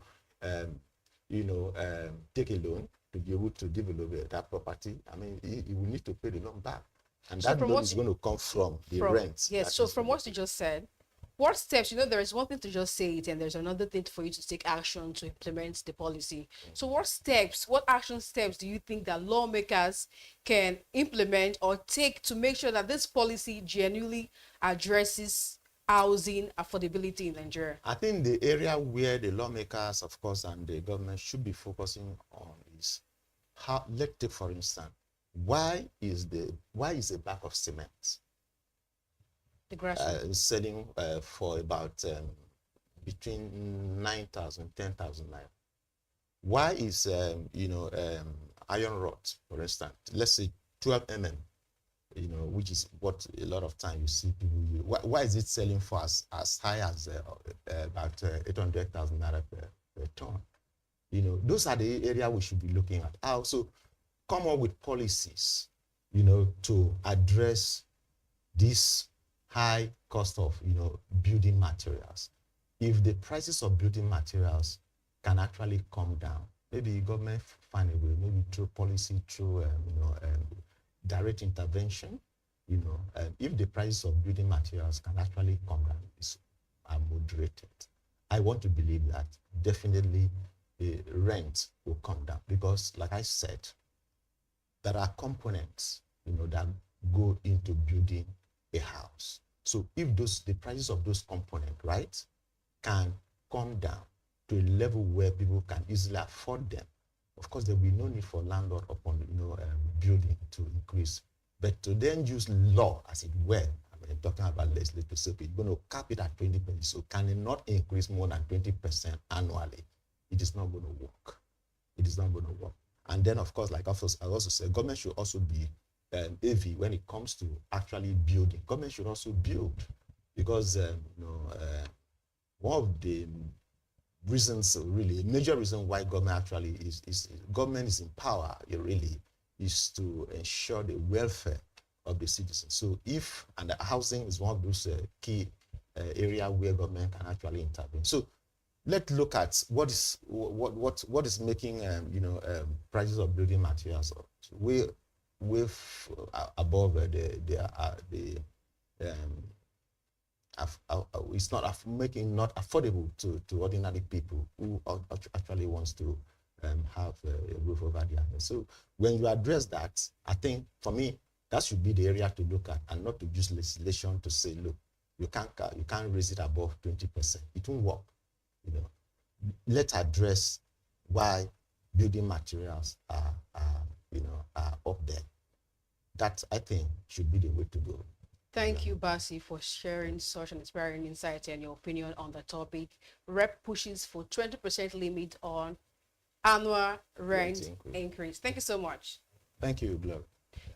This is still the BDTV news at noon. Moving on to the next story, the German ambassador to Nigeria, Annette Gunther, revealed on Thursday that Nigerian-Germany trade volume has hit an all-time high of 3 billion euros. The envoy, who addressed the press conference in Abuja, says the 30% increase could be attributed to Nigeria's economic recovery, noting that Nigerians remains Germany's second biggest trading partner in sub-Saharan Africa, while revealing that more than 19 German companies are active in the country, indirectly creating about 17,000 jobs in Nigeria. Gunther revealed to newsmen that good times between both countries were not over, promising Nigerians that more investments are on the way, especially in the energy and pharmaceutical sectors. The German ambassador added that the relationship has also improved in the area of visa and immigration, as no fewer than 7,600 visas were issued to both student and short-term stay, noting that plans were already in place to increase the numbers. Also, experts in the aviation industry and Jet A1 marketers have urged the federal government to urgently rehabilitate and reopen the long, short 98-kilometer pipeline that supplies aviation fuel to the Murtala Muhammed Airport, Lagos. According to the experts, restoring the pipelines will remove over 100 fuel trucks from Lagos roads daily, reducing congestions, lowering accident numbers, and ultimately cutting the cost of aviation fuel. The pipeline, which was shut down in 1992 after a rupture was reportedly closed following suspicions of foul play by the government. Speaking on Thursday at the Colonium-themed aviation fuel business in Nigeria, the scenario and metaphor, the managing director of Sita Energies Limited, Thomas Ogungbangbe, called for the revival of the pipeline for reasons of efficiency, safety, security, and quality. Still on, Africa's richest man, Aliko Dangote, has seen his net worth climb to $30.2 billion, reflecting an 8% increase of $2.25 billion year to date, supported by gains in the cement, oil, and fertilizer businesses. According to reports, Dangote's worth rose by $89.2 million in the past 24 hours, cementing its position as the 75th richest person in the world. Dangote's fortune is tied primarily to his Lagos-based conglomerate Dangote's Industry Limited, holding stakes in multiple listed and private companies across the industrial and consumer sectors. The group also owns Dangote Cement PLC, the largest cement producer in sub-Saharan Africa and Africa's biggest oil refining complex, which began operations in early 2024 after more than a decade of development. To end the news, Chairman of the Board of Directors, Keystone Bank Limited, Ada Chukwudozie, has highlighted policies somersault poor access to finance, among others, as factors crippling businesses and making the Nigerian business environment difficult. Chikudozie revealed this in Abuja on Thursday while speaking to newsmen at the 2025 Annual Directors Conference organized by the Chartered Institute of Directors.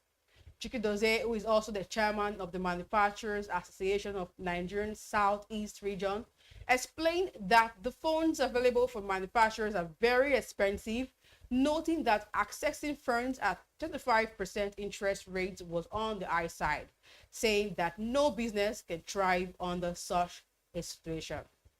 The chairman emphasized the need for the government to adopt a co-creation approach whereby all relevant stakeholders, business owners, and engaged in policy development, which she described as imperative to avert policies somersault challenging businesses' operations in Nigeria.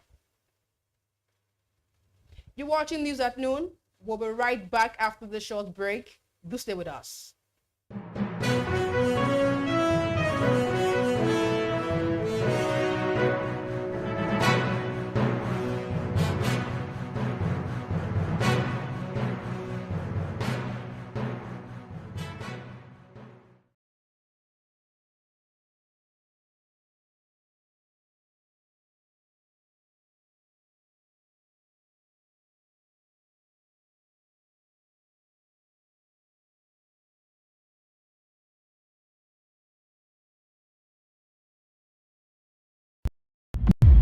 In a world where change is constant, visionary leadership has become the key for long-term success. This is why you should join hundreds of visionary directors, business and government leaders, change makers, and policy shapers have been converged at the Chartered Institute of Directors 2025 Annual Directors Conference.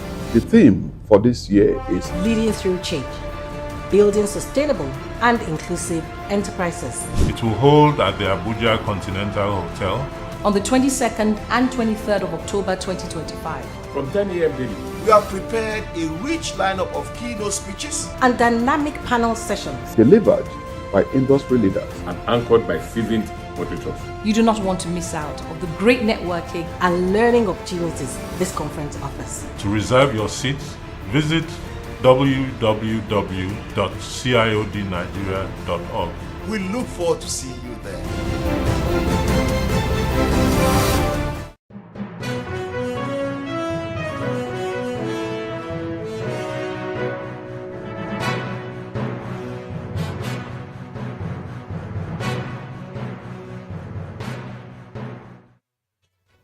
Welcome back. It's still the news at noon. Let's move over to the foreign scene. And on the foreign scene, US President Donald Trump has announced an immediate end to all trade negotiations with Canada over adverts critical of the tariffs he has imposed on the nations. The advert, sponsored by the government of Canadian's province of Ontario, quoted Trump's predecessor Ronald Reagan, an icon of US conservatism, saying tariffs hurt every American. Trump, however, revealed on social media that the advert was fake and adding that the trade talks were hereby terminated. Trump's administration has imposed a 35% levy on many Canadian imports, as well as individual tariffs targeting particularly industries like car and steel manufacturing. Also, EU leaders have agreed to help support Ukraine's financial needs for the next 2 years, but stopped short of releasing billions of euros in foreign and frozen Russian cash to help fund the country's defense on Thursday night.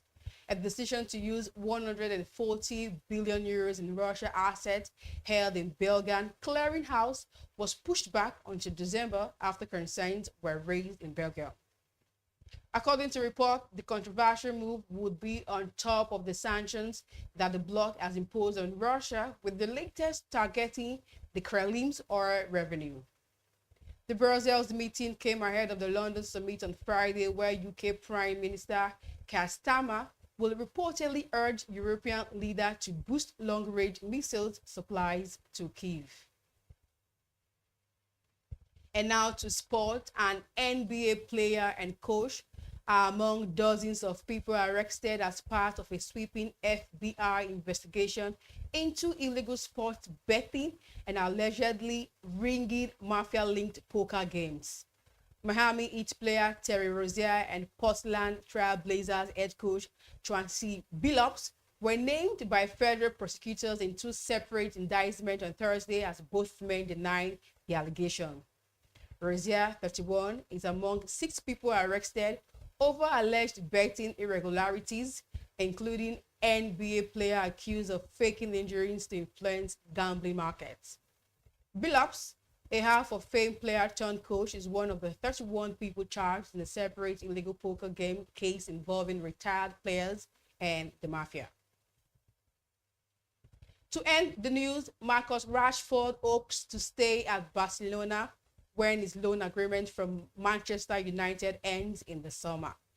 According to the agreement, Barcelona have the option to sign the England forward permanently for £28 million, a lower fee than the £40 million United would seek from any other club.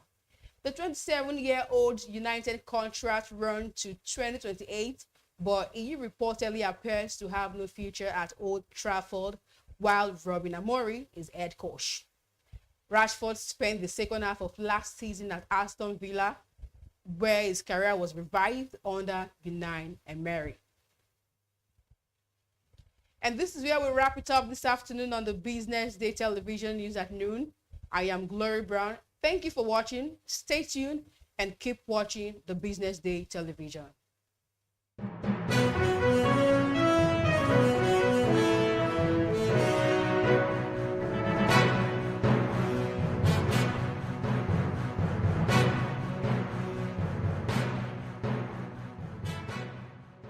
Attention business In a world where leaders, change is want to make constant, informed visionary decisions? leadership has Join the become ranks key for of the long-term best success. with Premium Business Day. Join hundreds of visionary directors, business and government leaders, change makers, and policy shapers have been converged at the Chartered Institute of Directors 2025 Annual Directors Conference. The theme for this year is Leading Through Change, Building Sustainable and Inclusive Enterprises. It will hold at the Abuja Continental Hotel on the 22nd and 23rd of October 2025. From 10 a.m. daily, we have prepared a rich lineup of keynote speeches and dynamic panel sessions delivered by industry leaders and anchored by seasoned moderators. You do not want to miss out on the great networking and learning opportunities this conference offers. To reserve your seats, visit www.ciodnigeria.org. We look forward to seeing you there.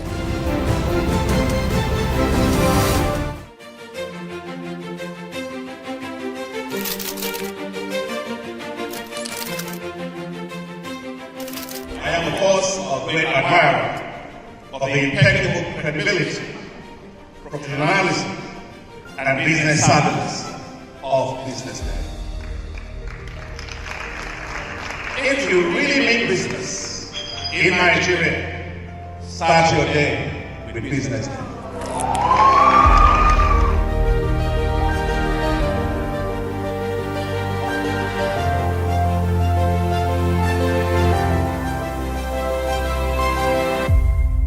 Business Day is West Africa's leading provider of business intelligence and information, delivering premium content across diversified media platforms, including online, mobile, and print.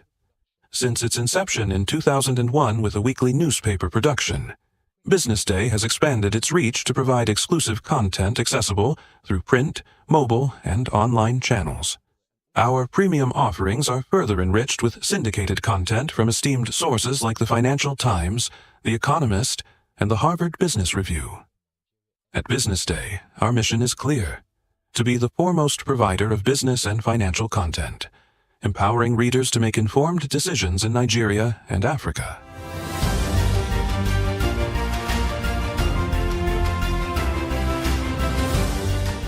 Since our establishment, we have been committed to delivering insightful, relevant, and accurate information about Nigeria's business and finance environment, while contextualizing the impact of global events.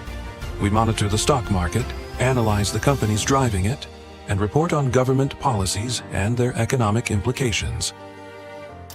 for being consistent in organizing these CEO forums for almost the last 14 years. I think this is worth commendation, and I think something that will encourage them to continue. From decoding market trends to dissecting economic shifts, we offer actionable investment ideas and serve as a compass for decision makers navigating complexity.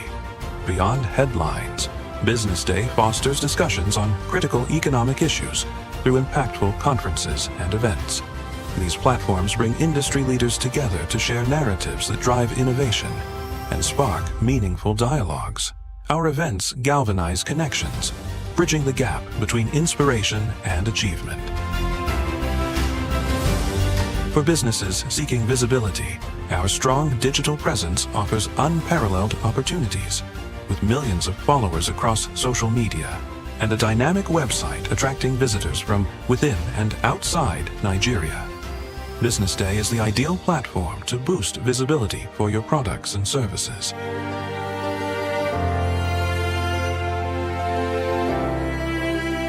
If you're looking for in-depth analysis and expert opinions on Nigeria and Africa's business landscape, Business Day is your guide.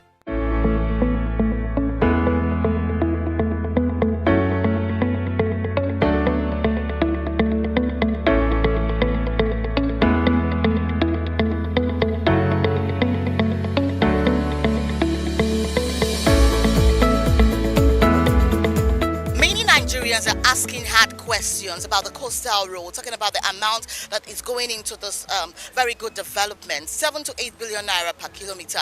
Nigerians are worried, and they're saying that transparency is not an attack. That Nigerians deserve to know the breakdown going into this project, because there are a lot of roads, Nigerian roads, federal roads, that also need attention. And they're asking, why will such an amount go into just one project when other roads that lead to economic value in the nation keep suffering? Basically, when we got winds of the fact that the coastal road is going to be worked upon, we're all excited, I know, because we know the economic impact it will bring to this part of the country and also to the south-south region. But with the comment of the Minister for Works, when he made mention of the 7 billion naira per kilometer, I was a bit astonished, because I believe that transparency should be the key, should be our watchword. Because I believe 7 billion naira in a road of that magnitude, I think, is a bit bogus. But still, we shouldn't downplay the economic importance it is going to bring to the people of Cross River, to that corridor. So I think the figure on ground, I think, is outrageous. I believe if such money is even being put into other roads, major roads in the country that needs to be looked into, I believe our roads will work better. I believe that the spate of accident and things like going on the road will be minimal because of the bogus sum. Anything that adds to the infrastructure of the country is a benefit to the country, so it's good. Yes, there are many other roads that need work, but this one too is needed. I mean, we're a country of this size, and for me to get to Calabar, to get to Port Harcourt, to get to the east where we're from, it takes hours turning from one road to that. This will make life so much easier for millions and millions. Lagos is still the center of this country, whether we like it or not. So no people that move, like Christmas will come, people that move out of Lagos to their hometowns is enormous. Millions of people move. So this road is needed. As far as the money being wasted, I believe strongly that the most important thing is to do the project well. I don't know anything about the costing. I will not lie to you. I haven't followed it. I've tried not to. I've tried to ignore it because, as I always say, hey, it's our money, yes, but as long as they're spending our money for our project, we can live with it. And that's all we should do. As long as they're spending our money for our project, we're fine. But they should spend it for our project. But I'm okay. It's a good thing as long as it's done well. This issue of coastal road, to me, they should allow sleeping dog to lie. Honestly, when you talk about road construction, most of the people that complain about these roads, some of them are not professionals. When you look at the terrain, to me personally, and as a citizen of this country, there's nothing big about the cost. when you look at that terrain. Yes, Nigeria is so big, so vast, so large that infrastructure decay is a problem now. When we look at the issue of abandoned facility infrastructure, yes, but something has to be done on that corridor. I'm not fighting for government. I'm not fighting representing the Honorable Minister for the works, for works. But at the same time, let's be realistic with ourselves. There's no big deal about that road. It's a simple arithmetic. Sit down a structural engineer who will give you every cost of that terrain. That terrain is different to ordinary road where there's no mud, where there's no water. I mean, there's no way. Just simple arithmetic. Tell me, in any civilized country, where did you want to construct road that there will not be cost, there will not be variation? So as far as I'm concerned, it's not a big deal. Here in Lagos, Nigeria, Destiny Momo reporting for Business Day Television News.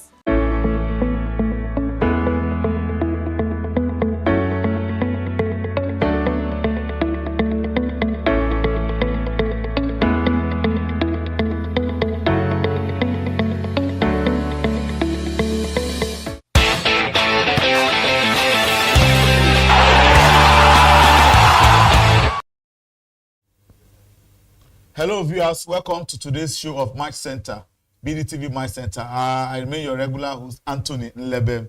With me today is Inyobong. How are you today? Thank you very much. Good to be here. You were not here last time. I guess you were busy. Of course. And then you were happy at what United did. More like that. Well, it's a surprise. It's a surprise everybody. Nobody. I didn't expect. It was a surprise. I didn't expect Man U to be Liverpool. Wow, you didn't expect that. Yeah, and it's like your coach saved this job. That's football. That's football. And I guess we are ready to sack him. I don't know if they are ready to sack him. They were ready to sack him, but it was good they were able to, because everybody knew that they were going in for the flogging. I said they were going in for the flogging. And, when you have been beating a child so much, and the last time Liverpool gave us 7-0. I think that was almost a year ago or 1.5 years ago. And this time around, they actually turn back and say, I'm tired of you beating me. Wow. I want to face you. Wow. So for you as a Man U fan, you're hopeful that you guys will finish well this season? I'm not hopeful. I think that except they proved me wrong. I think that was just a one-off. Okay. So today we'll be discussing about Arsenal. And if you watch, to be sincere, people will tell you the strongest squad now is Arsenal. Yeah. And looking at how in the Champions League, they've not lost any match. They're the only team in the Champions League this season. They've never conceded any goal. Yeah. And you saw the way they dismantled Atletico. Yeah. And in the Premier League, they are topping the Premier League. And with this fine run, people will say maybe after 8 matches, it's too early to call. But if you check Arsenal Football Club, you check their current squad, there's depth. People feel that, do you think that this season could be the break point for Arsenal to end their Premier League drought?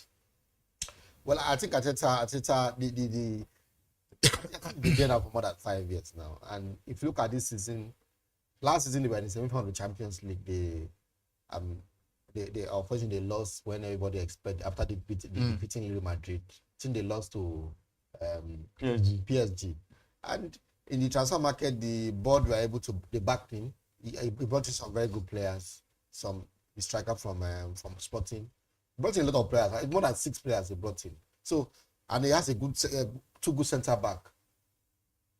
And the attack is sharp, though Jesus is injured.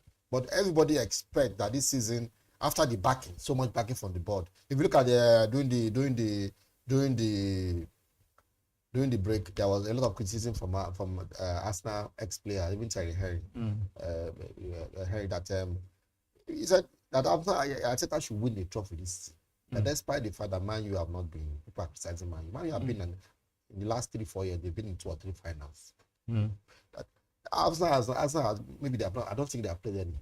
So that with this sort of backing, the kind of player coming in, Arteta has no reason not to win one trophy or 2 this season. So Arteta would do himself so much good if he can be able to win at the league. Arsenal don't won the league in 21 years. Yes. And they've done well in the Champions League, but I don't think they've not entered the Champions League final except the 1997, 2007 when they lost to Barca. So they often do well at the beginning of the season. Oftentimes when they get to the final towards the final, they tend to lose team. And so this season, despite all they have brought in, I can't really beat my chest and say Arsenal is going to win the league. No. Apart from the fact that one is too early. It's too early to say if Arsenal is going to win the league. Okay. But if you look at Kariskari, if you look at you are looking at tradition, what has been happening before. Yeah. Like you just see Arsenal by January, February, when you think it's almost done. Like last 2 seasons, it was like almost done. Yes. And they just lose concentration. They lose but like you mentioned, if you check Arsenal, check their squad this season, you agree with me that there is depth in that squad. Yes. And so having that depth in that squad is like for every position you have like 2 or 3 players playing it. Yes. So even if one is injured, you are not panicking and all of that. So with this present depth in that squad, don't you feel that this could be the best season for Arsenal to win that Premier League title? They have depth. There's no doubt that they brought in some good players, defense, midfield, and the attack. But there's a spirit that runs in Arsenal, tend to do well at the beginning of the season, and when you get towards the tail end of the season, they tend to maybe they get tired or don't you think it's a psychological problem? I think that has happened over the years. I think, and then I was telling someone this morning that probably a bit of experience also. I thought I've been there now for some years now. He's been there now. He's been there, yes. So, now they have a very because the present squad now, they are like Arteta squad A to Z. They have a very good centre back, probably the best, one of the best. Yes, very yes. The Brazilian and the French guys. Saliba, very fantastic defender. So I see no reason why Arsenal should not go far, be the final of the Champions League, probably win the league. But the league, so many things can happen. We are seeing October. Towards January, February, a lot of these players will get injured.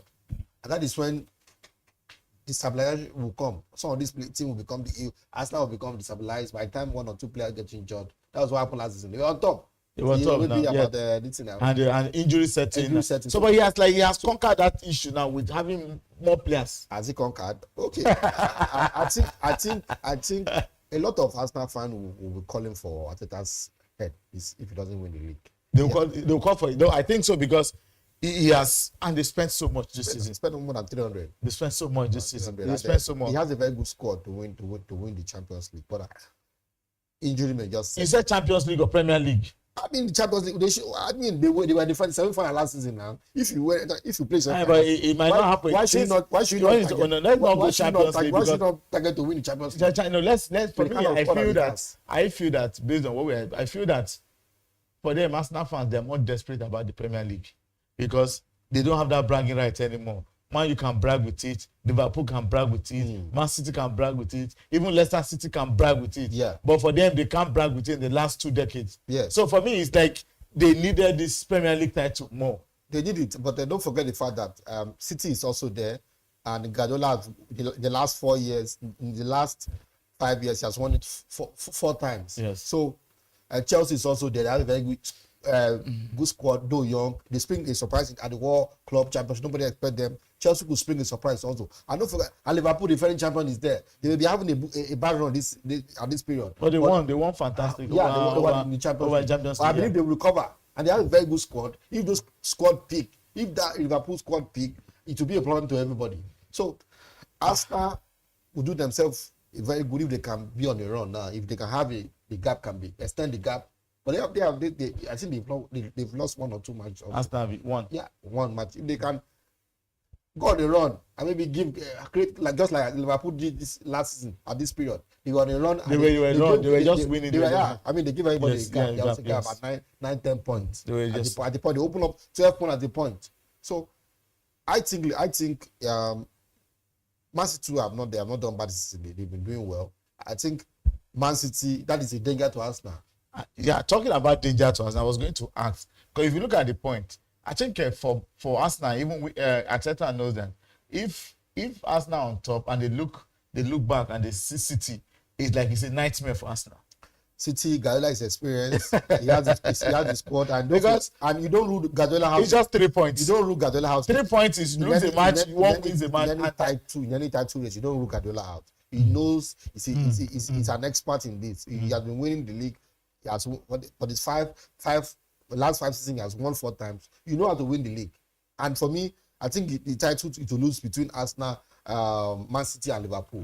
So these 3 teams, any of them could win the league. So that's why I say it's too early for you to say Arsenal will win the league. Arsenal may not win the league. I'm not saying they will win. I say could this season be that season for them to break that jinx? What will Arteta be asking for again after this kind of sort of squad that he has? The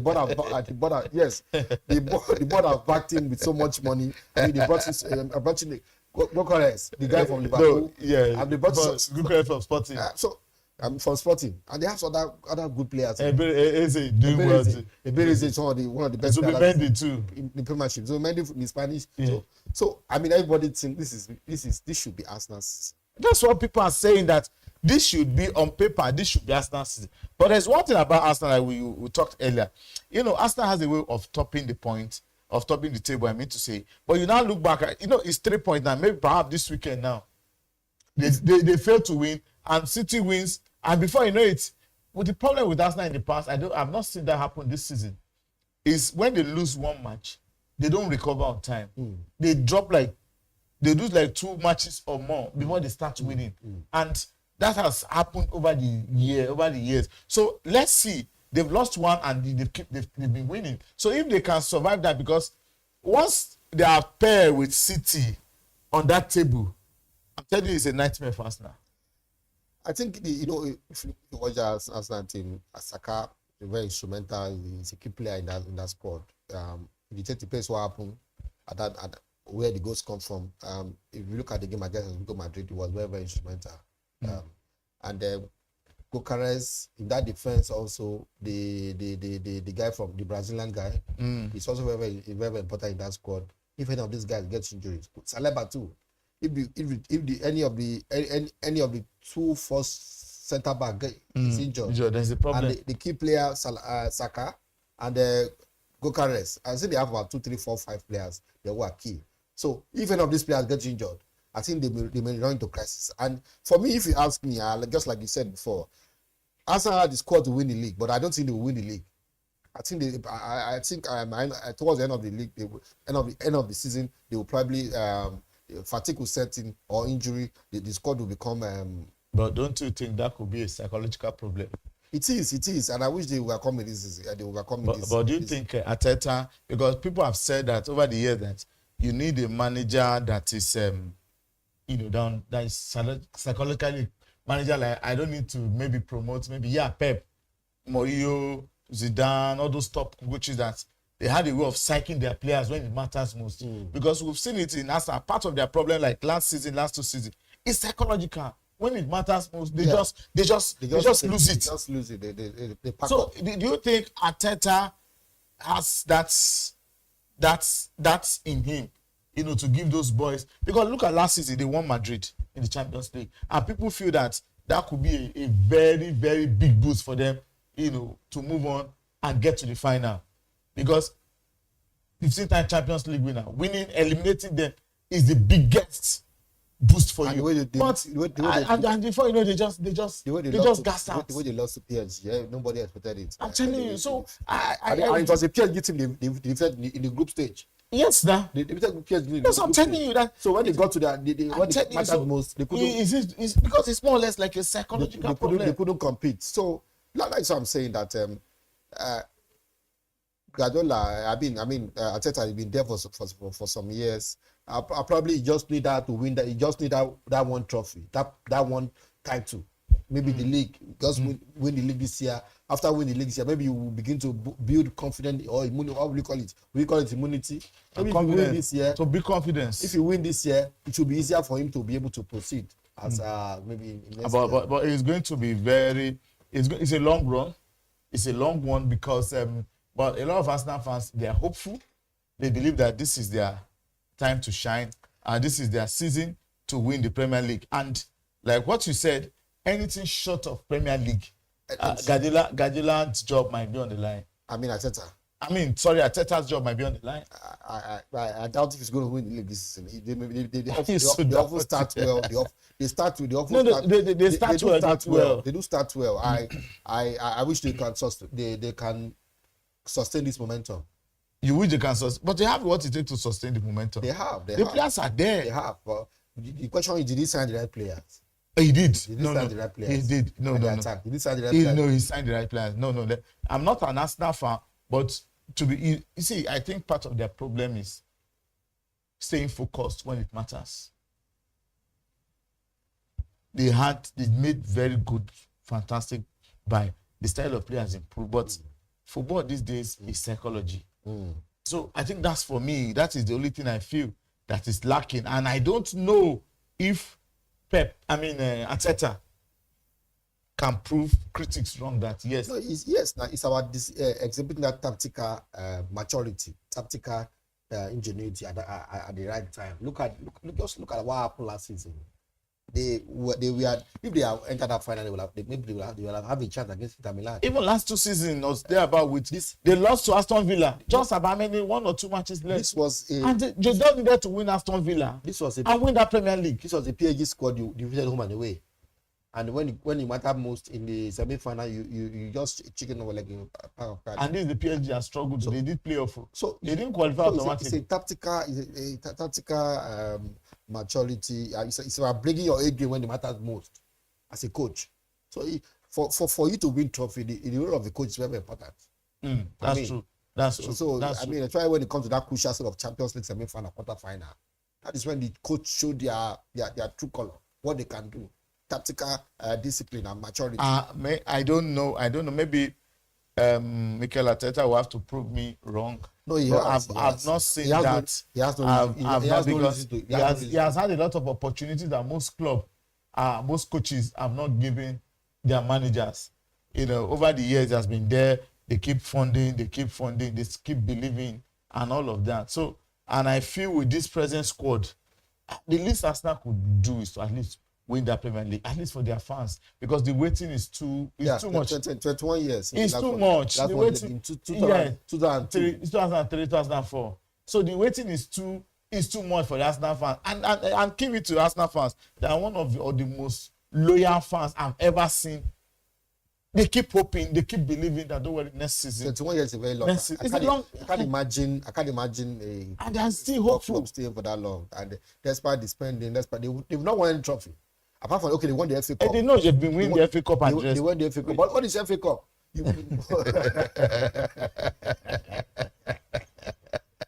But they call them the king of FA Cups. They know how to win FA Cups. But I think they should grow beyond that and move to the league, because for me the league is where the bragging rights. You are not winning the major trophies. You are winning the FA Cup. You are winning FA Cup. Yeah, winning FA Cup. People, I think even another Arsenal fan is even tired of. They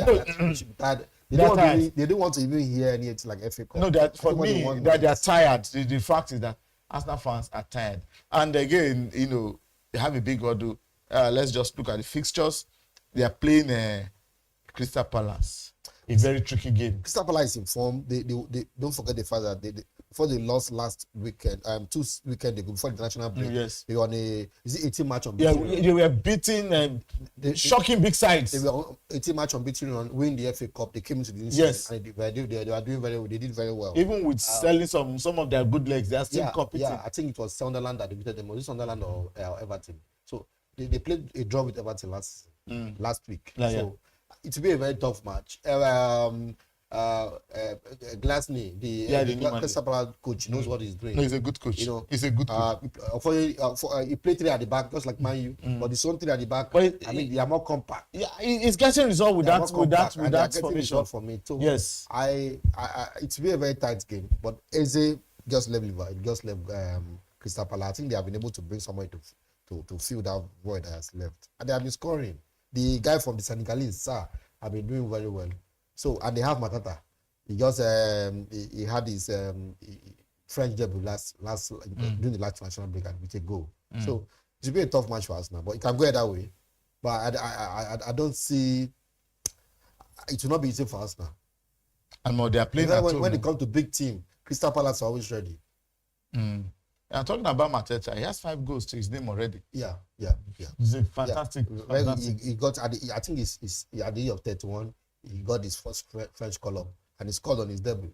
So interesting. Yeah, interesting. Let's look at the big feature. Aston Villa hosting Man City. Villa have struggled seriously this season. Villa have struggled last season, but they won. They defeated West Ham Monday, and they sacked their manager. They sacked Potter. I think they brought in a new coach now. It was West Ham that sacked their manager. The guy is still there with them. The guy is still there with them. Unai Emery is still there with them. He's still there with them. And City, a lot of people say they have not been convincing, but they've been getting results. But City might use this opportunity because if they win this one and peradventure Arsenal drops points, then it could change the dynamics of the title race. I think to be silly for anybody to write City up. For me, I think the title will still go to either City, Liverpool, or Arsenal. And Guardiola is always in any title race. He's always in it, and he knows what it takes to win the league. So he still has that squad. Haaland is just Haaland is the top scorer. Yeah, he's the top scorer last season. Yeah, he's the top scorer in the Premier League. He already had 11 goals to his name. I think City is a club that City may just nick this one. Although oftentimes Aston Villa versus City has always been a very tough match. Most times City, Villa, if you look at the last five meeting, Villa have actually won, defeated them more 3 out of 2. But Villa have been struggling. So they've been struggling on form level. City is up there. So I think it's a game that may actually go. Okay, let's look at Brentford. Hosting Premier League champions Liverpool. Liverpool have struggled this season. I think I feel that the Champions League win could be like a spark. I had Van Dijk saying that after losing that game to their last match, that the players had a meeting that this must stop, that we need to win. And we saw that play out the Champions League game. So are we likely to see that?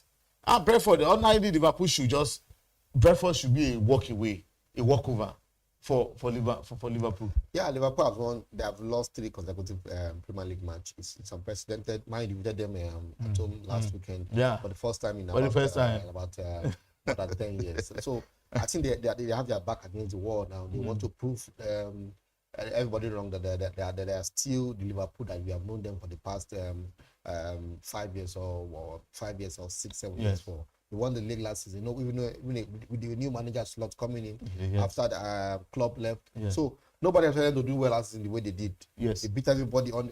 So at this season, you may want to say maybe sort of they are tired, weak, or maybe the coach have brought in some new players. Maybe they've not gel. Isaac and co. So I think the coach, I still think probably Kitty is still the main guy there. Ekitike. Yeah, he should rather playing number 9 position, sort of playing Isaac. And you feel Liverpool should get 3 points from this fixture? They would win the match. They win. Despite even they've lost their last 3 matches. They want to improve. They want to improve. So Man United versus Brighton. With this, Brighton is a very good side. They defeated. No, you can't say Brighton is a good side compared to United Red Devils. United, you can say maybe they are. I don't even believe they're Go ahead. Brighton defeated. Was it Chelsea defeated 2-0 last week? Was it Chelsea or what? They defeated. Is it West Tottenham Hotspur? Yes. Yeah. So Man, you can never know what you will expect from this Man U team. They won last week against Liverpool. It was a shock to everybody. Nobody saw that coming. With this coach, with the formation he plays, with the player, sometimes the player will rise up to the occasion. Sometimes they just think. So do you think Man U will win this game? Think there are some players. They are playing at Old Trafford. That should be a boost for United. Brighton is a team you cannot predict. So you are not giving it to United. Don't forget the past 3-4 meeting, Brighton have had upper hand against Man U. Last season it's like they lost even at Old Trafford.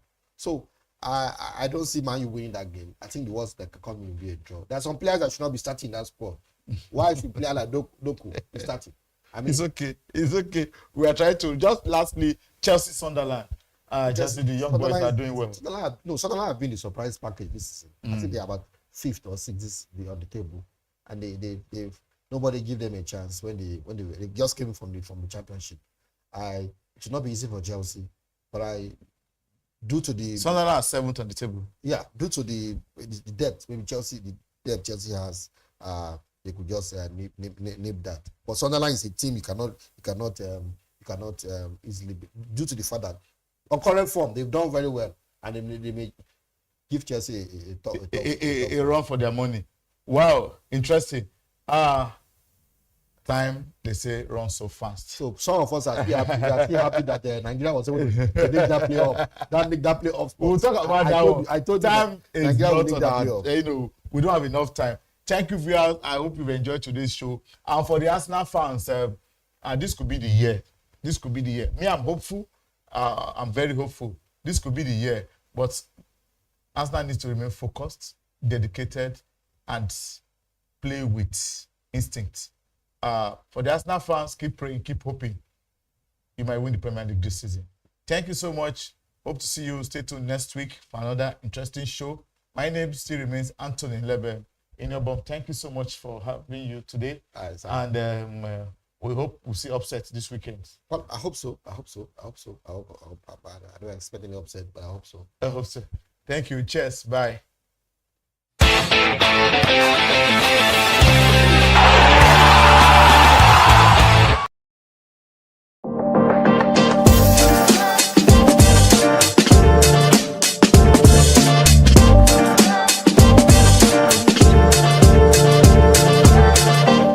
Hello everyone and welcome to another exciting edition of BD Extra, the show that brings you everything business of entertainment. And today on our show we have a special guest. My guests are always special obviously, but then again we have someone so special here.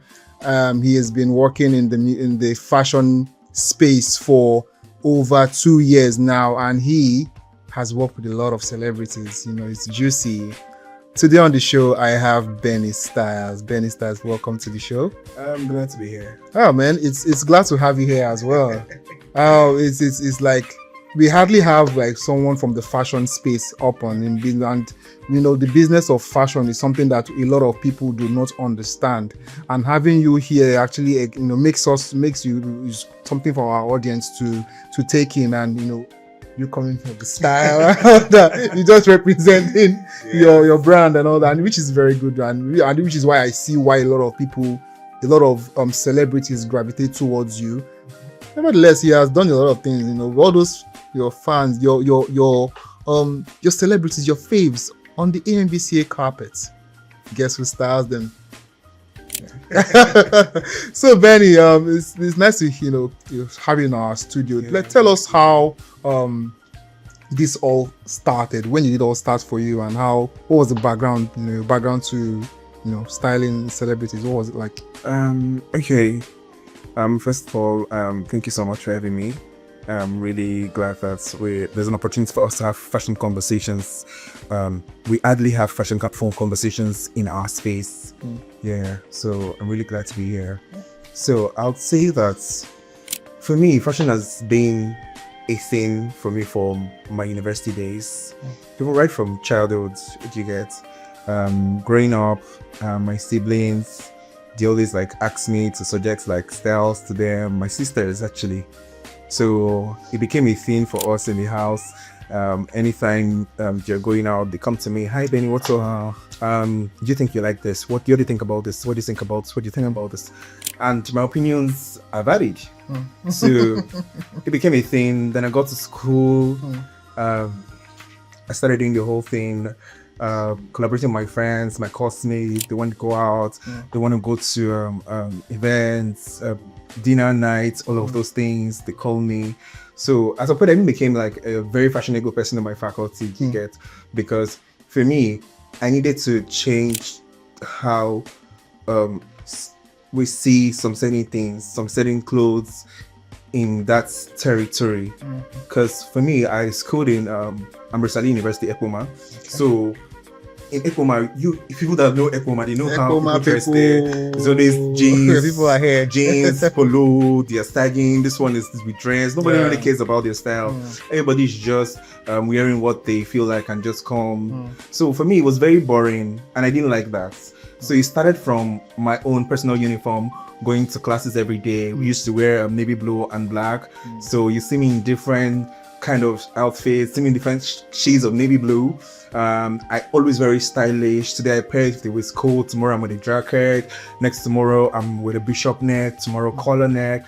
It was just crazy, like different style, different. So everybody kept wondering, Benny, what's happening? So I thought of the whole thing. I'm like, oh, this is actually a market in Lagos, but it's not here. So I need to do something. So that's how it actually came up.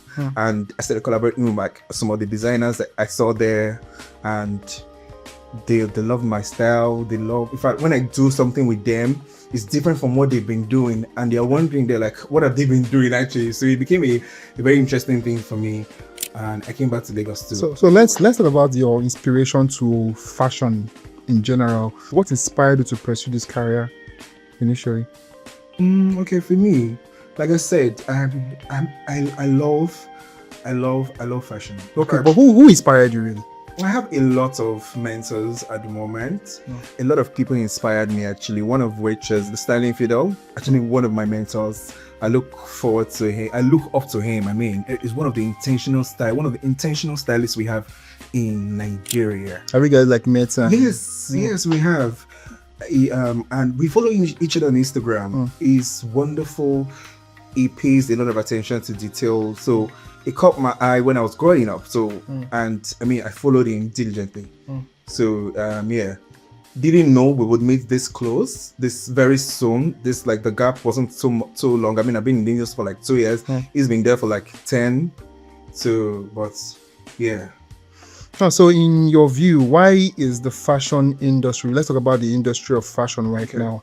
Why is the fashion industry positioned to becoming the next big thing in Africa, from Africa? Because we are seeing a lot of stylists or a lot of fashion designers taking their brands outside, and this is something that not just, we're not talking about music or film.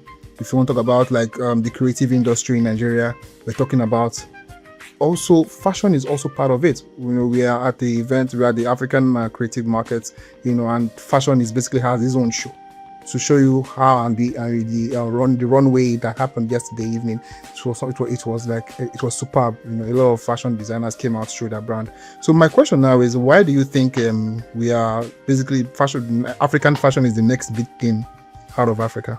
Africa is a great continent, and for Nigeria, we are very great. Like, we have richness in our culture. And if you look at our local fabrics that we have, like the likes of Adire, Ashioke, tie and dye, and the rest, you know, these are fabrics that, you know, they were there then, but people did not do so much with it. Okay. So it seems like now every designer has seen, they've created a niche for themselves, and they've seen the market. So they want to use this same cultural, what we already have, to modify it to make sure that the rest of the world sees it, and they're doing fantastic with it. If you check Lisa Afolayiwa, you would see that she doesn't drift away from us, like our culture. Go and check her prints. It tells a story with our heritage, to our culture, and all of those things. Not even only Lisa. Go to look at Ugomoye. Do you understand? So these are people that want to tell stories in all of these things. And you know, Africa is just so, they need to break into that market to be able to show for sort of this. So it's not just a Nigeria thing. Everybody needs to see it. Yeah, because we are having a lot of conversations around people taking their, it's like the big countries that accept fashion. You know, when we take our things out there, they're no longer thinking about the UK hip hop fashion or not. They're now focusing more on, let's see what's coming from Africa, because we are using our artists who are big, you know, the big artists to explore, you know, those spaces and all that, which is quite something I see is amazing, which is something that fashion designers should tap into and all that. So, but my next question goes to like, how is it contributing to job creation in Nigeria? It is. A typical Nigerian designer has a lot of labor, like workforce, right? In terms of production, facility control, like a lot of things are going into in production of a dress. There are a lot of stages it passes. So in these stages, the designer is not going to do them all herself. She has people to employ that's going to make them work. There is the person who is going to source the fabric, who's going to procure them, all of those things. There's bidding, there's just a lot actually. So I mean, it creates a lot of job opportunities. Yeah. So can you discuss like when you talk about fashion styling, you're one of the top in Nigeria.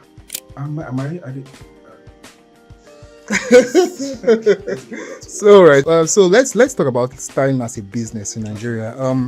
What are the challenges like in terms of monetization, client acquisition, like building brands? You know, what is it like about Benny Styling? For Benny Styling, I mean, we are grateful for where we are now, and where we are going to. At the beginning of the year, we had a lot of plans that we're going to execute before like even the first quarter, which were really like achieved. Now we're in the second half of the year. We're looking out for some other things that we have in our list as well. You know, for stylists in Lagos, I'm glad that now people are beginning to see and they know the importance of having a stylist. For us, it's not just about the clothes now. It's about putting an entire look together, telling a story. A client comes to you, she doesn't know what she wants, she doesn't have an idea of what she wants to be like. For instance, bridal styling, do you understand? So it is the job of a stylist to put all of these elements together and make sure that their client looks great. Being able to see this client, know what will work on them, know what will fit them, know what elements is going to put together to make a complete look for this person. Communicating with clients too, do you understand? And you know, I'm really glad that people are beginning to see that the fashion styling industry is a place to reckon with. People are beginning to trust their money with stylists and know that yes, they're going to get full use of it, and they're going to make it work. Because unlike before, when you even tell somebody I'm a stylist, they'll be like, oh, what's this one doing? You get it wasn't a thing then.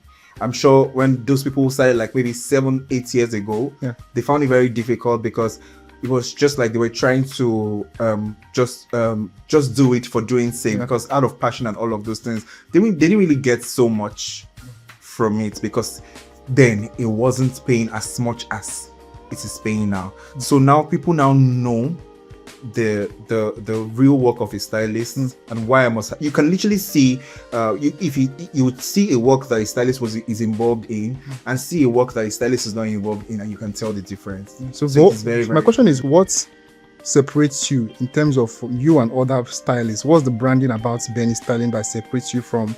Okay, so for Benny Styling, we are a styling company, right? Benny is a person. The Benny Styling is a company, and you do a lot of things actually. We do bridal styling and groom styling. Okay. That's nice. Yeah, we do bridal styling. Nice. We do commercial styling, editorials, birthday shoots, special events, you know. And aside that, we do style creation for fashion brands. So it's not just, we're not selfish with what we give out. We give to fashion brands as well, and all of those fashion shows too. And that's God, from my lips to you. I want him to style me on my birthday. We will. Why not? Yeah, because I'm big on fashion myself, but and I feel like this was like 3 years ago when I decided to like have a change of style, how I appear and how I look, and I couldn't do it by myself. I had to like make use of someone who, she's into fashion really, but I call her my stylist really. But I saw the value of having somebody being called, someone to look at you and look at what fits you, and how you wear and how you carry that clothes you're wearing, how you present it, and how it's telling a story about you. that was what she was speaking to me, and since then I got it, and I was like, fine, this is something that I feel like keying into.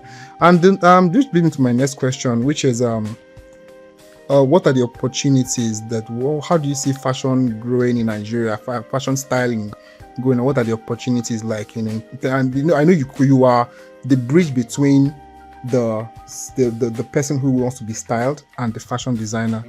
What's that synergy like, and how is it going forward in Nigerian fashion styling industry? How is it? Okay, so stylists are at the forefront of every creation, because for us, we get when a client consults us to style them, for instance, bridal styling. Okay. And we talk to them about they talk to us about what they like, what they do not like, the kind of fabrics they want, all of those things, By talking to them during the consultation already, you already know what's to put together for them. Do you understand? So when putting those things together, you already have an idea of the designer that is going to be able to curate that mood board you have put together. So it's not just us creating the mood board and just taking to any designer. They'll make your job very worse. You take it to who you know that can execute it. We have a lot of designers now that really do so much work. Creative designers who do so much work. It's not hard to even find them. You get? So when you put these things together, you take to them, you understand? They tell you, okay, this is how it's going to be like. And I mean, it's not very hard for them to execute, because that's their niche already. Yeah. That's what they do already. Do you understand? You just come and you go back to, you just relax because you're comfortable that they're going to execute. Yeah. Unlike you taking this same mood board, someone that doesn't even know the job, you're just a designer, but you're still going to teach them what to do. Do you understand? I think those people will stress you. Those ones will even stress you more. So the thing is, for us stylists, we know those designers that do the work. Okay. We know the ones that will stress you and make you just hate the whole thing. Do you understand? Yeah. So it's not just about taking a particular work. I can create this sketch and give it to 5 designers, and the 5 of them will execute it differently. Okay. Do you understand? So you have to see a designer and know their capacity, know what they are known, see what they are known for, and know how to work with them. Do you understand? There's some things you can't take to them because that's not their niche. They would not deliver on it. Do you understand? So that's we see these things. We can tell you, okay, so we suggest to our clients. I think this designer is not even about the dress now, the entire look. Do you understand? The hair, the makeup, the jewelry, the shoes, the photography. Do you understand? So we see these things, we put them together in the mood board, and we give it to every creative that is best for the job. That's a whole lot of work. A lot of work. You have done stuff with celebrities for the AMVCA carpets. So tell us the ones what's your favorite? What was your favorite celebrities to work with? What particular dress did you make for this person, and what was the process like? Trying to match that person's outfits to who this person is, the person's persona. So I love all my pieces. Right, because everything I put together is very intentional for me. A lot of thoughts were put together, to put together to make sure that stuff comes to life. Because for me, it's not just about the money. I'm building my brand as well. Do you understand? So I try as much as possible to have a niche and people should know me for what I am doing. Do you understand? So when these people come, they already see the uniqueness in my style and why they want to work with me. So most of the time I let them tell me what they want. Okay. And I look for ways to modify it. Okay. Do you understand? So for my AMVCA this year, my clients, I think I styled two of the hosts. Awa Magaji who was the official red carpet host for Amstel Mata, and Rhea Abdul, who was the official host for African Magic. They had communicated to me what they want. just gave me a brief, like told me, oh Benny, I want to look this way, I want to look that way. So I went to do my own work. Okay, but for Ria, it was quite different because I was not just working with her, I was working with African Magic. Do you understand? So it was a way of, I needed to know what would work for Ria, which is a personal style, and know what is convenient for African Magic for the red carpet. Do you get? So it was quite fun. It wasn't for a stylist, you know, when you have your team, the work is not only on you. You know, the body may get increased by whichever joint supplies. So when you have other people in your team that are creative like yourself, you guys put your heads together to make it work. So I'll say I'm grateful for my team too, because they're actually the real ones, and they make it work. They make it work. So I'm curious, how do we as fashion stylists in Nigeria, how do we elevate the fashion, African fashion to the international body? We are not just doing this for just Nigeria right now, or even Africa. How do we go beyond that as stylists? There are a couple of stylists that are already breaking barriers already. They're already doing the work outside there, and getting global recognition already. So and they're doing wonderfully. They're doing fantastic. I'll just say that we should stay true to our own culture and our own style, right? And just know what works. Basically, we don't need to copy. Do you get? Be you. Do you get? Just do what works for you. If you decide to be here, and you want to do this, do it. If you decide to go this other route and you still want to do this, just do you, basically. Do you get? So they're already making waves. We've been seeing a lot of stylists go. Likes of Swazi. So I'm thinking, as people would go to schools for fashion designing, are there opportunities for aspiring stylists, to actually do better in their crafts in terms of education? Is this something that is being talked about in the space yet amongst the industry players? Yes, for stylists, for us stylists, we hardly have those conversations. But I think it's often with with the fashion designing, fashion yes, it is. But I'll say that for aspiring stylists, they should read about what they want to go into. There are a lot of articles and books to read from. Will teach you everything you need to know, literally. And again, you just have to put yourself under a tutor. If you see someone that kind of likes, that you like what he does, intern with them. Do you get? Stick to intern with them. Even if they don't, most of them might not even respond to you. Just watch closely. You'll catch one of the things.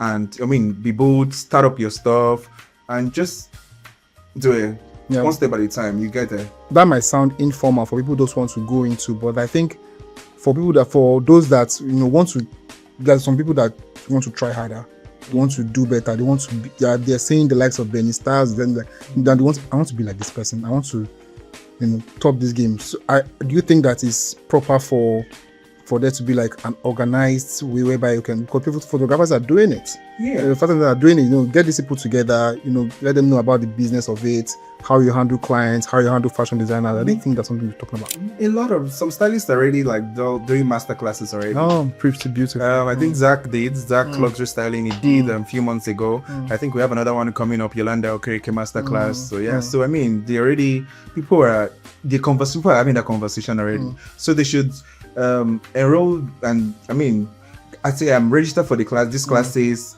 and ask questions in these classes. Do you understand? Ask questions that bother you. Most of the time when people go for master classes like this, you just sit down there and just be fanzing the people there. So ask real life questions.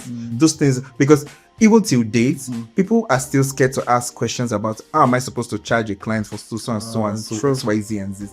When you go for those master classes, ask the speaker, how do you do this? How do you do that? They'll tell you. So do you use tech during your process? Is there any way you use tech to there's AI right now helping people to draw out ideas? Is something that you do? Tech is one of the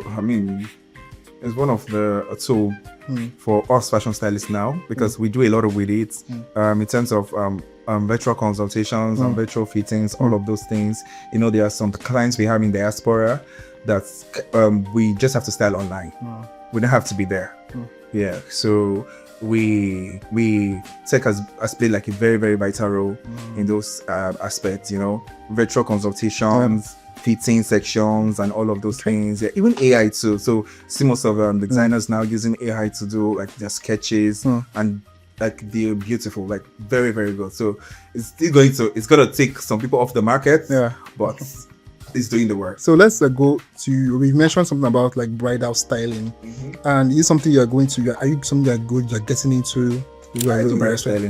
I do bridal styling. To talk more about it, let's bridal styling is, in fact, bridal styling is the big deal in our country, in Nigeria. Bridal styling is the official deal, actually.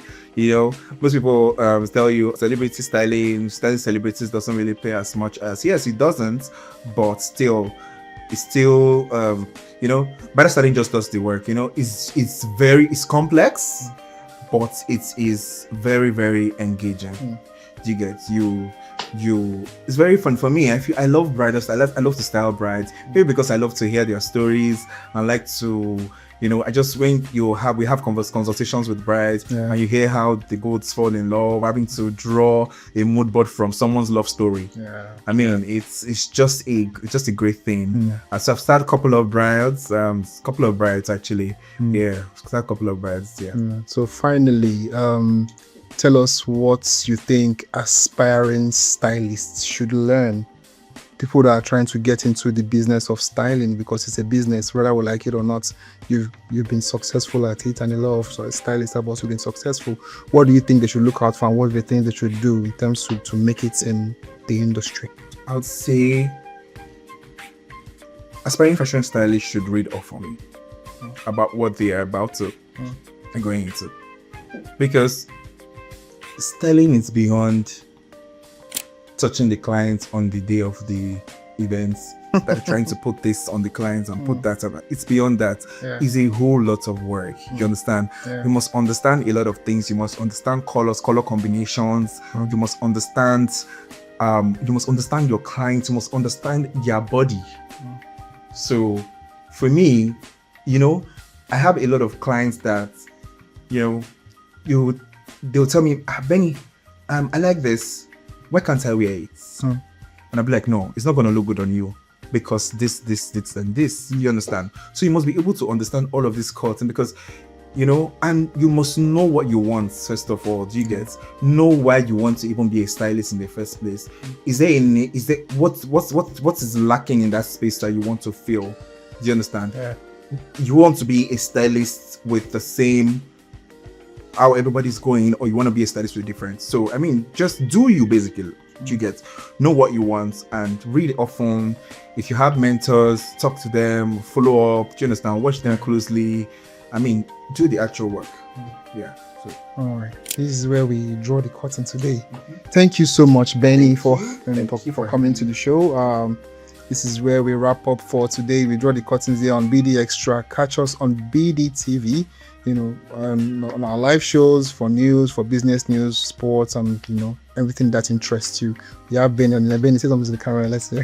Hey, it's so good to be here. Yeah. All right. Thank you so much, and we wrap up. Thank you and goodbye.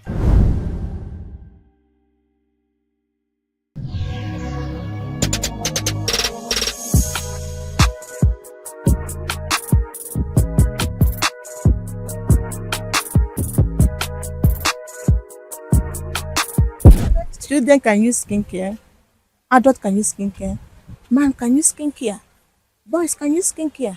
It is apparent, it is meant for everybody, not one, not ladies alone. Only women use skincare. Agenda was agenda, and that is one propaganda I am not falling for.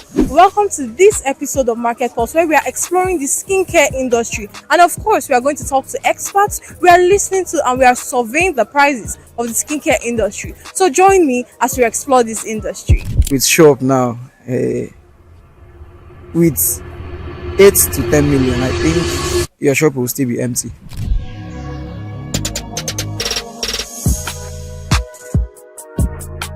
The heavyweight champion accounting for about 15% of your body weight. The largest organ of the body, constantly working, constantly protecting your skin. On this episode of Market Pulse, we travel through bustling highways to reach the heart of the skincare industry at the Trade Fair Market in Lagos State, Nigeria. I have not had anyone or anybody say against skincare. What does the poll say? Come rain or sun, the market is alive, a symphony of voices, colors, and scents. In the system of Nigeria, we are meant to cope. Because if you cannot cope, what will you do? The strength and perseverance of Nigerians are written in every stall, every handshake, every deal. When the fake has been made, when you give it to customers, they will be complaining. And once you lose one customer, you have lost it all. To truly understand the pulse of the skincare market, we went beyond the shelves to meet the makers, sellers, and buyers themselves. I'm into business. My business name is Unique Mercy, into cosmetic. I've been in this business for 4 years now. In times of price, my customers are complaining in Nigerian goods that the prices are much. So I find out that it's chasing away customers for me, so I have to stop selling Nigerian goods. Cost of goods has made people to be producing fake. That's affected me.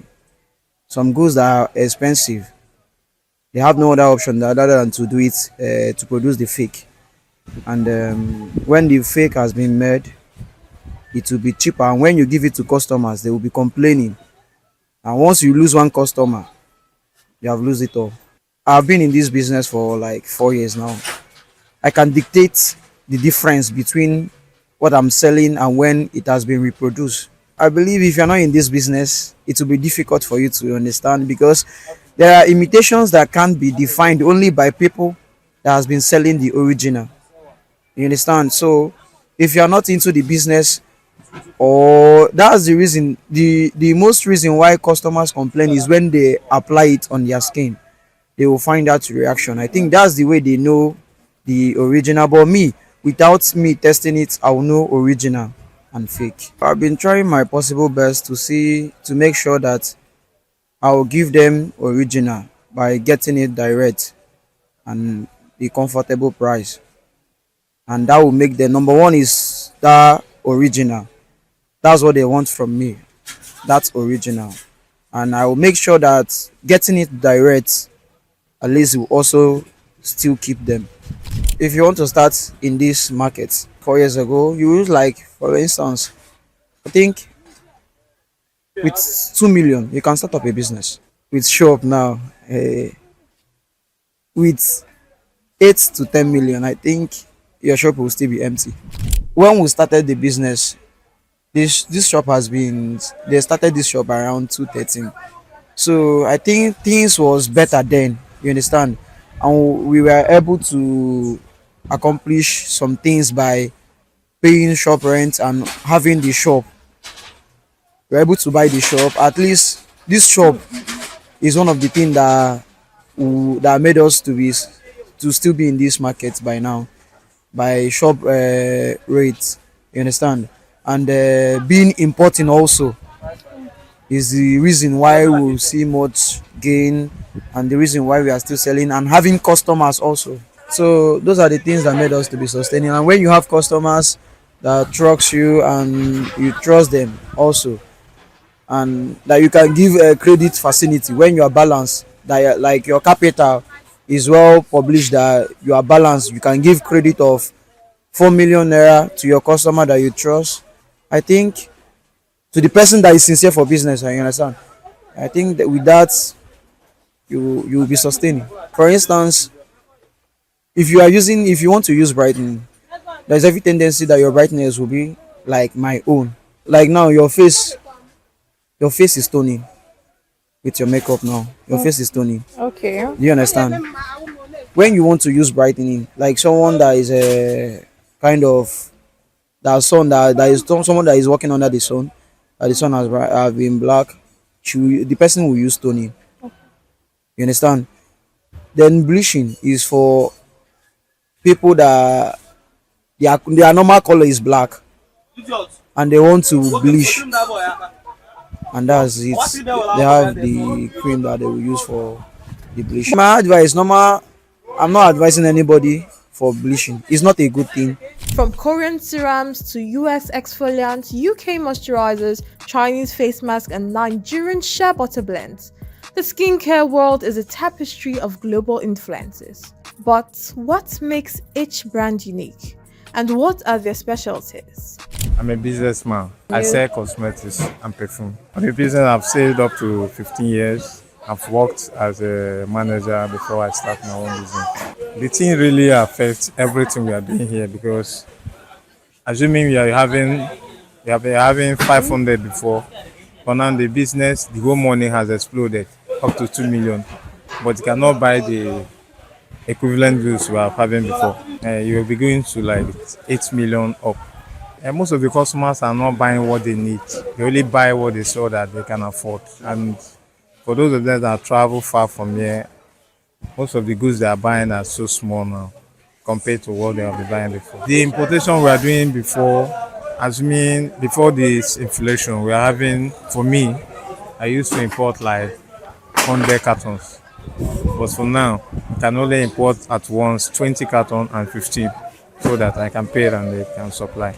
The cheapest place we use to go for China, but that has its own effect because it's not standard to this. So we go for China once. And you can get the cheapest as from 800, 1,000. As inflation bites into everyday essentials, the skincare sector also feels the squeeze.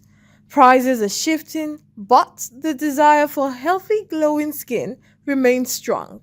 I deal on cosmetics products. Okay, and these are shop. There are so many things that are trending. You know, in cosmetics, they have different varieties. You know, I have like when you come to cosmetics, have something like cream and soap and perfume as well. When you come to cream and soap, they have different countries where people do buy from. They have Philippines, they have Thailand, they have London, they have US. So when you come to like a UK, you see something like CeraVe. Simple product. These are very quality products that people often go for, especially ladies. These are skincare that will not bleach you or whiten you. Rather, it will tone your skin. It will make your skin to glow. Then when you come to like French product, like the product that they've been gotten from France, they're actually nice cream as well, but they are more of lightening cream. And as well again, in Nigeria here, you have local products that are very, very okay too. You know, they have a lot of them, like Skin Magnet, Lemon Fresh. There are so many wonderful cream here they do produce in Nigeria here, and people often use as well, and they make use of it. And people don't know they are very, very okay. Before you go into it, you need to be sure of what you want to do. You need to be very, very sure of what you want to do. Then I know how to go about it. And at least get experience of it before you start. And different angles, like at least you need to at least gather customer base. You need to have customer base before you start. That's number one. Make sure the particular plaza they are going to stay. Make sure that that particular plaza they actually did it on that particular stuff that you want to go into. Not that they are selling cream here or soap. Then you go to where they are selling like wine. So it will affect you. Definitely you need to stay within that terrain where they sell those cream and soaps. Closing of border as of then. But now border has been opened and all that. So but there are other things that is giving us headache, like issue of a NAFDAC and all that. You know, you bring some certain product in, they will allow you to cross. So when you now stock it in your shop, maybe you pack it in your warehouse or rather parking store. It will be seeing everybody around and all that.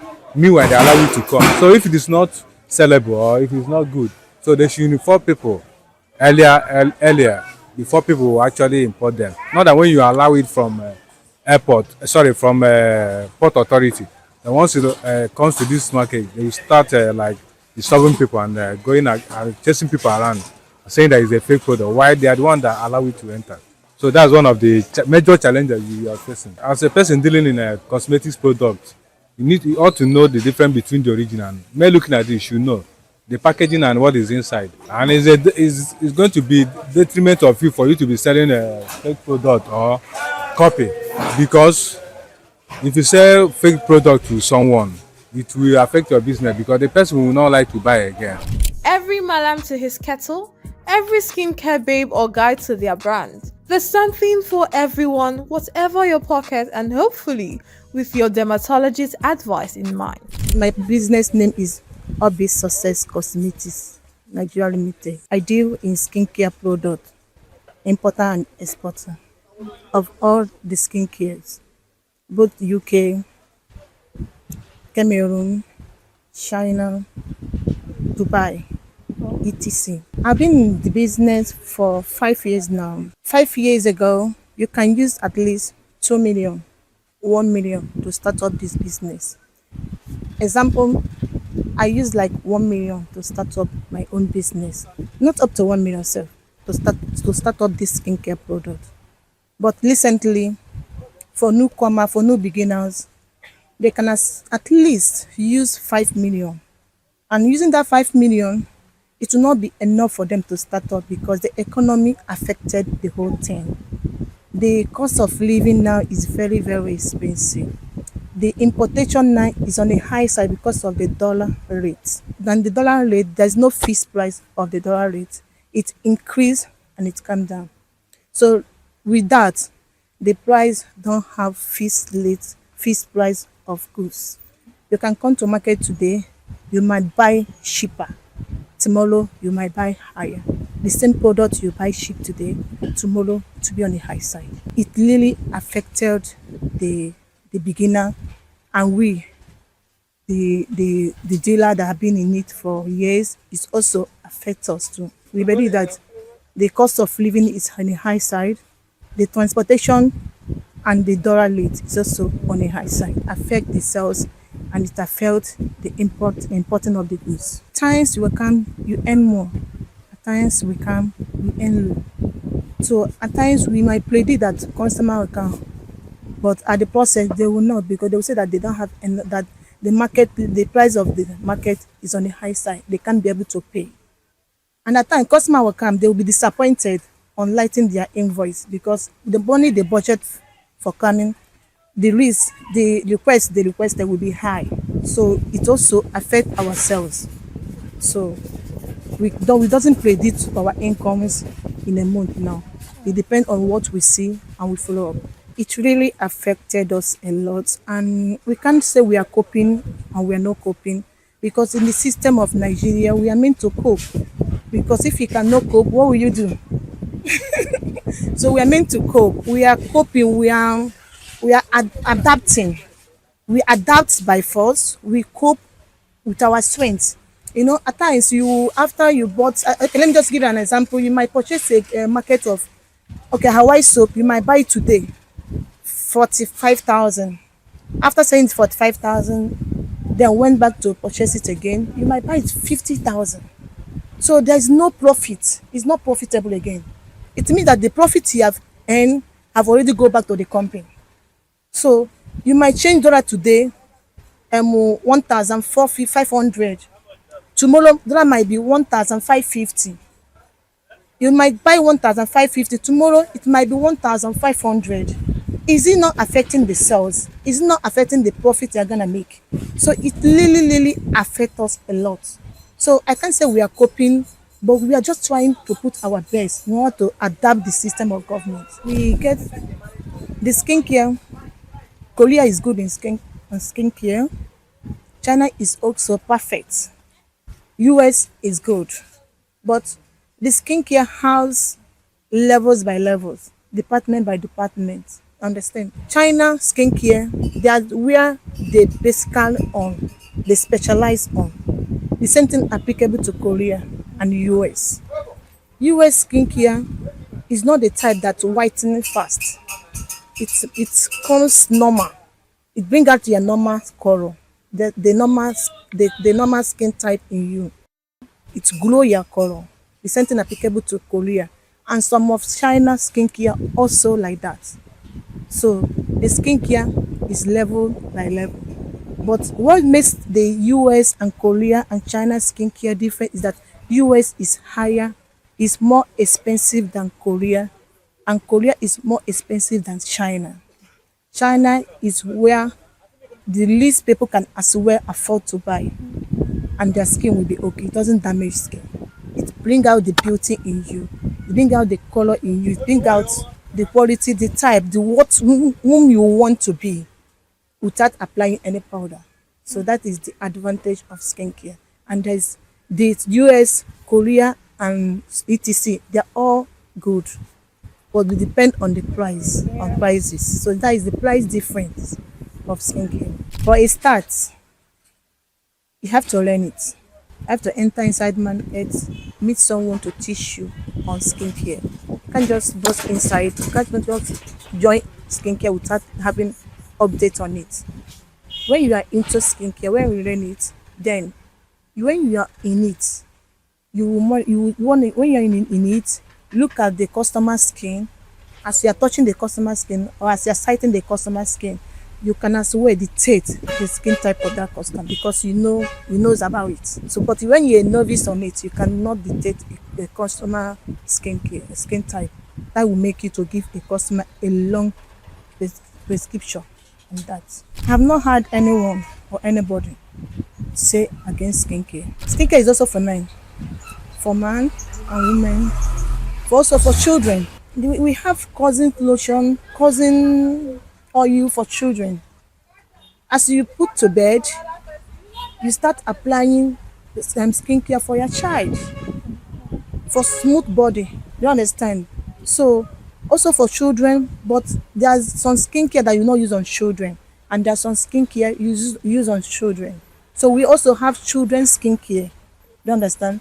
Starting from 0 age, once the baby is put to bed, and as well start using skincare based on their own type. You understand? So children can use skincare, adult can use skincare, man can use skincare, boys can use skincare. It is apparent, it is meant for everybody, not one, not ladies alone. There's a lot of advantage in skincare. Skincare reduces too much of application of makeup in skincare. Once you get your skin type in any skincare products, it will reduce much makeup, much powder, much application on the face, applying a lot of things in your face. Once your skin is neat, it will make your skin neat, and once it's neat, it makes you look younger. It will reduce the ages of a woman, and also the age of a man. It reduces their age, and it makes them look neat and smooth. So skincare is good for everybody. Here are some other items we scouted and their prices. A snapshot of what's trending, what's affordable, and what's premium. Body cream that you can buy in my shop that is cheap is think packets made by Nigerian lotion. You can see 2750. You can see 35. They have cream of 110. They have cream of 17,000. They have 65. A baby white lotion is 65,000. I think Ever soap is the cheapest now. Ever soap is 2,350 for pack. Cheapest liquid. I think they have the one of 5575. Body oil is for the growing of the skin, while cream is for creaming and moisturizing skin. I think dry skin type needs oil. The mist need I think cream. Yeah. The difference between liquid and tablet. For instance, the St. Ives bath. Some people will use the bath, it will react on their skin based on the fragrance. But that body wash has scrub inside. That's the difference. The wash, the cheapest one should be from 2,000 up. And the shower gel is mostly for females, for their feminine, but all of them do foam. But the shower gel contain most of the germs. While the tablet one can keep it for long and it will stay, but the shower gel is only meant for women. and some careful men, because once it's poured on the sponge, you cannot get it back. But the tablet one, you can be taking it small. The cheapest roller now is 700. The disadvantage is that most of the work written on it is not being done by the same roller. For skincare for face, to apply it on face, you don't need to use face cream regular. If you are using face cream, use it. You don't need to use face cream as your normal body cream. Face cream can be applied 3 times in a week.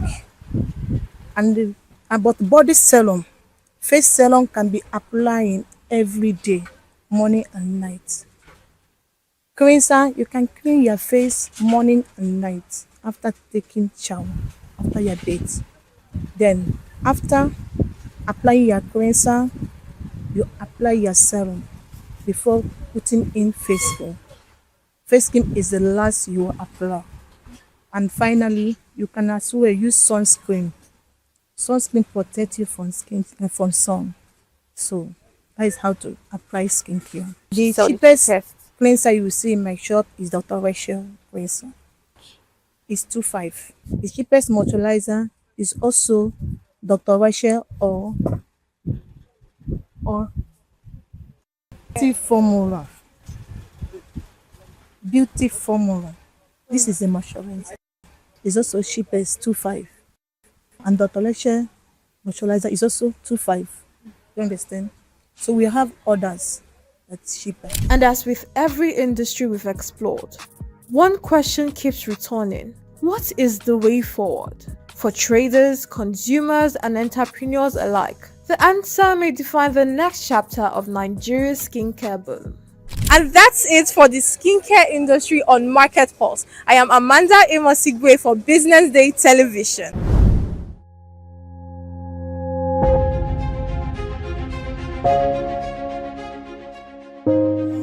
Good morning and welcome to the BDTV Breakfast Show. I am Bethel Ogunjobi. My name is Elizabeth Musa. And this is the social listening segment on the BDTV Breakfast Show. We're talking about the Fly Nigeria Act. Can you give us a background into what this is about? We are here today on the streets of Lagos, Nigeria, to gather opinion about a pressing issue. I will look at the cost of petrol. We get away from Nigeria with the suffer. The income is not really increasing, but the prices of items are increased. Nothing like service again. No. You only pray for that money to reach you that month. There's a lot of high pressure, a lot of stress. There's a lot of high targets to be met. I was quite strict. In my mind, I said, looking for my hand, my picking go spoil.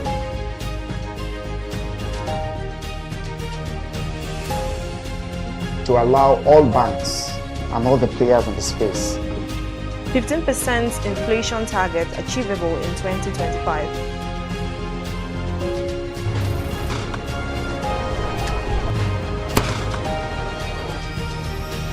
The command and vision philosophy of both the Chief of Defense Staff, the Chief of Army Staff, and indeed all the service chiefs.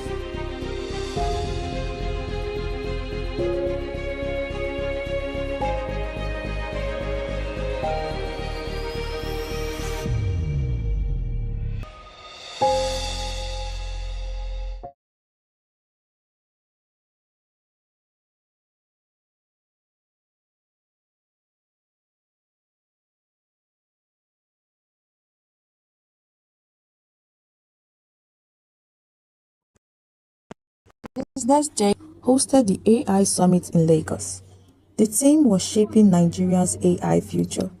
It brought together AI professionals, technology experts, business people, and journalists, including Ladi Asuni, Charles Emembolu, Tumi Akinade, and many others.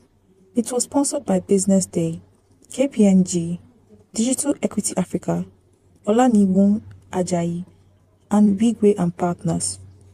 In his keynote, Frank Aibogun, publisher of BusinessDay, said AI is reshaping industries and daily life, but warned that more than 60 million Nigerians are still offline.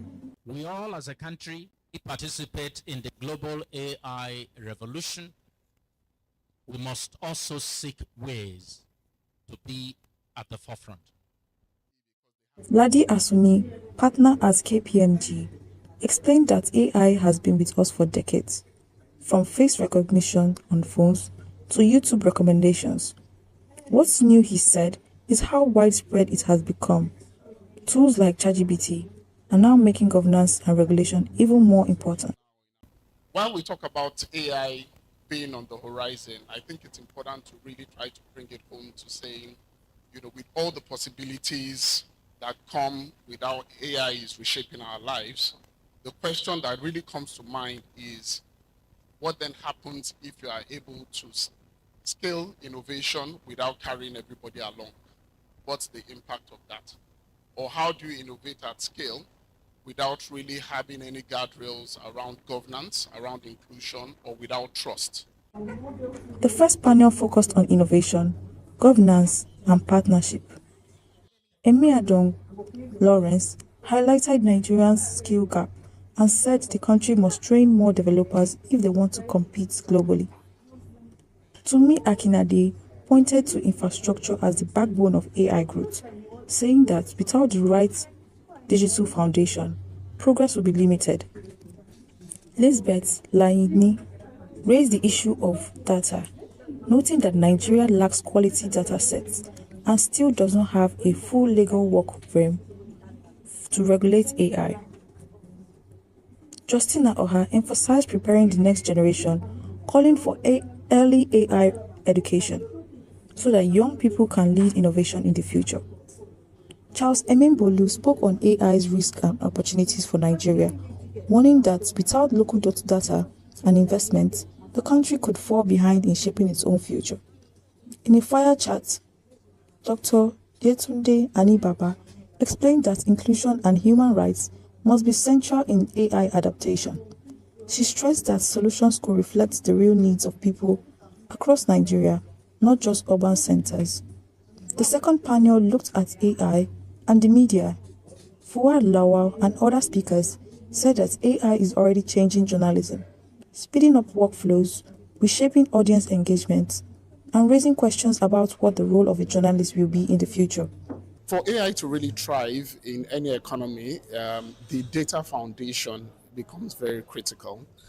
In addition to the data foundation is also the need for the infrastructure. We all know that AI, processing of data for AI is very resource intensive, it's technology intensive. Now, the three things that the regulator or government can really focus on, one is around our frameworks for open data. What's the framework within which organizations, government, entities can safely share and collaborate on data assets to enable the development of AI that is suitable for the Nigerian or the African context.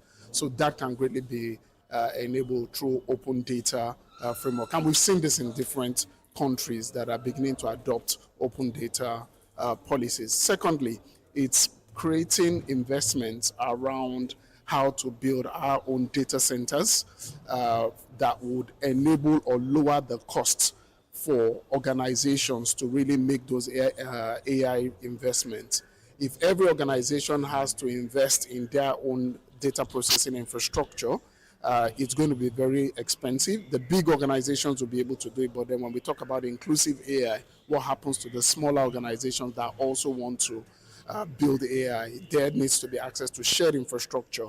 And then the third thing that the government policy should be focused on, of course, is building the right skills. And as I said during my presentation, we're already seeing deliberate government efforts around building a talent pool that is able to help catalyze Nigeria's AI development through the minister's 3MTT program aimed at building 3 million technical talents for Nigeria. Artificial intelligence is here to stay. It's mainstream. It has to be approached with caution, but it also has to be approached deliberately. And that's part of why we're here as partners with BusinessDay. We already have data protection acts, right?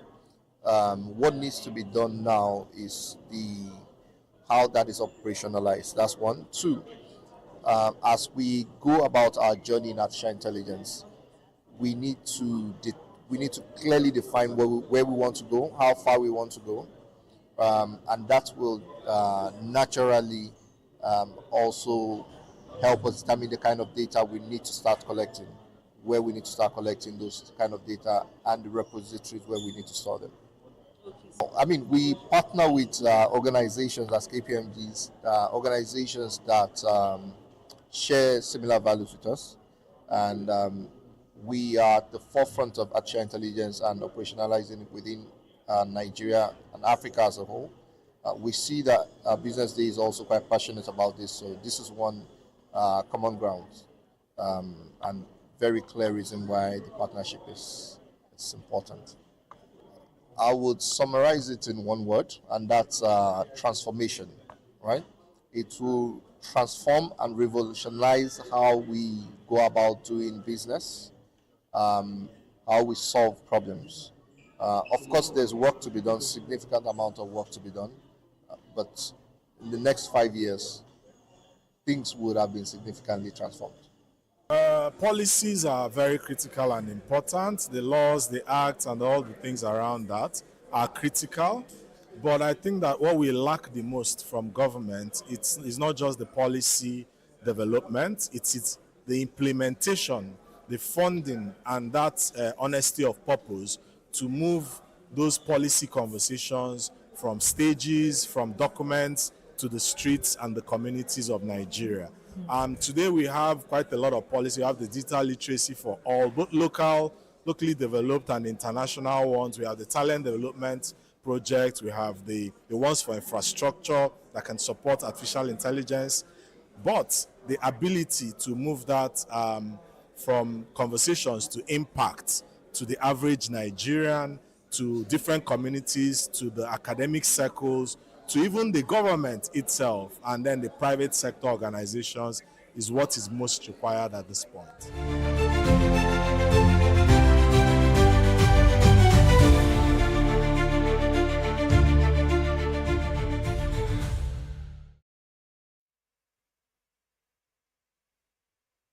From Business Day Television News Studio here in Lagos, Nigeria. Coming up,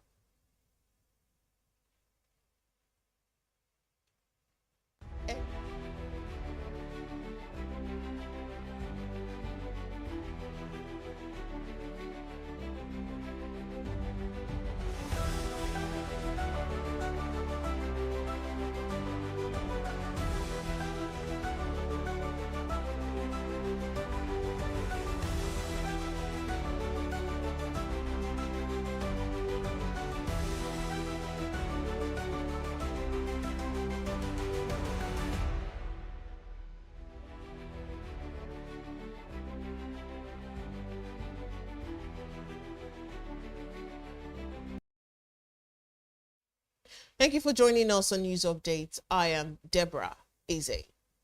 Nigeria's equity market maintained its bullish run, gaining 479 billion naira in market capitalization. The NGX All-Share Index rose to 0.49% to close at 1,554,489.90 points, pushing market value to 98.1 trillion naira. Trading activities improved as 926.91 million shares worth 26.94 billion naira were exchanged in 30,685 deals, marking higher volume and turnover compared to the previous sections.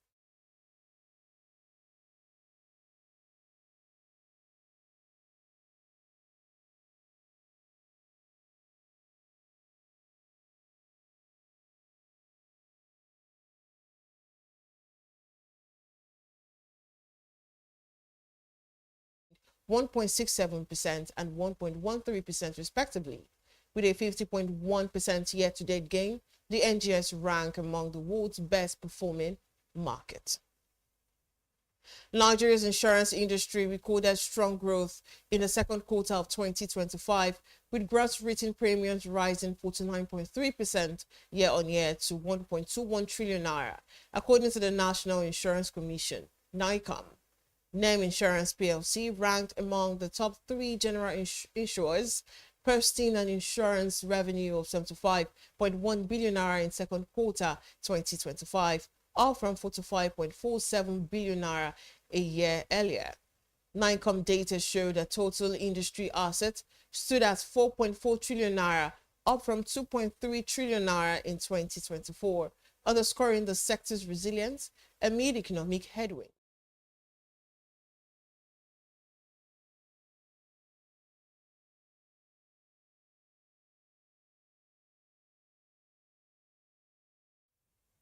Also, Nigeria's oil revenue dropped by 22% to 3.9 trillion naira in the fourth quarter of 2024, missing budget expectation according to the Budget Office of the Federation. The figure represents a shortfall of 1.09 trillion naira and 15.5% decline from the 4.6 trillion naira recorded in the third quarter. Royalties, oil and gas, and concessional rental performed above expectations, generating 2.18 trillion naira and 5.59 billion naira.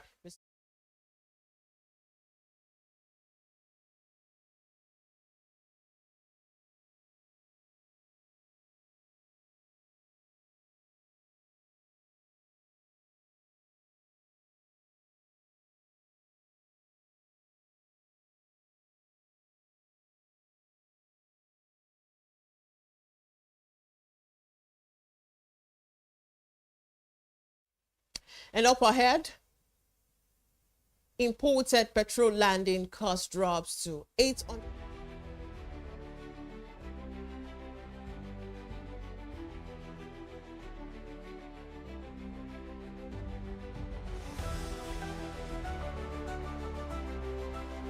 BusinessDay Foundation hosted the AI Most people go Summit through their in lives Lagos. without knowing what their The superpower team was is, shaping right? But Nigeria's if you're future. lucky enough It brought and determined together enough to AI find your professionals, superpower, technology experts, business people, and journalists, including Ladi Asuni, Charles Emembolu, Tumi Akinade, and many others.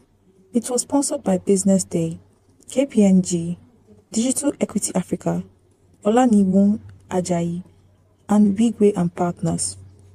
In his keynote, Frank Aibogun, publisher of Business Day, said AI is reshaping industries and daily life, but warned that more than 60 million Nigerians are still offline.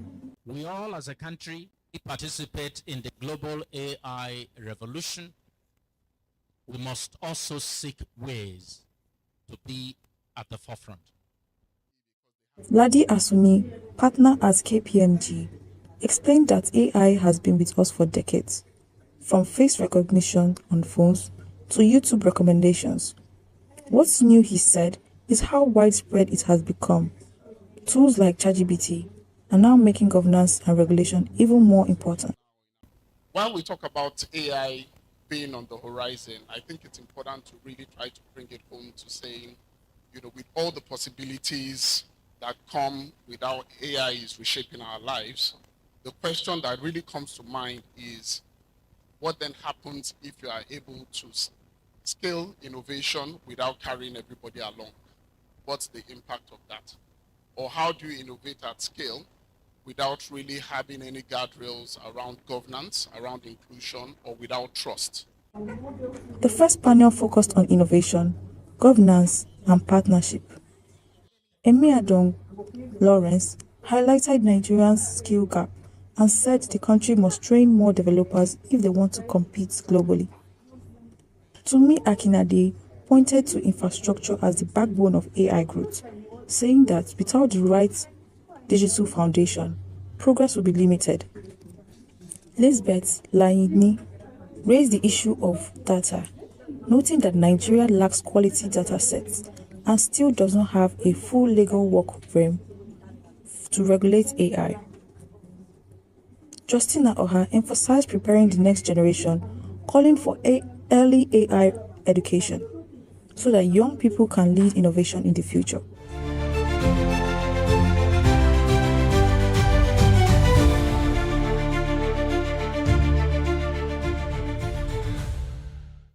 Welcome back. This is still the news update, and still on the Nigerian scene, the landing cost of imported petrol has dropped slightly from 849.61 naira to 839 naira 97 kobo per litre, according to data from the Major Energies Marketers Association of Nigeria, MENAM. The decline recorded between October 13 and 21st reflects easing import costs, but has yet to impact retail prices. MENAM's reports show that imported petrol is now about 37 naira cheaper than Dangote Refinery's gantry price of 877 naira per litre. The depot and petroleum product marketing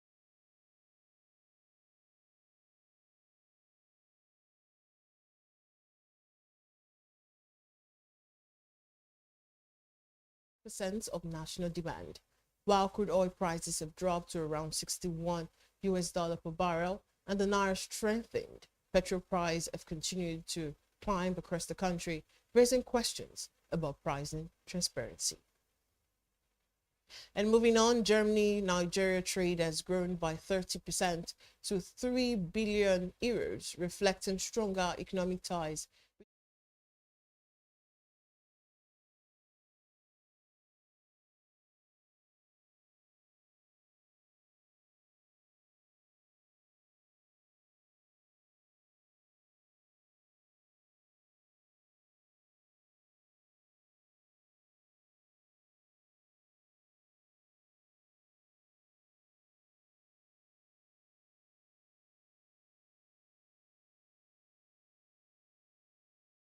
However, emphasized the importance of promoting legal migration. The ambassador reaffirmed Germany's commitment to deepening bilateral relations through the Bi-Nation Commission established in 2011.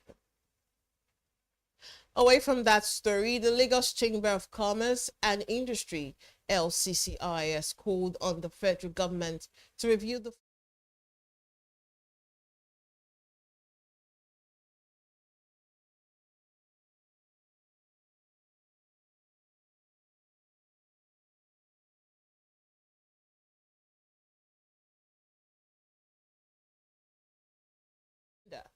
It also noted that Nigeria's economy showed modest recovery, citing 4.23% GDP growth in second quarter 2025 and improved foreign reserves.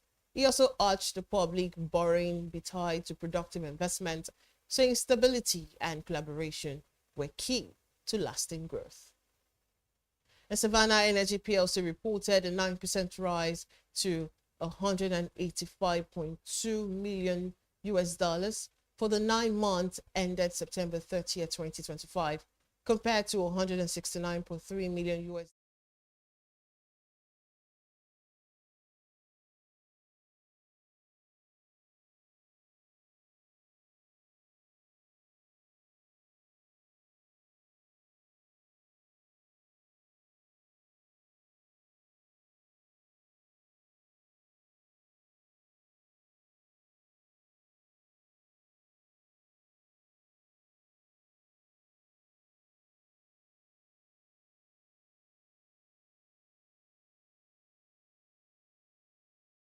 shares and confirmed NIPCO's 28.7 million pounds investment, which will give the Nigerian energy firm a 19.4% stake.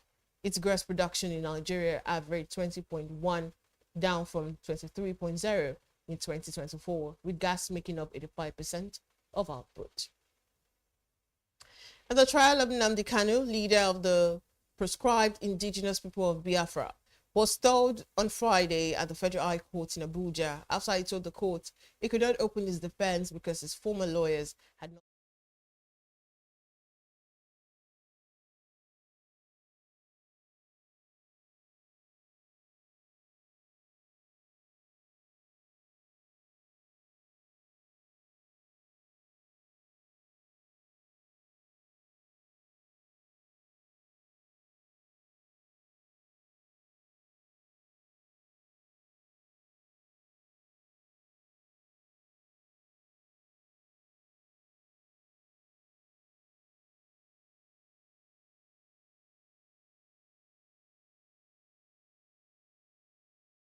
secessionist activities. In a new filing, he also listed several prominent Nigerians, including former Defense Minister and FCT Minister Yeso Wike, as witnesses for his defense. And still to come,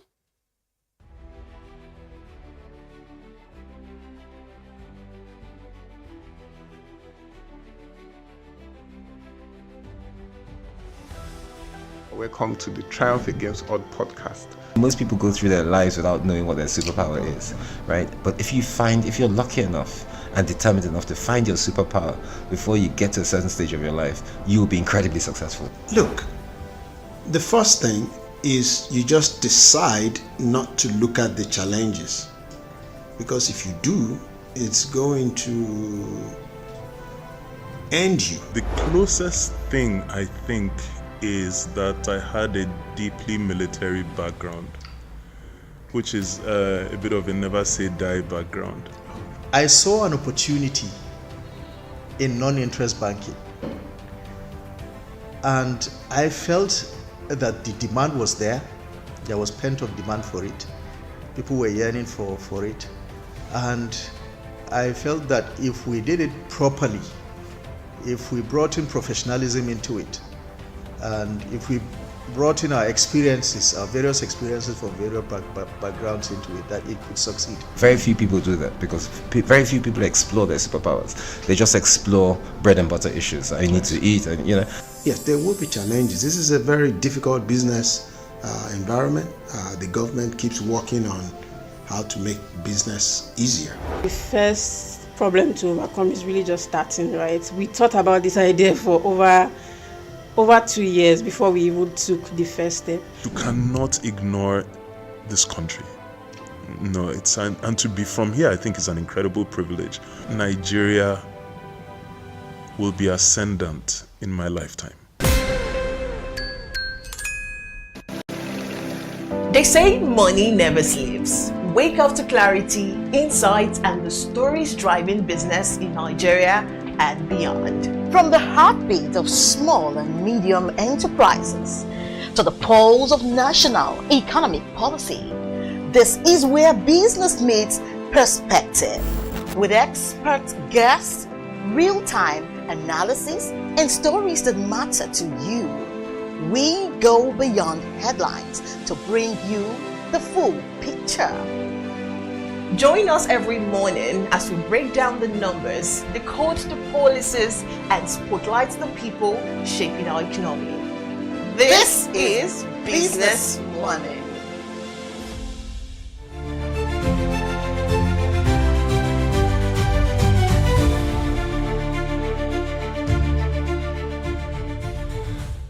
Welcome back to the news update. We now head to Africa. In Ivory Coast, and the fast-growing mining sector is bracing for potential disruption ahead of Saturday's 10th presidential election.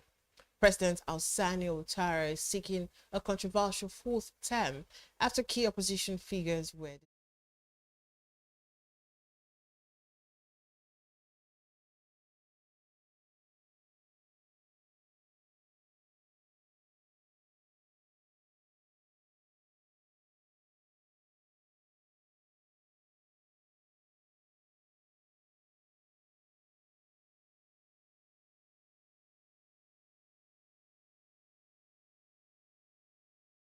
killed more than 3,000 people, while clashes linked to the 2020 polls left at least 85 dead.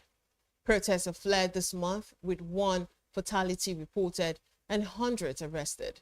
Fearing unrest, miners are stockpiling fuel, cyanide, and explosive, and relocating staff closer to sites in northern hubs like Kohogo and Odihene to safeguard operations. Morocco says it plans to abandon coal power entirely by 2040 if it secures international climate finance. That's according to the Powering Past Coal Alliance.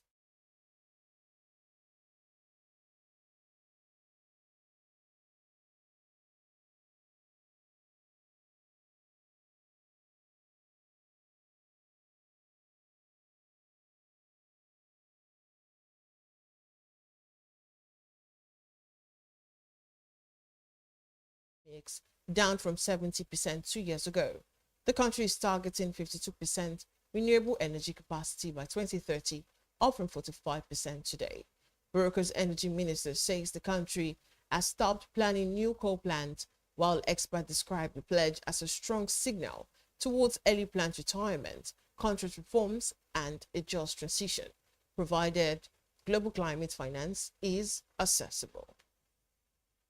We now head to the foreign scene where U.S. President Donald Trump head to Asia next week, testing his deal-making skills in a region hit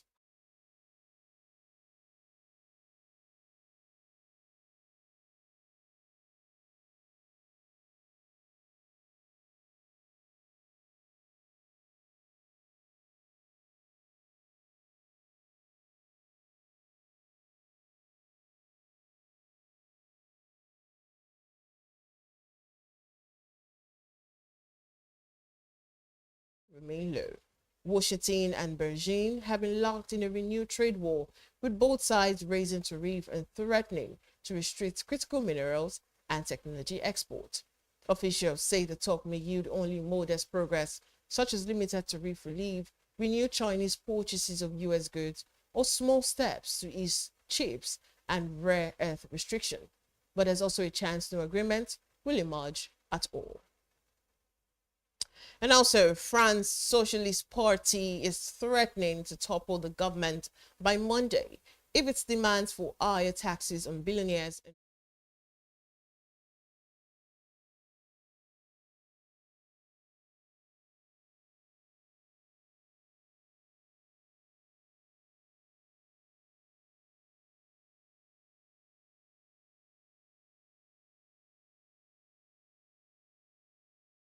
could bring down Macron's fragile minority government if they join forces with both the far left and far right, who have already said they want him out. The standoff had to economic jitters as French business activity fell faster than expected in October, and Moody's is due to review France's credit rating just a week after a downgrade by S&P Global. Up next is Sport News.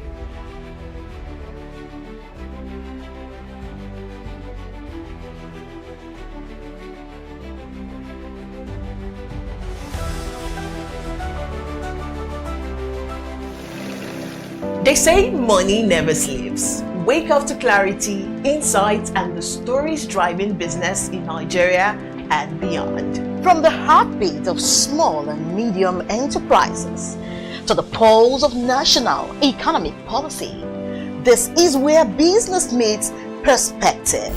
With expert guests, real-time analysis, and stories that matter to you.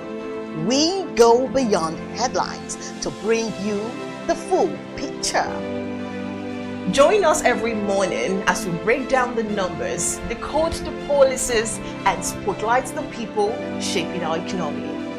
This is Business Morning. We are not just showing off businesses, but telling the stories behind them. The hustle, the art, the orders, and the wins. Startup Spotlight, showing every Monday on Business Day television. Welcome to the Triumph Against Odd podcast. Most people go through their lives without knowing what their superpower is, right? But if you're lucky enough and determined enough to find your superpower before you get to a certain stage of your life, you'll be incredibly successful. Look, the first thing is you just decide not to look at the challenges, because if you do, it's going to end you. The closest thing I think is that I had a deeply military background, which is a bit of a never say die background. I saw an opportunity in non-interest banking,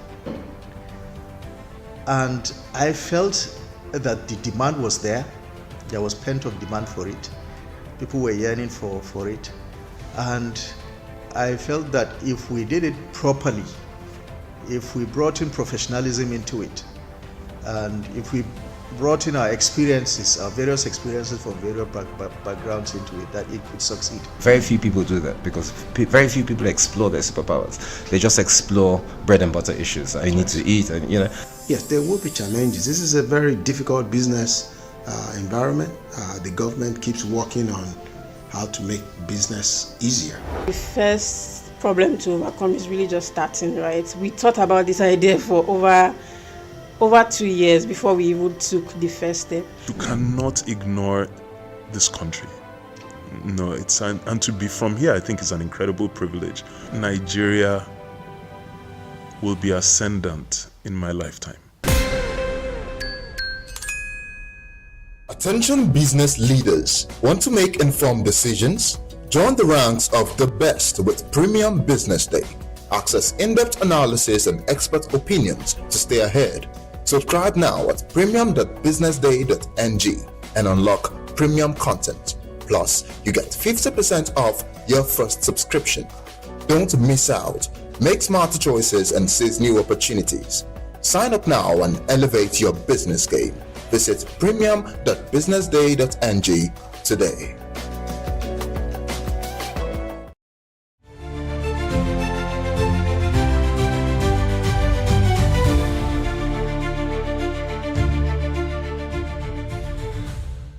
Welcome back to the news updates. We now head to sports. Sheffield Wednesday have entered administration amid mounting financial trouble.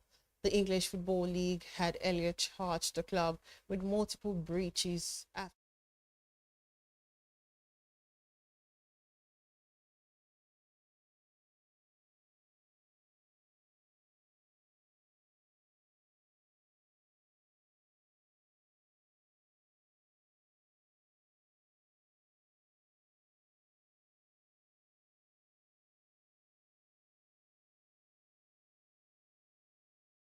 are now hanging in the balance. And so when the news, Jordan Henderson will face Liverpool for the first time since leaving Anfield in the summer of 2023 when Brentford hosts the Premier League champions on Saturday night. Despite his controversial exit, Henderson remains one of Liverpool's all-time greats.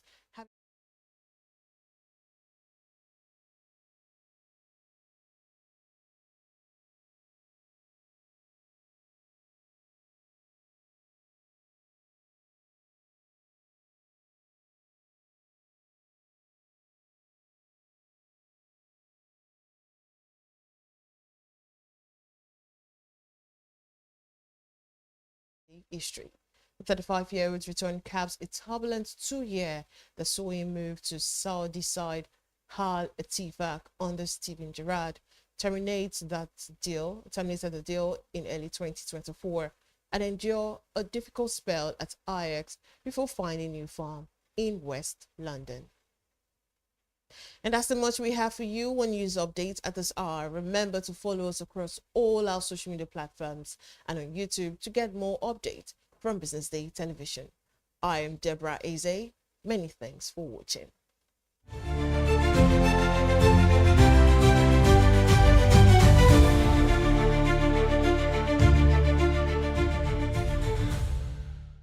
Attention business leaders. Want to make informed decisions? Join the ranks of the best with Premium Business Day. Access in-depth analysis and expert opinions to stay ahead.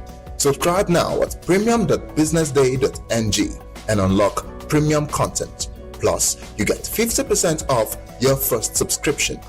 Don't miss out. Make smarter choices and seize new opportunities. Sign up now and elevate your business game. Visit premium.businessday.ng today.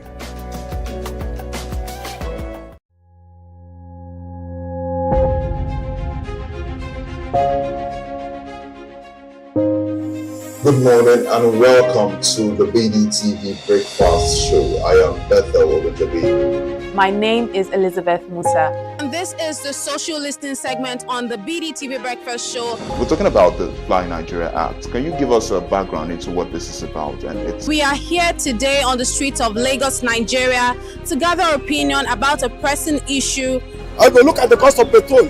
We get very Nigeria with the suffer. The income is not really increasing, but the prices of items are increased. Nothing like savings again. No. You only pray for that money to reach you that month. There's a lot of high pressure, a lot of stress. There's a lot of high targets to be met. I was quite strict. In my mind, I said, looking for my hand, my picking will spoil.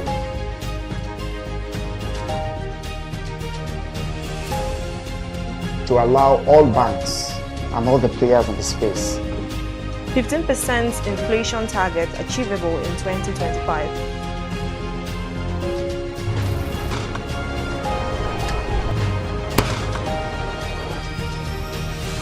command and vision philosophy of both the Chief of Defense Staff, the Chief of Army Staff, and indeed all the service chiefs.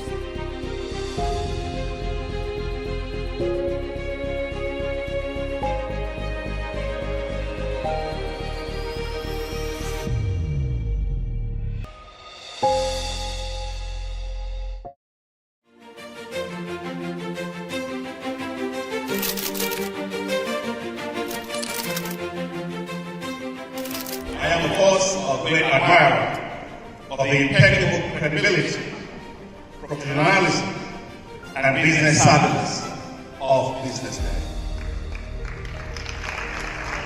If you really mean business in Nigeria, start your day with BusinessDay.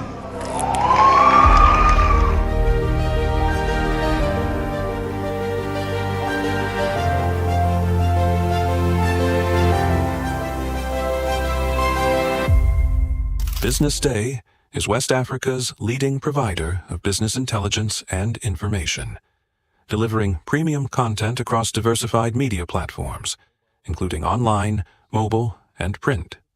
Since its inception in 2001 with a weekly newspaper production, BusinessDay has expanded its reach to provide exclusive content accessible through print, mobile, and online channels. Our premium offerings are further enriched with syndicated content from esteemed sources like the Financial Times, The Economist, and the Harvard Business Review. At BusinessDay, our mission is clear: to be the foremost provider of business and financial content, empowering readers to make informed decisions in Nigeria and Africa.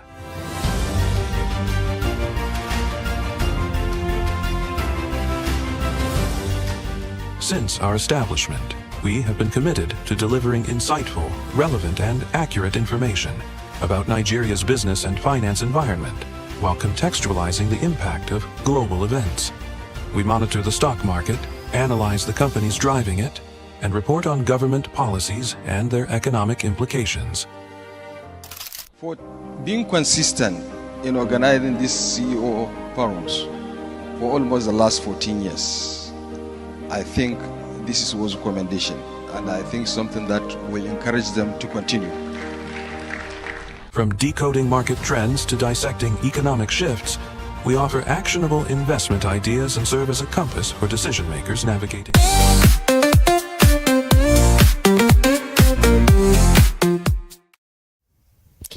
Good afternoon and welcome to bdtv Roundtable, where we discuss economic, social, and political issues in our country and even beyond.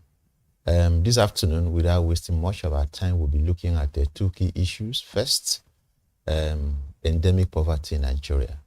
And of course, we'll also, if time permit, we'll also be looking at protest in a democracy. We've seen a number of protests since the return to democracy in 1999, and people are asking questions whether the way protesters are being clamped down on, whether there's any difference between what we used to have under the military regime and, of course, democracy. Of course, those are the two issues we'll be discussing today. And, of course, as usual, we have in the house the Sunday editor of BusinessDay, Mr. Zebulon Agomwo. Thank you. And the deputy editor of BusinessDay, Mr. Odinaka Anudu. Odinaka, you are welcome. Thank you. Okay, so without wasting time, if we want to look at the level of poverty in Nigeria, if we look at the World Bank report, the latest World Bank report, says that about 139 million Nigerians fall below the poverty line. And according to the World Bank, the description of poverty here, people who live below $2.50 per day. And that translates to about a little over 3,000 naira in our local currency. And if we go by this figure, this description, it means truly there are several Nigerians, millions of Nigerians who are living below the poverty line. But of course, the Nigerian government is not sitting down idle. They're doing something about it. Of course, under the renewed the renewed hope cash transfer, which the current administration is conditional cash transfer, which the current administration is implementing. We've seen about 330 million billion that are so far, set to have been transferred to those who are classified as the poorest of the poor, right? The poorest of the poor. But of course, the poorest of the poor, you can ask a lot of questions. Who are these poorest of the poor? Because the way it is now in Nigeria, as a matter of fact, all of us are poor. But of course, government will focus on the poorest of the poor. But Odinaka, perhaps I should start with you. When we talk about conditional cash transfer to the poorest of the poor, will you say that this is the best approach to fighting poverty in Nigeria, in a country where we have this level of poverty? Well, my answer is straightforward no. Because if you look at the kind of target the government has a target, which is about, in the short term, 15 million, and the medium to long term, 75 million. But if you look at the short term, because long term can be anything in Nigeria, so it can be 10 years. But if you look at the short term, which is actually what they are doing at the moment, you will notice that, first of all, where you have 139 million people, as a matter of fact, it's not different from what the MBS told us some days ago, even though there are structural differences. MBS focused on multidimensional poverty, and we had about 133 million people who were multidimensionally poor.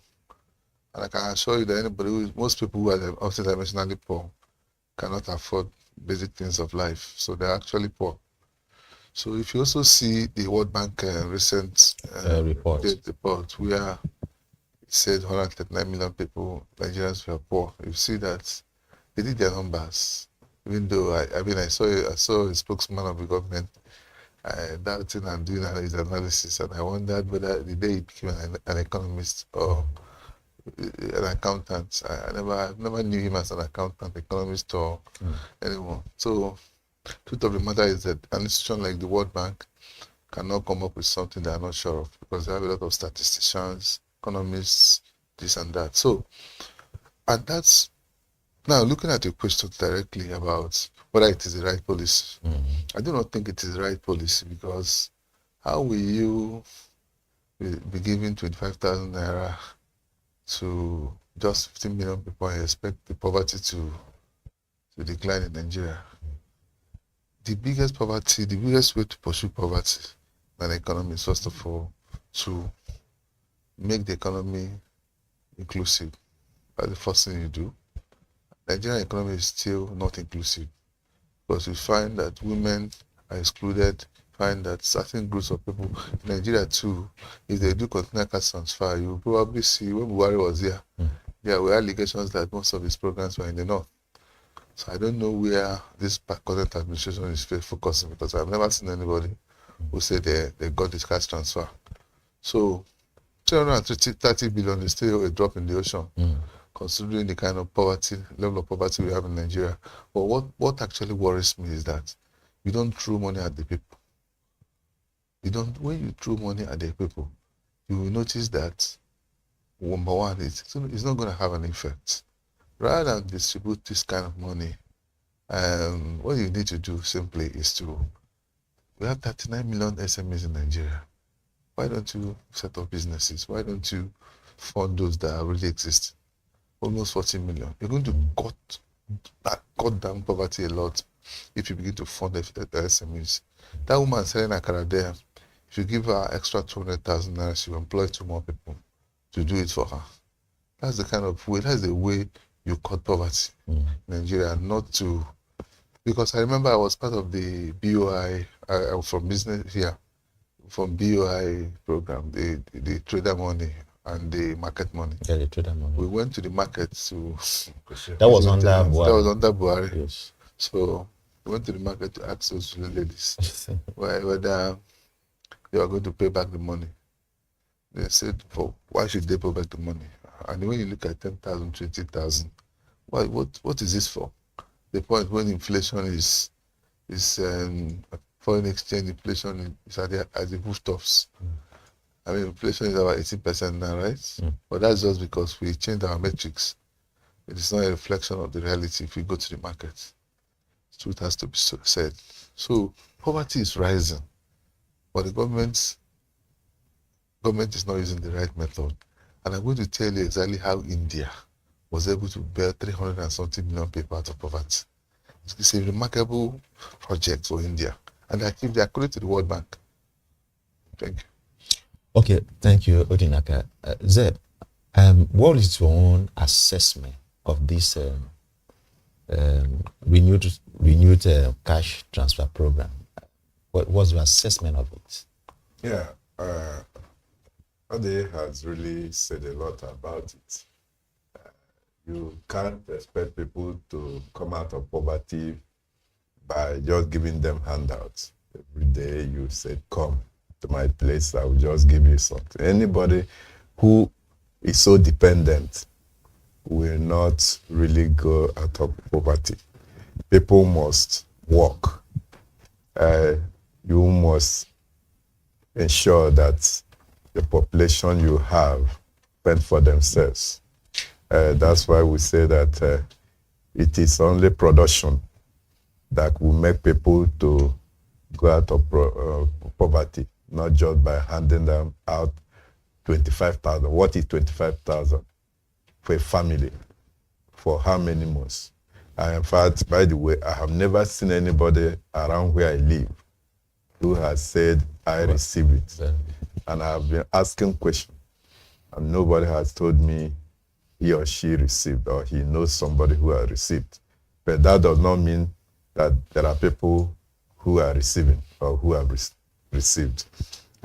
What people are saying that I have heard is that it's a political thing. It's a party thing. People give a party. Some people say some will go and gather some names in the world, up to 10, 20 names with their data and send out. And they will collect the money, they will act as middlemen and collect the money. Then whatever that they feel that is good, they will now give to those people. That cannot be a way of addressing poverty in a country. Someone said that in a country badly run, wealth is something to lament over. In a country well run, poverty is something to cry about. So I'm not sure that our country is well run. That's why we are seeing the level of poverty we are talking about. By the way, there's no country that you don't have poor people. Yes. I was told of a man that he was on wheelchair, was bedridden, he was lame. He's on his two legs. So a man of God went there to pray, and miracles were happening. They told him, I will want to heal you. He said no, he was okay. That nobody didn't need any healing, that he was happy. Because in his own country, the country had some provision for those who were having those people in his condition. Those in his condition. So he was comfortable. But I am not sure that any Nigerian would be comfortable to be receiving 25,000 every 2 months, every 3 months. The person who started this was the pioneer minister of humanitarian and poverty alleviation, Shadia Omar Farouk. And we saw the way she ran up that to the point that during lockdown in 2019, during COVID, she declared to Nigerians that the ministry spent 500 million on school feeding in Abuja, in Ogun State, Lagos, and Abuja, 2 states and Abuja, 500 million. At the time that the children were even at home, it was controversial. So this cash transfer, I do not believe that it is a way of taking people out of poverty. And I wouldn't say it is not happening, but those who are distributing the money I don't know the metric they are using because many people are not receiving the money. When, during the last administration, the vice president himself was going into the market to share 5,000 to market people. And we That was discovered ridiculous, really. Yeah, so at the time they left, Nigeria was poorer despite all those handouts. So we cannot take Nigerians out of poverty by just giving them 25,000. That is a very faulty method of fighting poverty. Okay, so Odinaka, I'll be asking you two questions in one now. First is the fact that given what Seb, made reference to under Buhari, we saw how controversial it was, even the metrics and the methodology that was used, that people question it, because there was an issue around who has received, who has not received, transparency and all of that. People said, look, I have not actually met someone who has benefited. So there was this issue around how you going about this. I don't know, in your view, whether you have seen any remarkable difference in terms of the metric being used from this one compared to what it is that we saw under President Buhari. And then again, really, how sustainable, that's the second question, how sustainable it is that to give handout to people in the government's attempt to reduce poverty or take people out of poverty. When you give cash to people, how sustainable is this? Does Nigeria really have the capacity to sustain this? Okay, the first one is about whether I've seen anybody. Yeah, the transparency, the metric being used. Well, the point is that I don't think there is any difference, because the former administration, previous administration, was also giving handouts, so shamefully that some of the, like we pointed out here, went to the market and started during the election period, they were giving people money. At the end of the day, much of that money was not returned from what we did from our own investigations. So there's no difference. And the what actually concerns me is the fact that when you look at World Bank metric, $2.15. If you do that by a month, you are getting almost 100,000. 96,000, 97,000. So that means people who are earning 100,000 naira in Nigeria are on the line, on the edge. Do you understand? So, and in Nigeria now, and you know what actually concerns me too, is the fact that there are 42% Nigerians who are earning 100,000 or less. So you have another crisis coming when people are earning money, because sometimes people think that poverty are those who are not earning.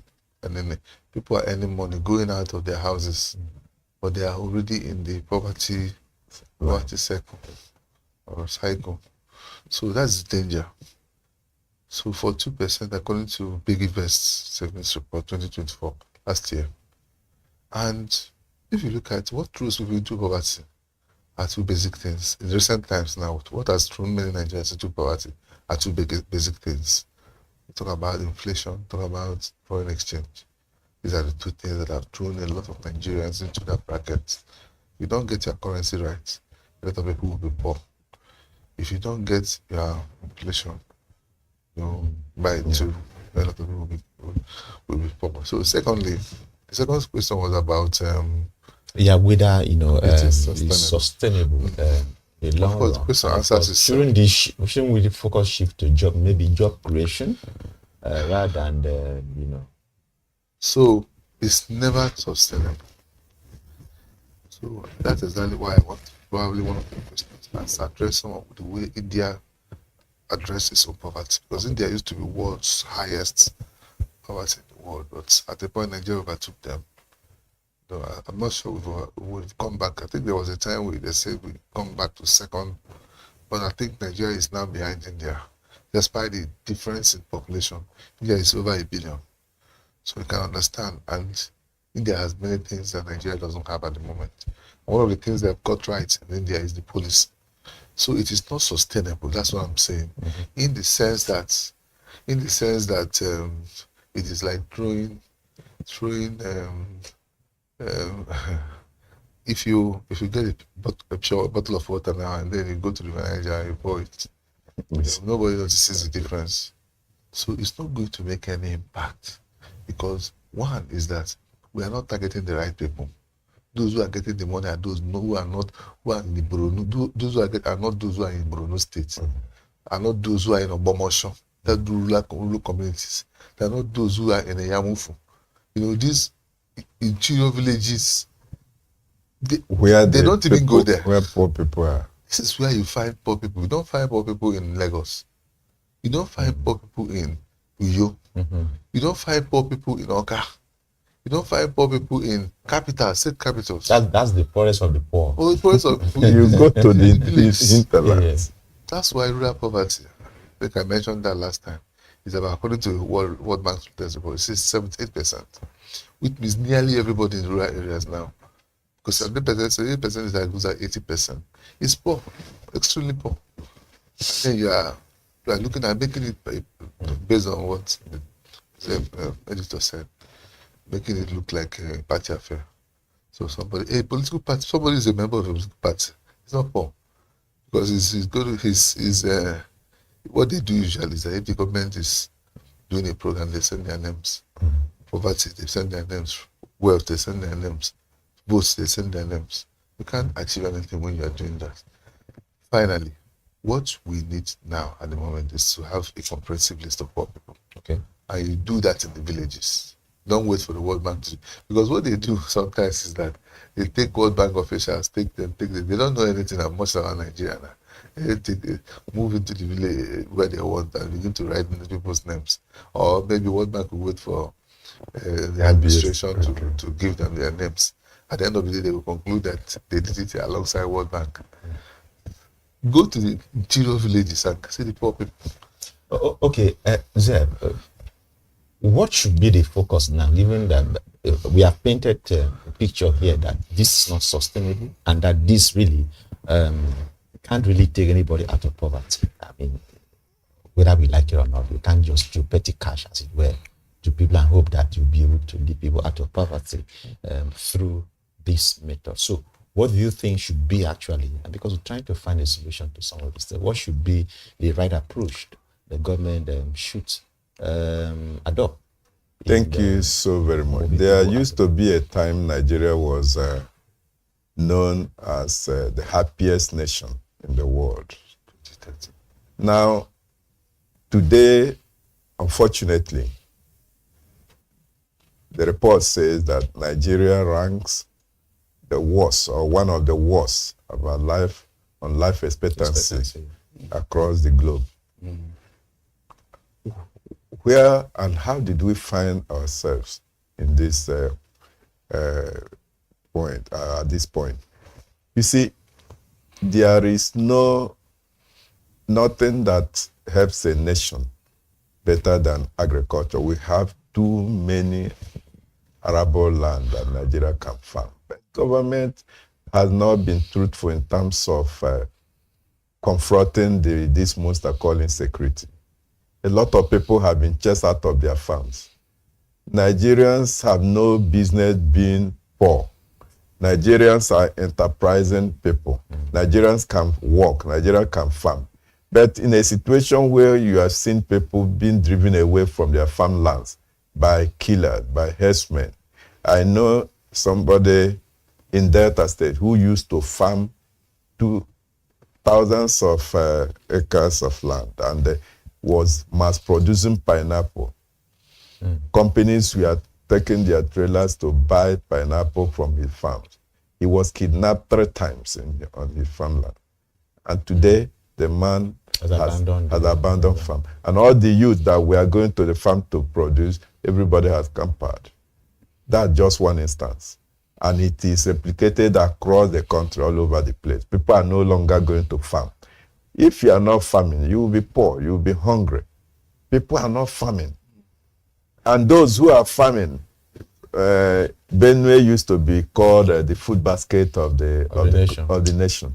Plateau State, you see Irish potatoes and all that. People are no longer doing all those things because they have been chased away from their farmland.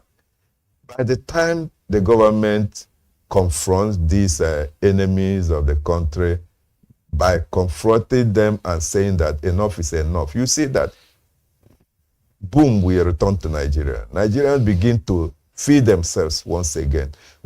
I know that there's no way you can flush out poverty completely. But if you reduce poverty from 139 people being poor to, let's say, 20 people, 20 million being poor, it can be handled. So I believe that the buck still stop at the table of government. Yeah. Government is not being proactive enough. Government is playing lip service to fight against insecurity. And unless and until government begins to do what is expected of it, this issue of poverty will continue to linger. All right, thank you, Zeb. I think the message is very well passed, and I hope that government will listen and then they take a necessary action. It's not just enough to throw petty cash, as it were. It's also important that we look at India, how 375 million people in India were lifted out of poverty. It's very important. Okay. So you look at the model that has worked elsewhere. For example, India, look at what they are doing. Their own is targeted. So they're not giving money. The only money they give is to farmers. You understand? They are giving the farmers to produce more food. Okay. So India has a program, Mahatma Gandhi program, which is rural employment. So everybody in the rural area must have a job. If you don't have a job, there's a program that will pay you at least 100 wages for 100 days. So it's targeted at ensuring that. So, but again, those who are in those places, they work. Yeah. So even if you don't have a job, government will give you a job and pay you 100-day wage at least. You have at least wage from the 100 days. So which is also very important. So I'm coming. Okay. They are very important. Because their programs are targeted. That's exactly what we are lacking here.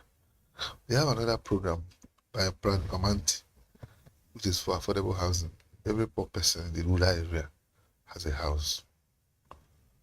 Because most of these are things that actually consume your income. Housing, food. They have another program for self-employment. Entrepreneurs. They have another program for subsidized foods for the poor. They have another program for skills. They call it Skills India Mission. So it's train people to ensure that in technology, in services, manufacturing, they train you and government sponsors it. Then we have another program for insurance, and so on and so forth, so that we don't bore you. But the truth here is that, the point here is that instead of throwing money to you, they give it to a farmer. Okay. Thanks, Odinaka. I think that's the model. I think if adopted in Nigeria, perhaps can really good. And like Zeb said, addressing the issue of insecurity, because even if you have to take people to farm, you have to give money to farmers. Farmers, of course, need to feel safe to be able to even go to the farm in the first place. All right, thank you, gentlemen. We'll go on a short break, and when we come back, we're going to discuss very briefly the issue of protest in a democracy.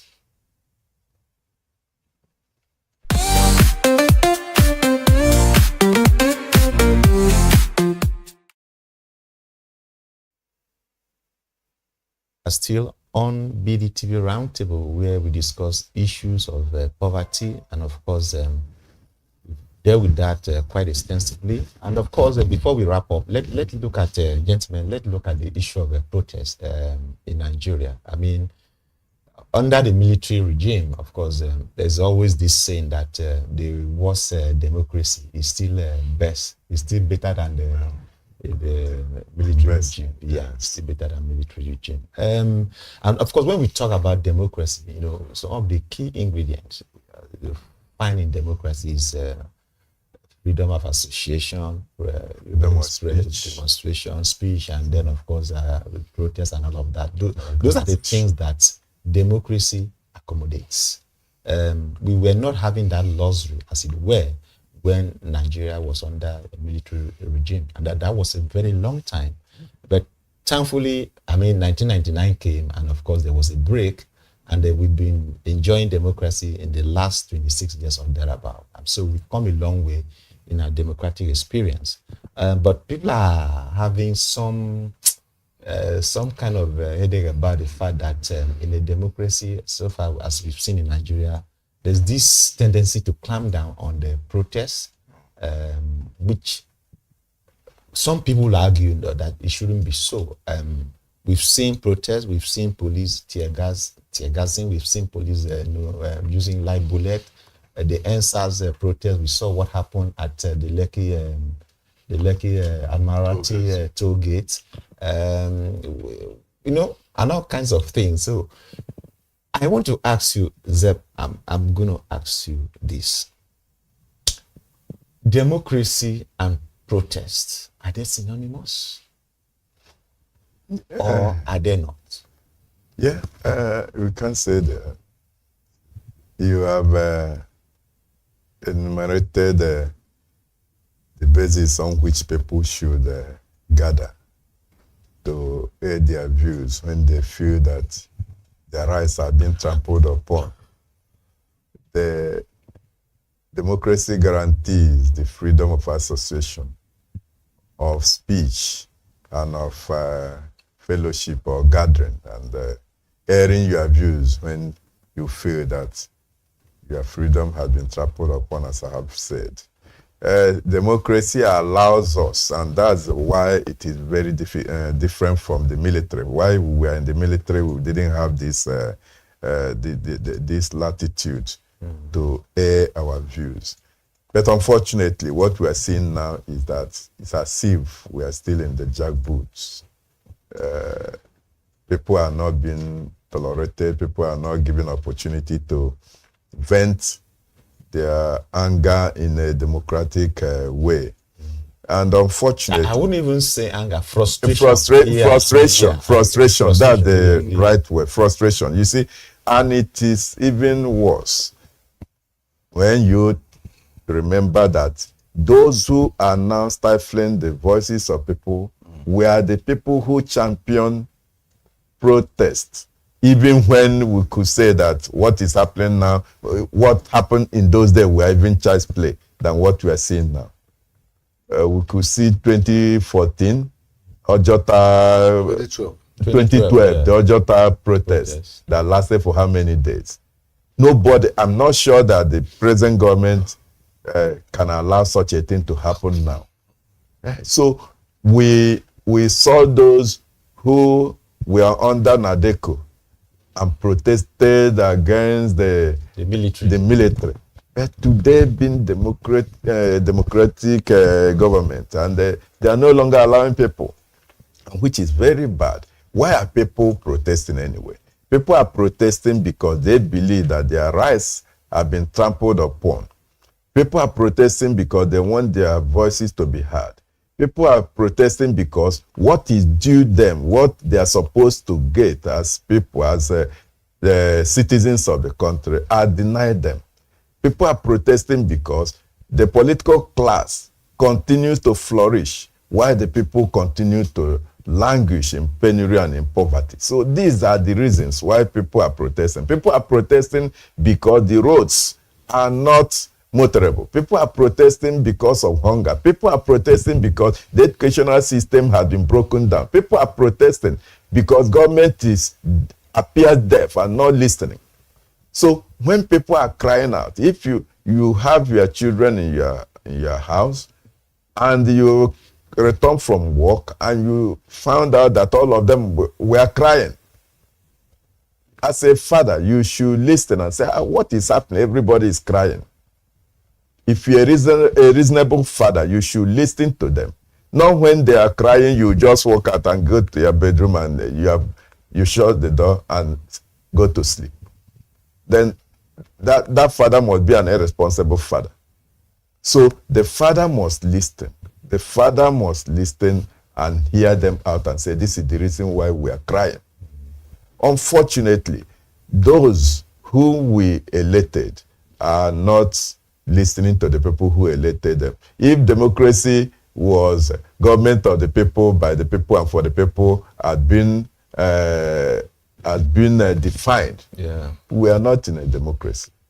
We are in a chariot. And unfortunately, I do not see things getting better in the next, because I think the military mentality, we are not yet winning ourselves of such a mentality, and things are degenerating badly. I thought by now things will have even taken a very positive shape, but we are going deeper into the abyss. So unfortunately, and that is not healthy for the country. Can you imagine that even US had to issue out, US embassy had to issue out a warning to its workers, to US citizens in Nigeria and in Abuja particularly, not to go out yesterday.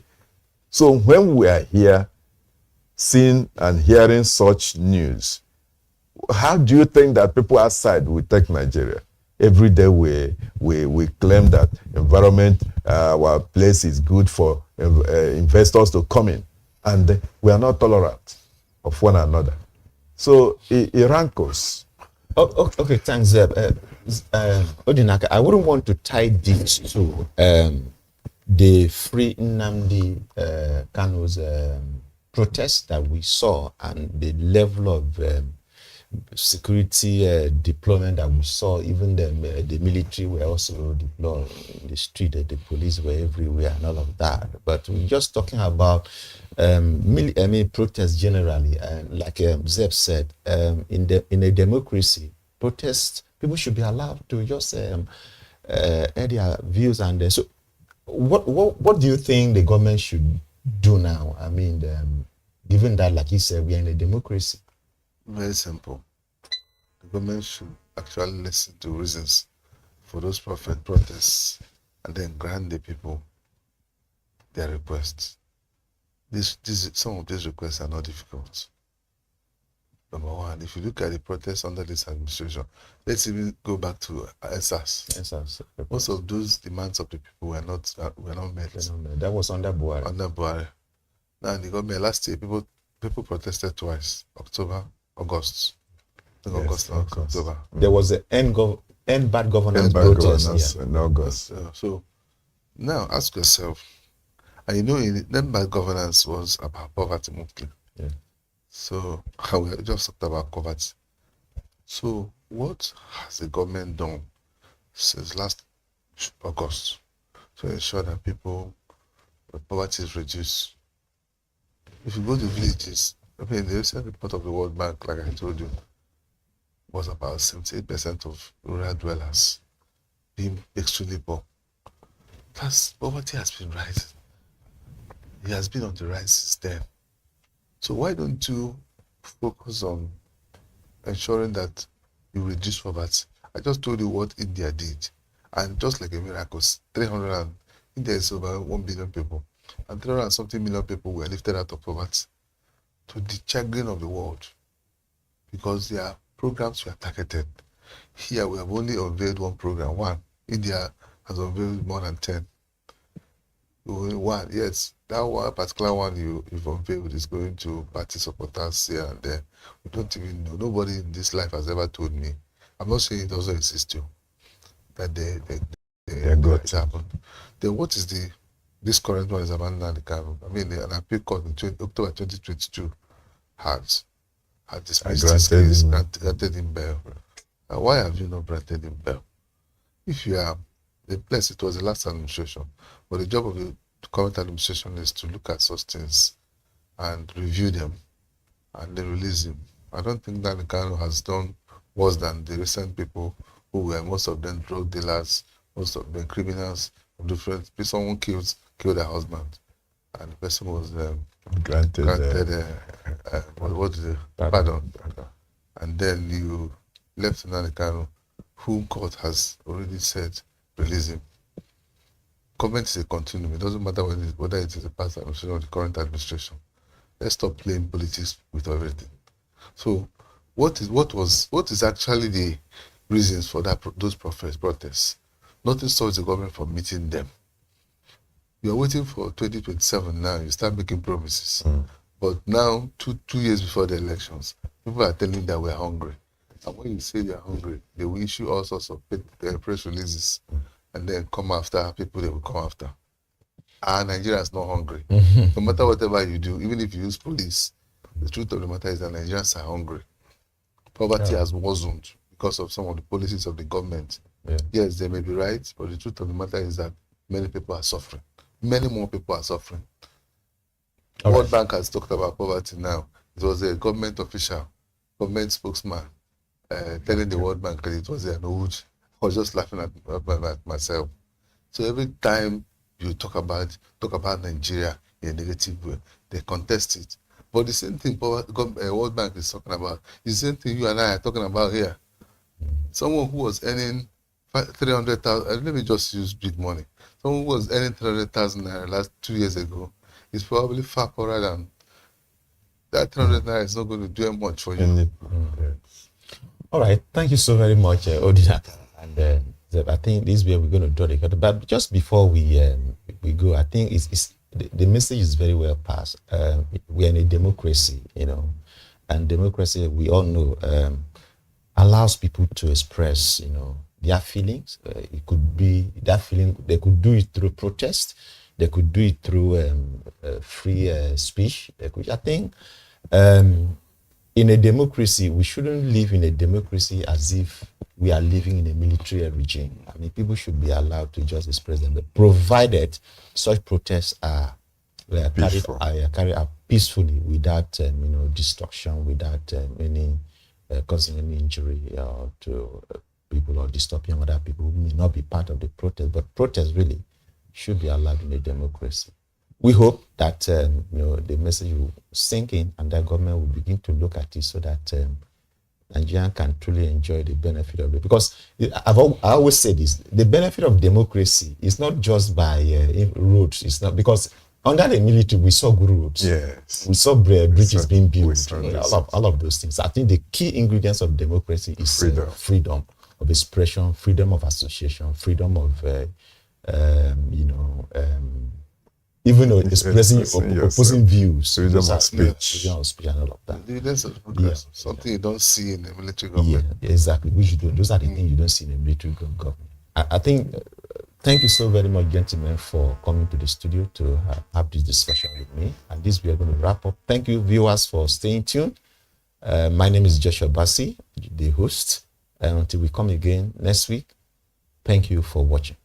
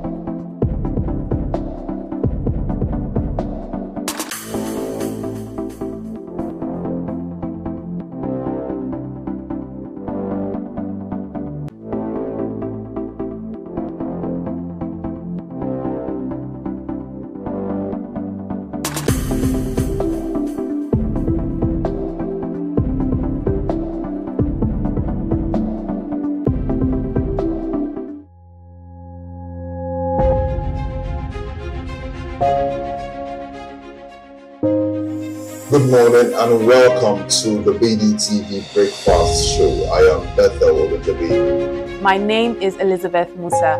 This is the social listening segment on the BDTV Breakfast Show. We're talking about the Fly Nigeria Act. Can you give us a background into what this is about? We are here today on the streets of Lagos, Nigeria, to gather opinion about a pressing issue. I will look at the cost of petrol. We get away from Nigeria with the suffer. The income is not really increasing, but the prices of items are increased. Nothing like service again. No. You only pray for that money to reach you that month. There's a lot of high pressure, a lot of stress. There's a lot of high targets to be met. I was quite strict. In my mind, I said, looking for my hand, my picking go spoil.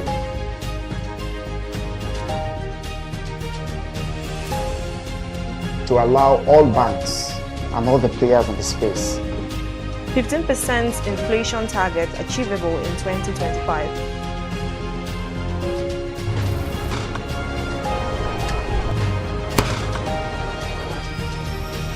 The command and vision philosophy of both the Chief of Defense Staff, the Chief of Army Staff, and indeed all the service chiefs.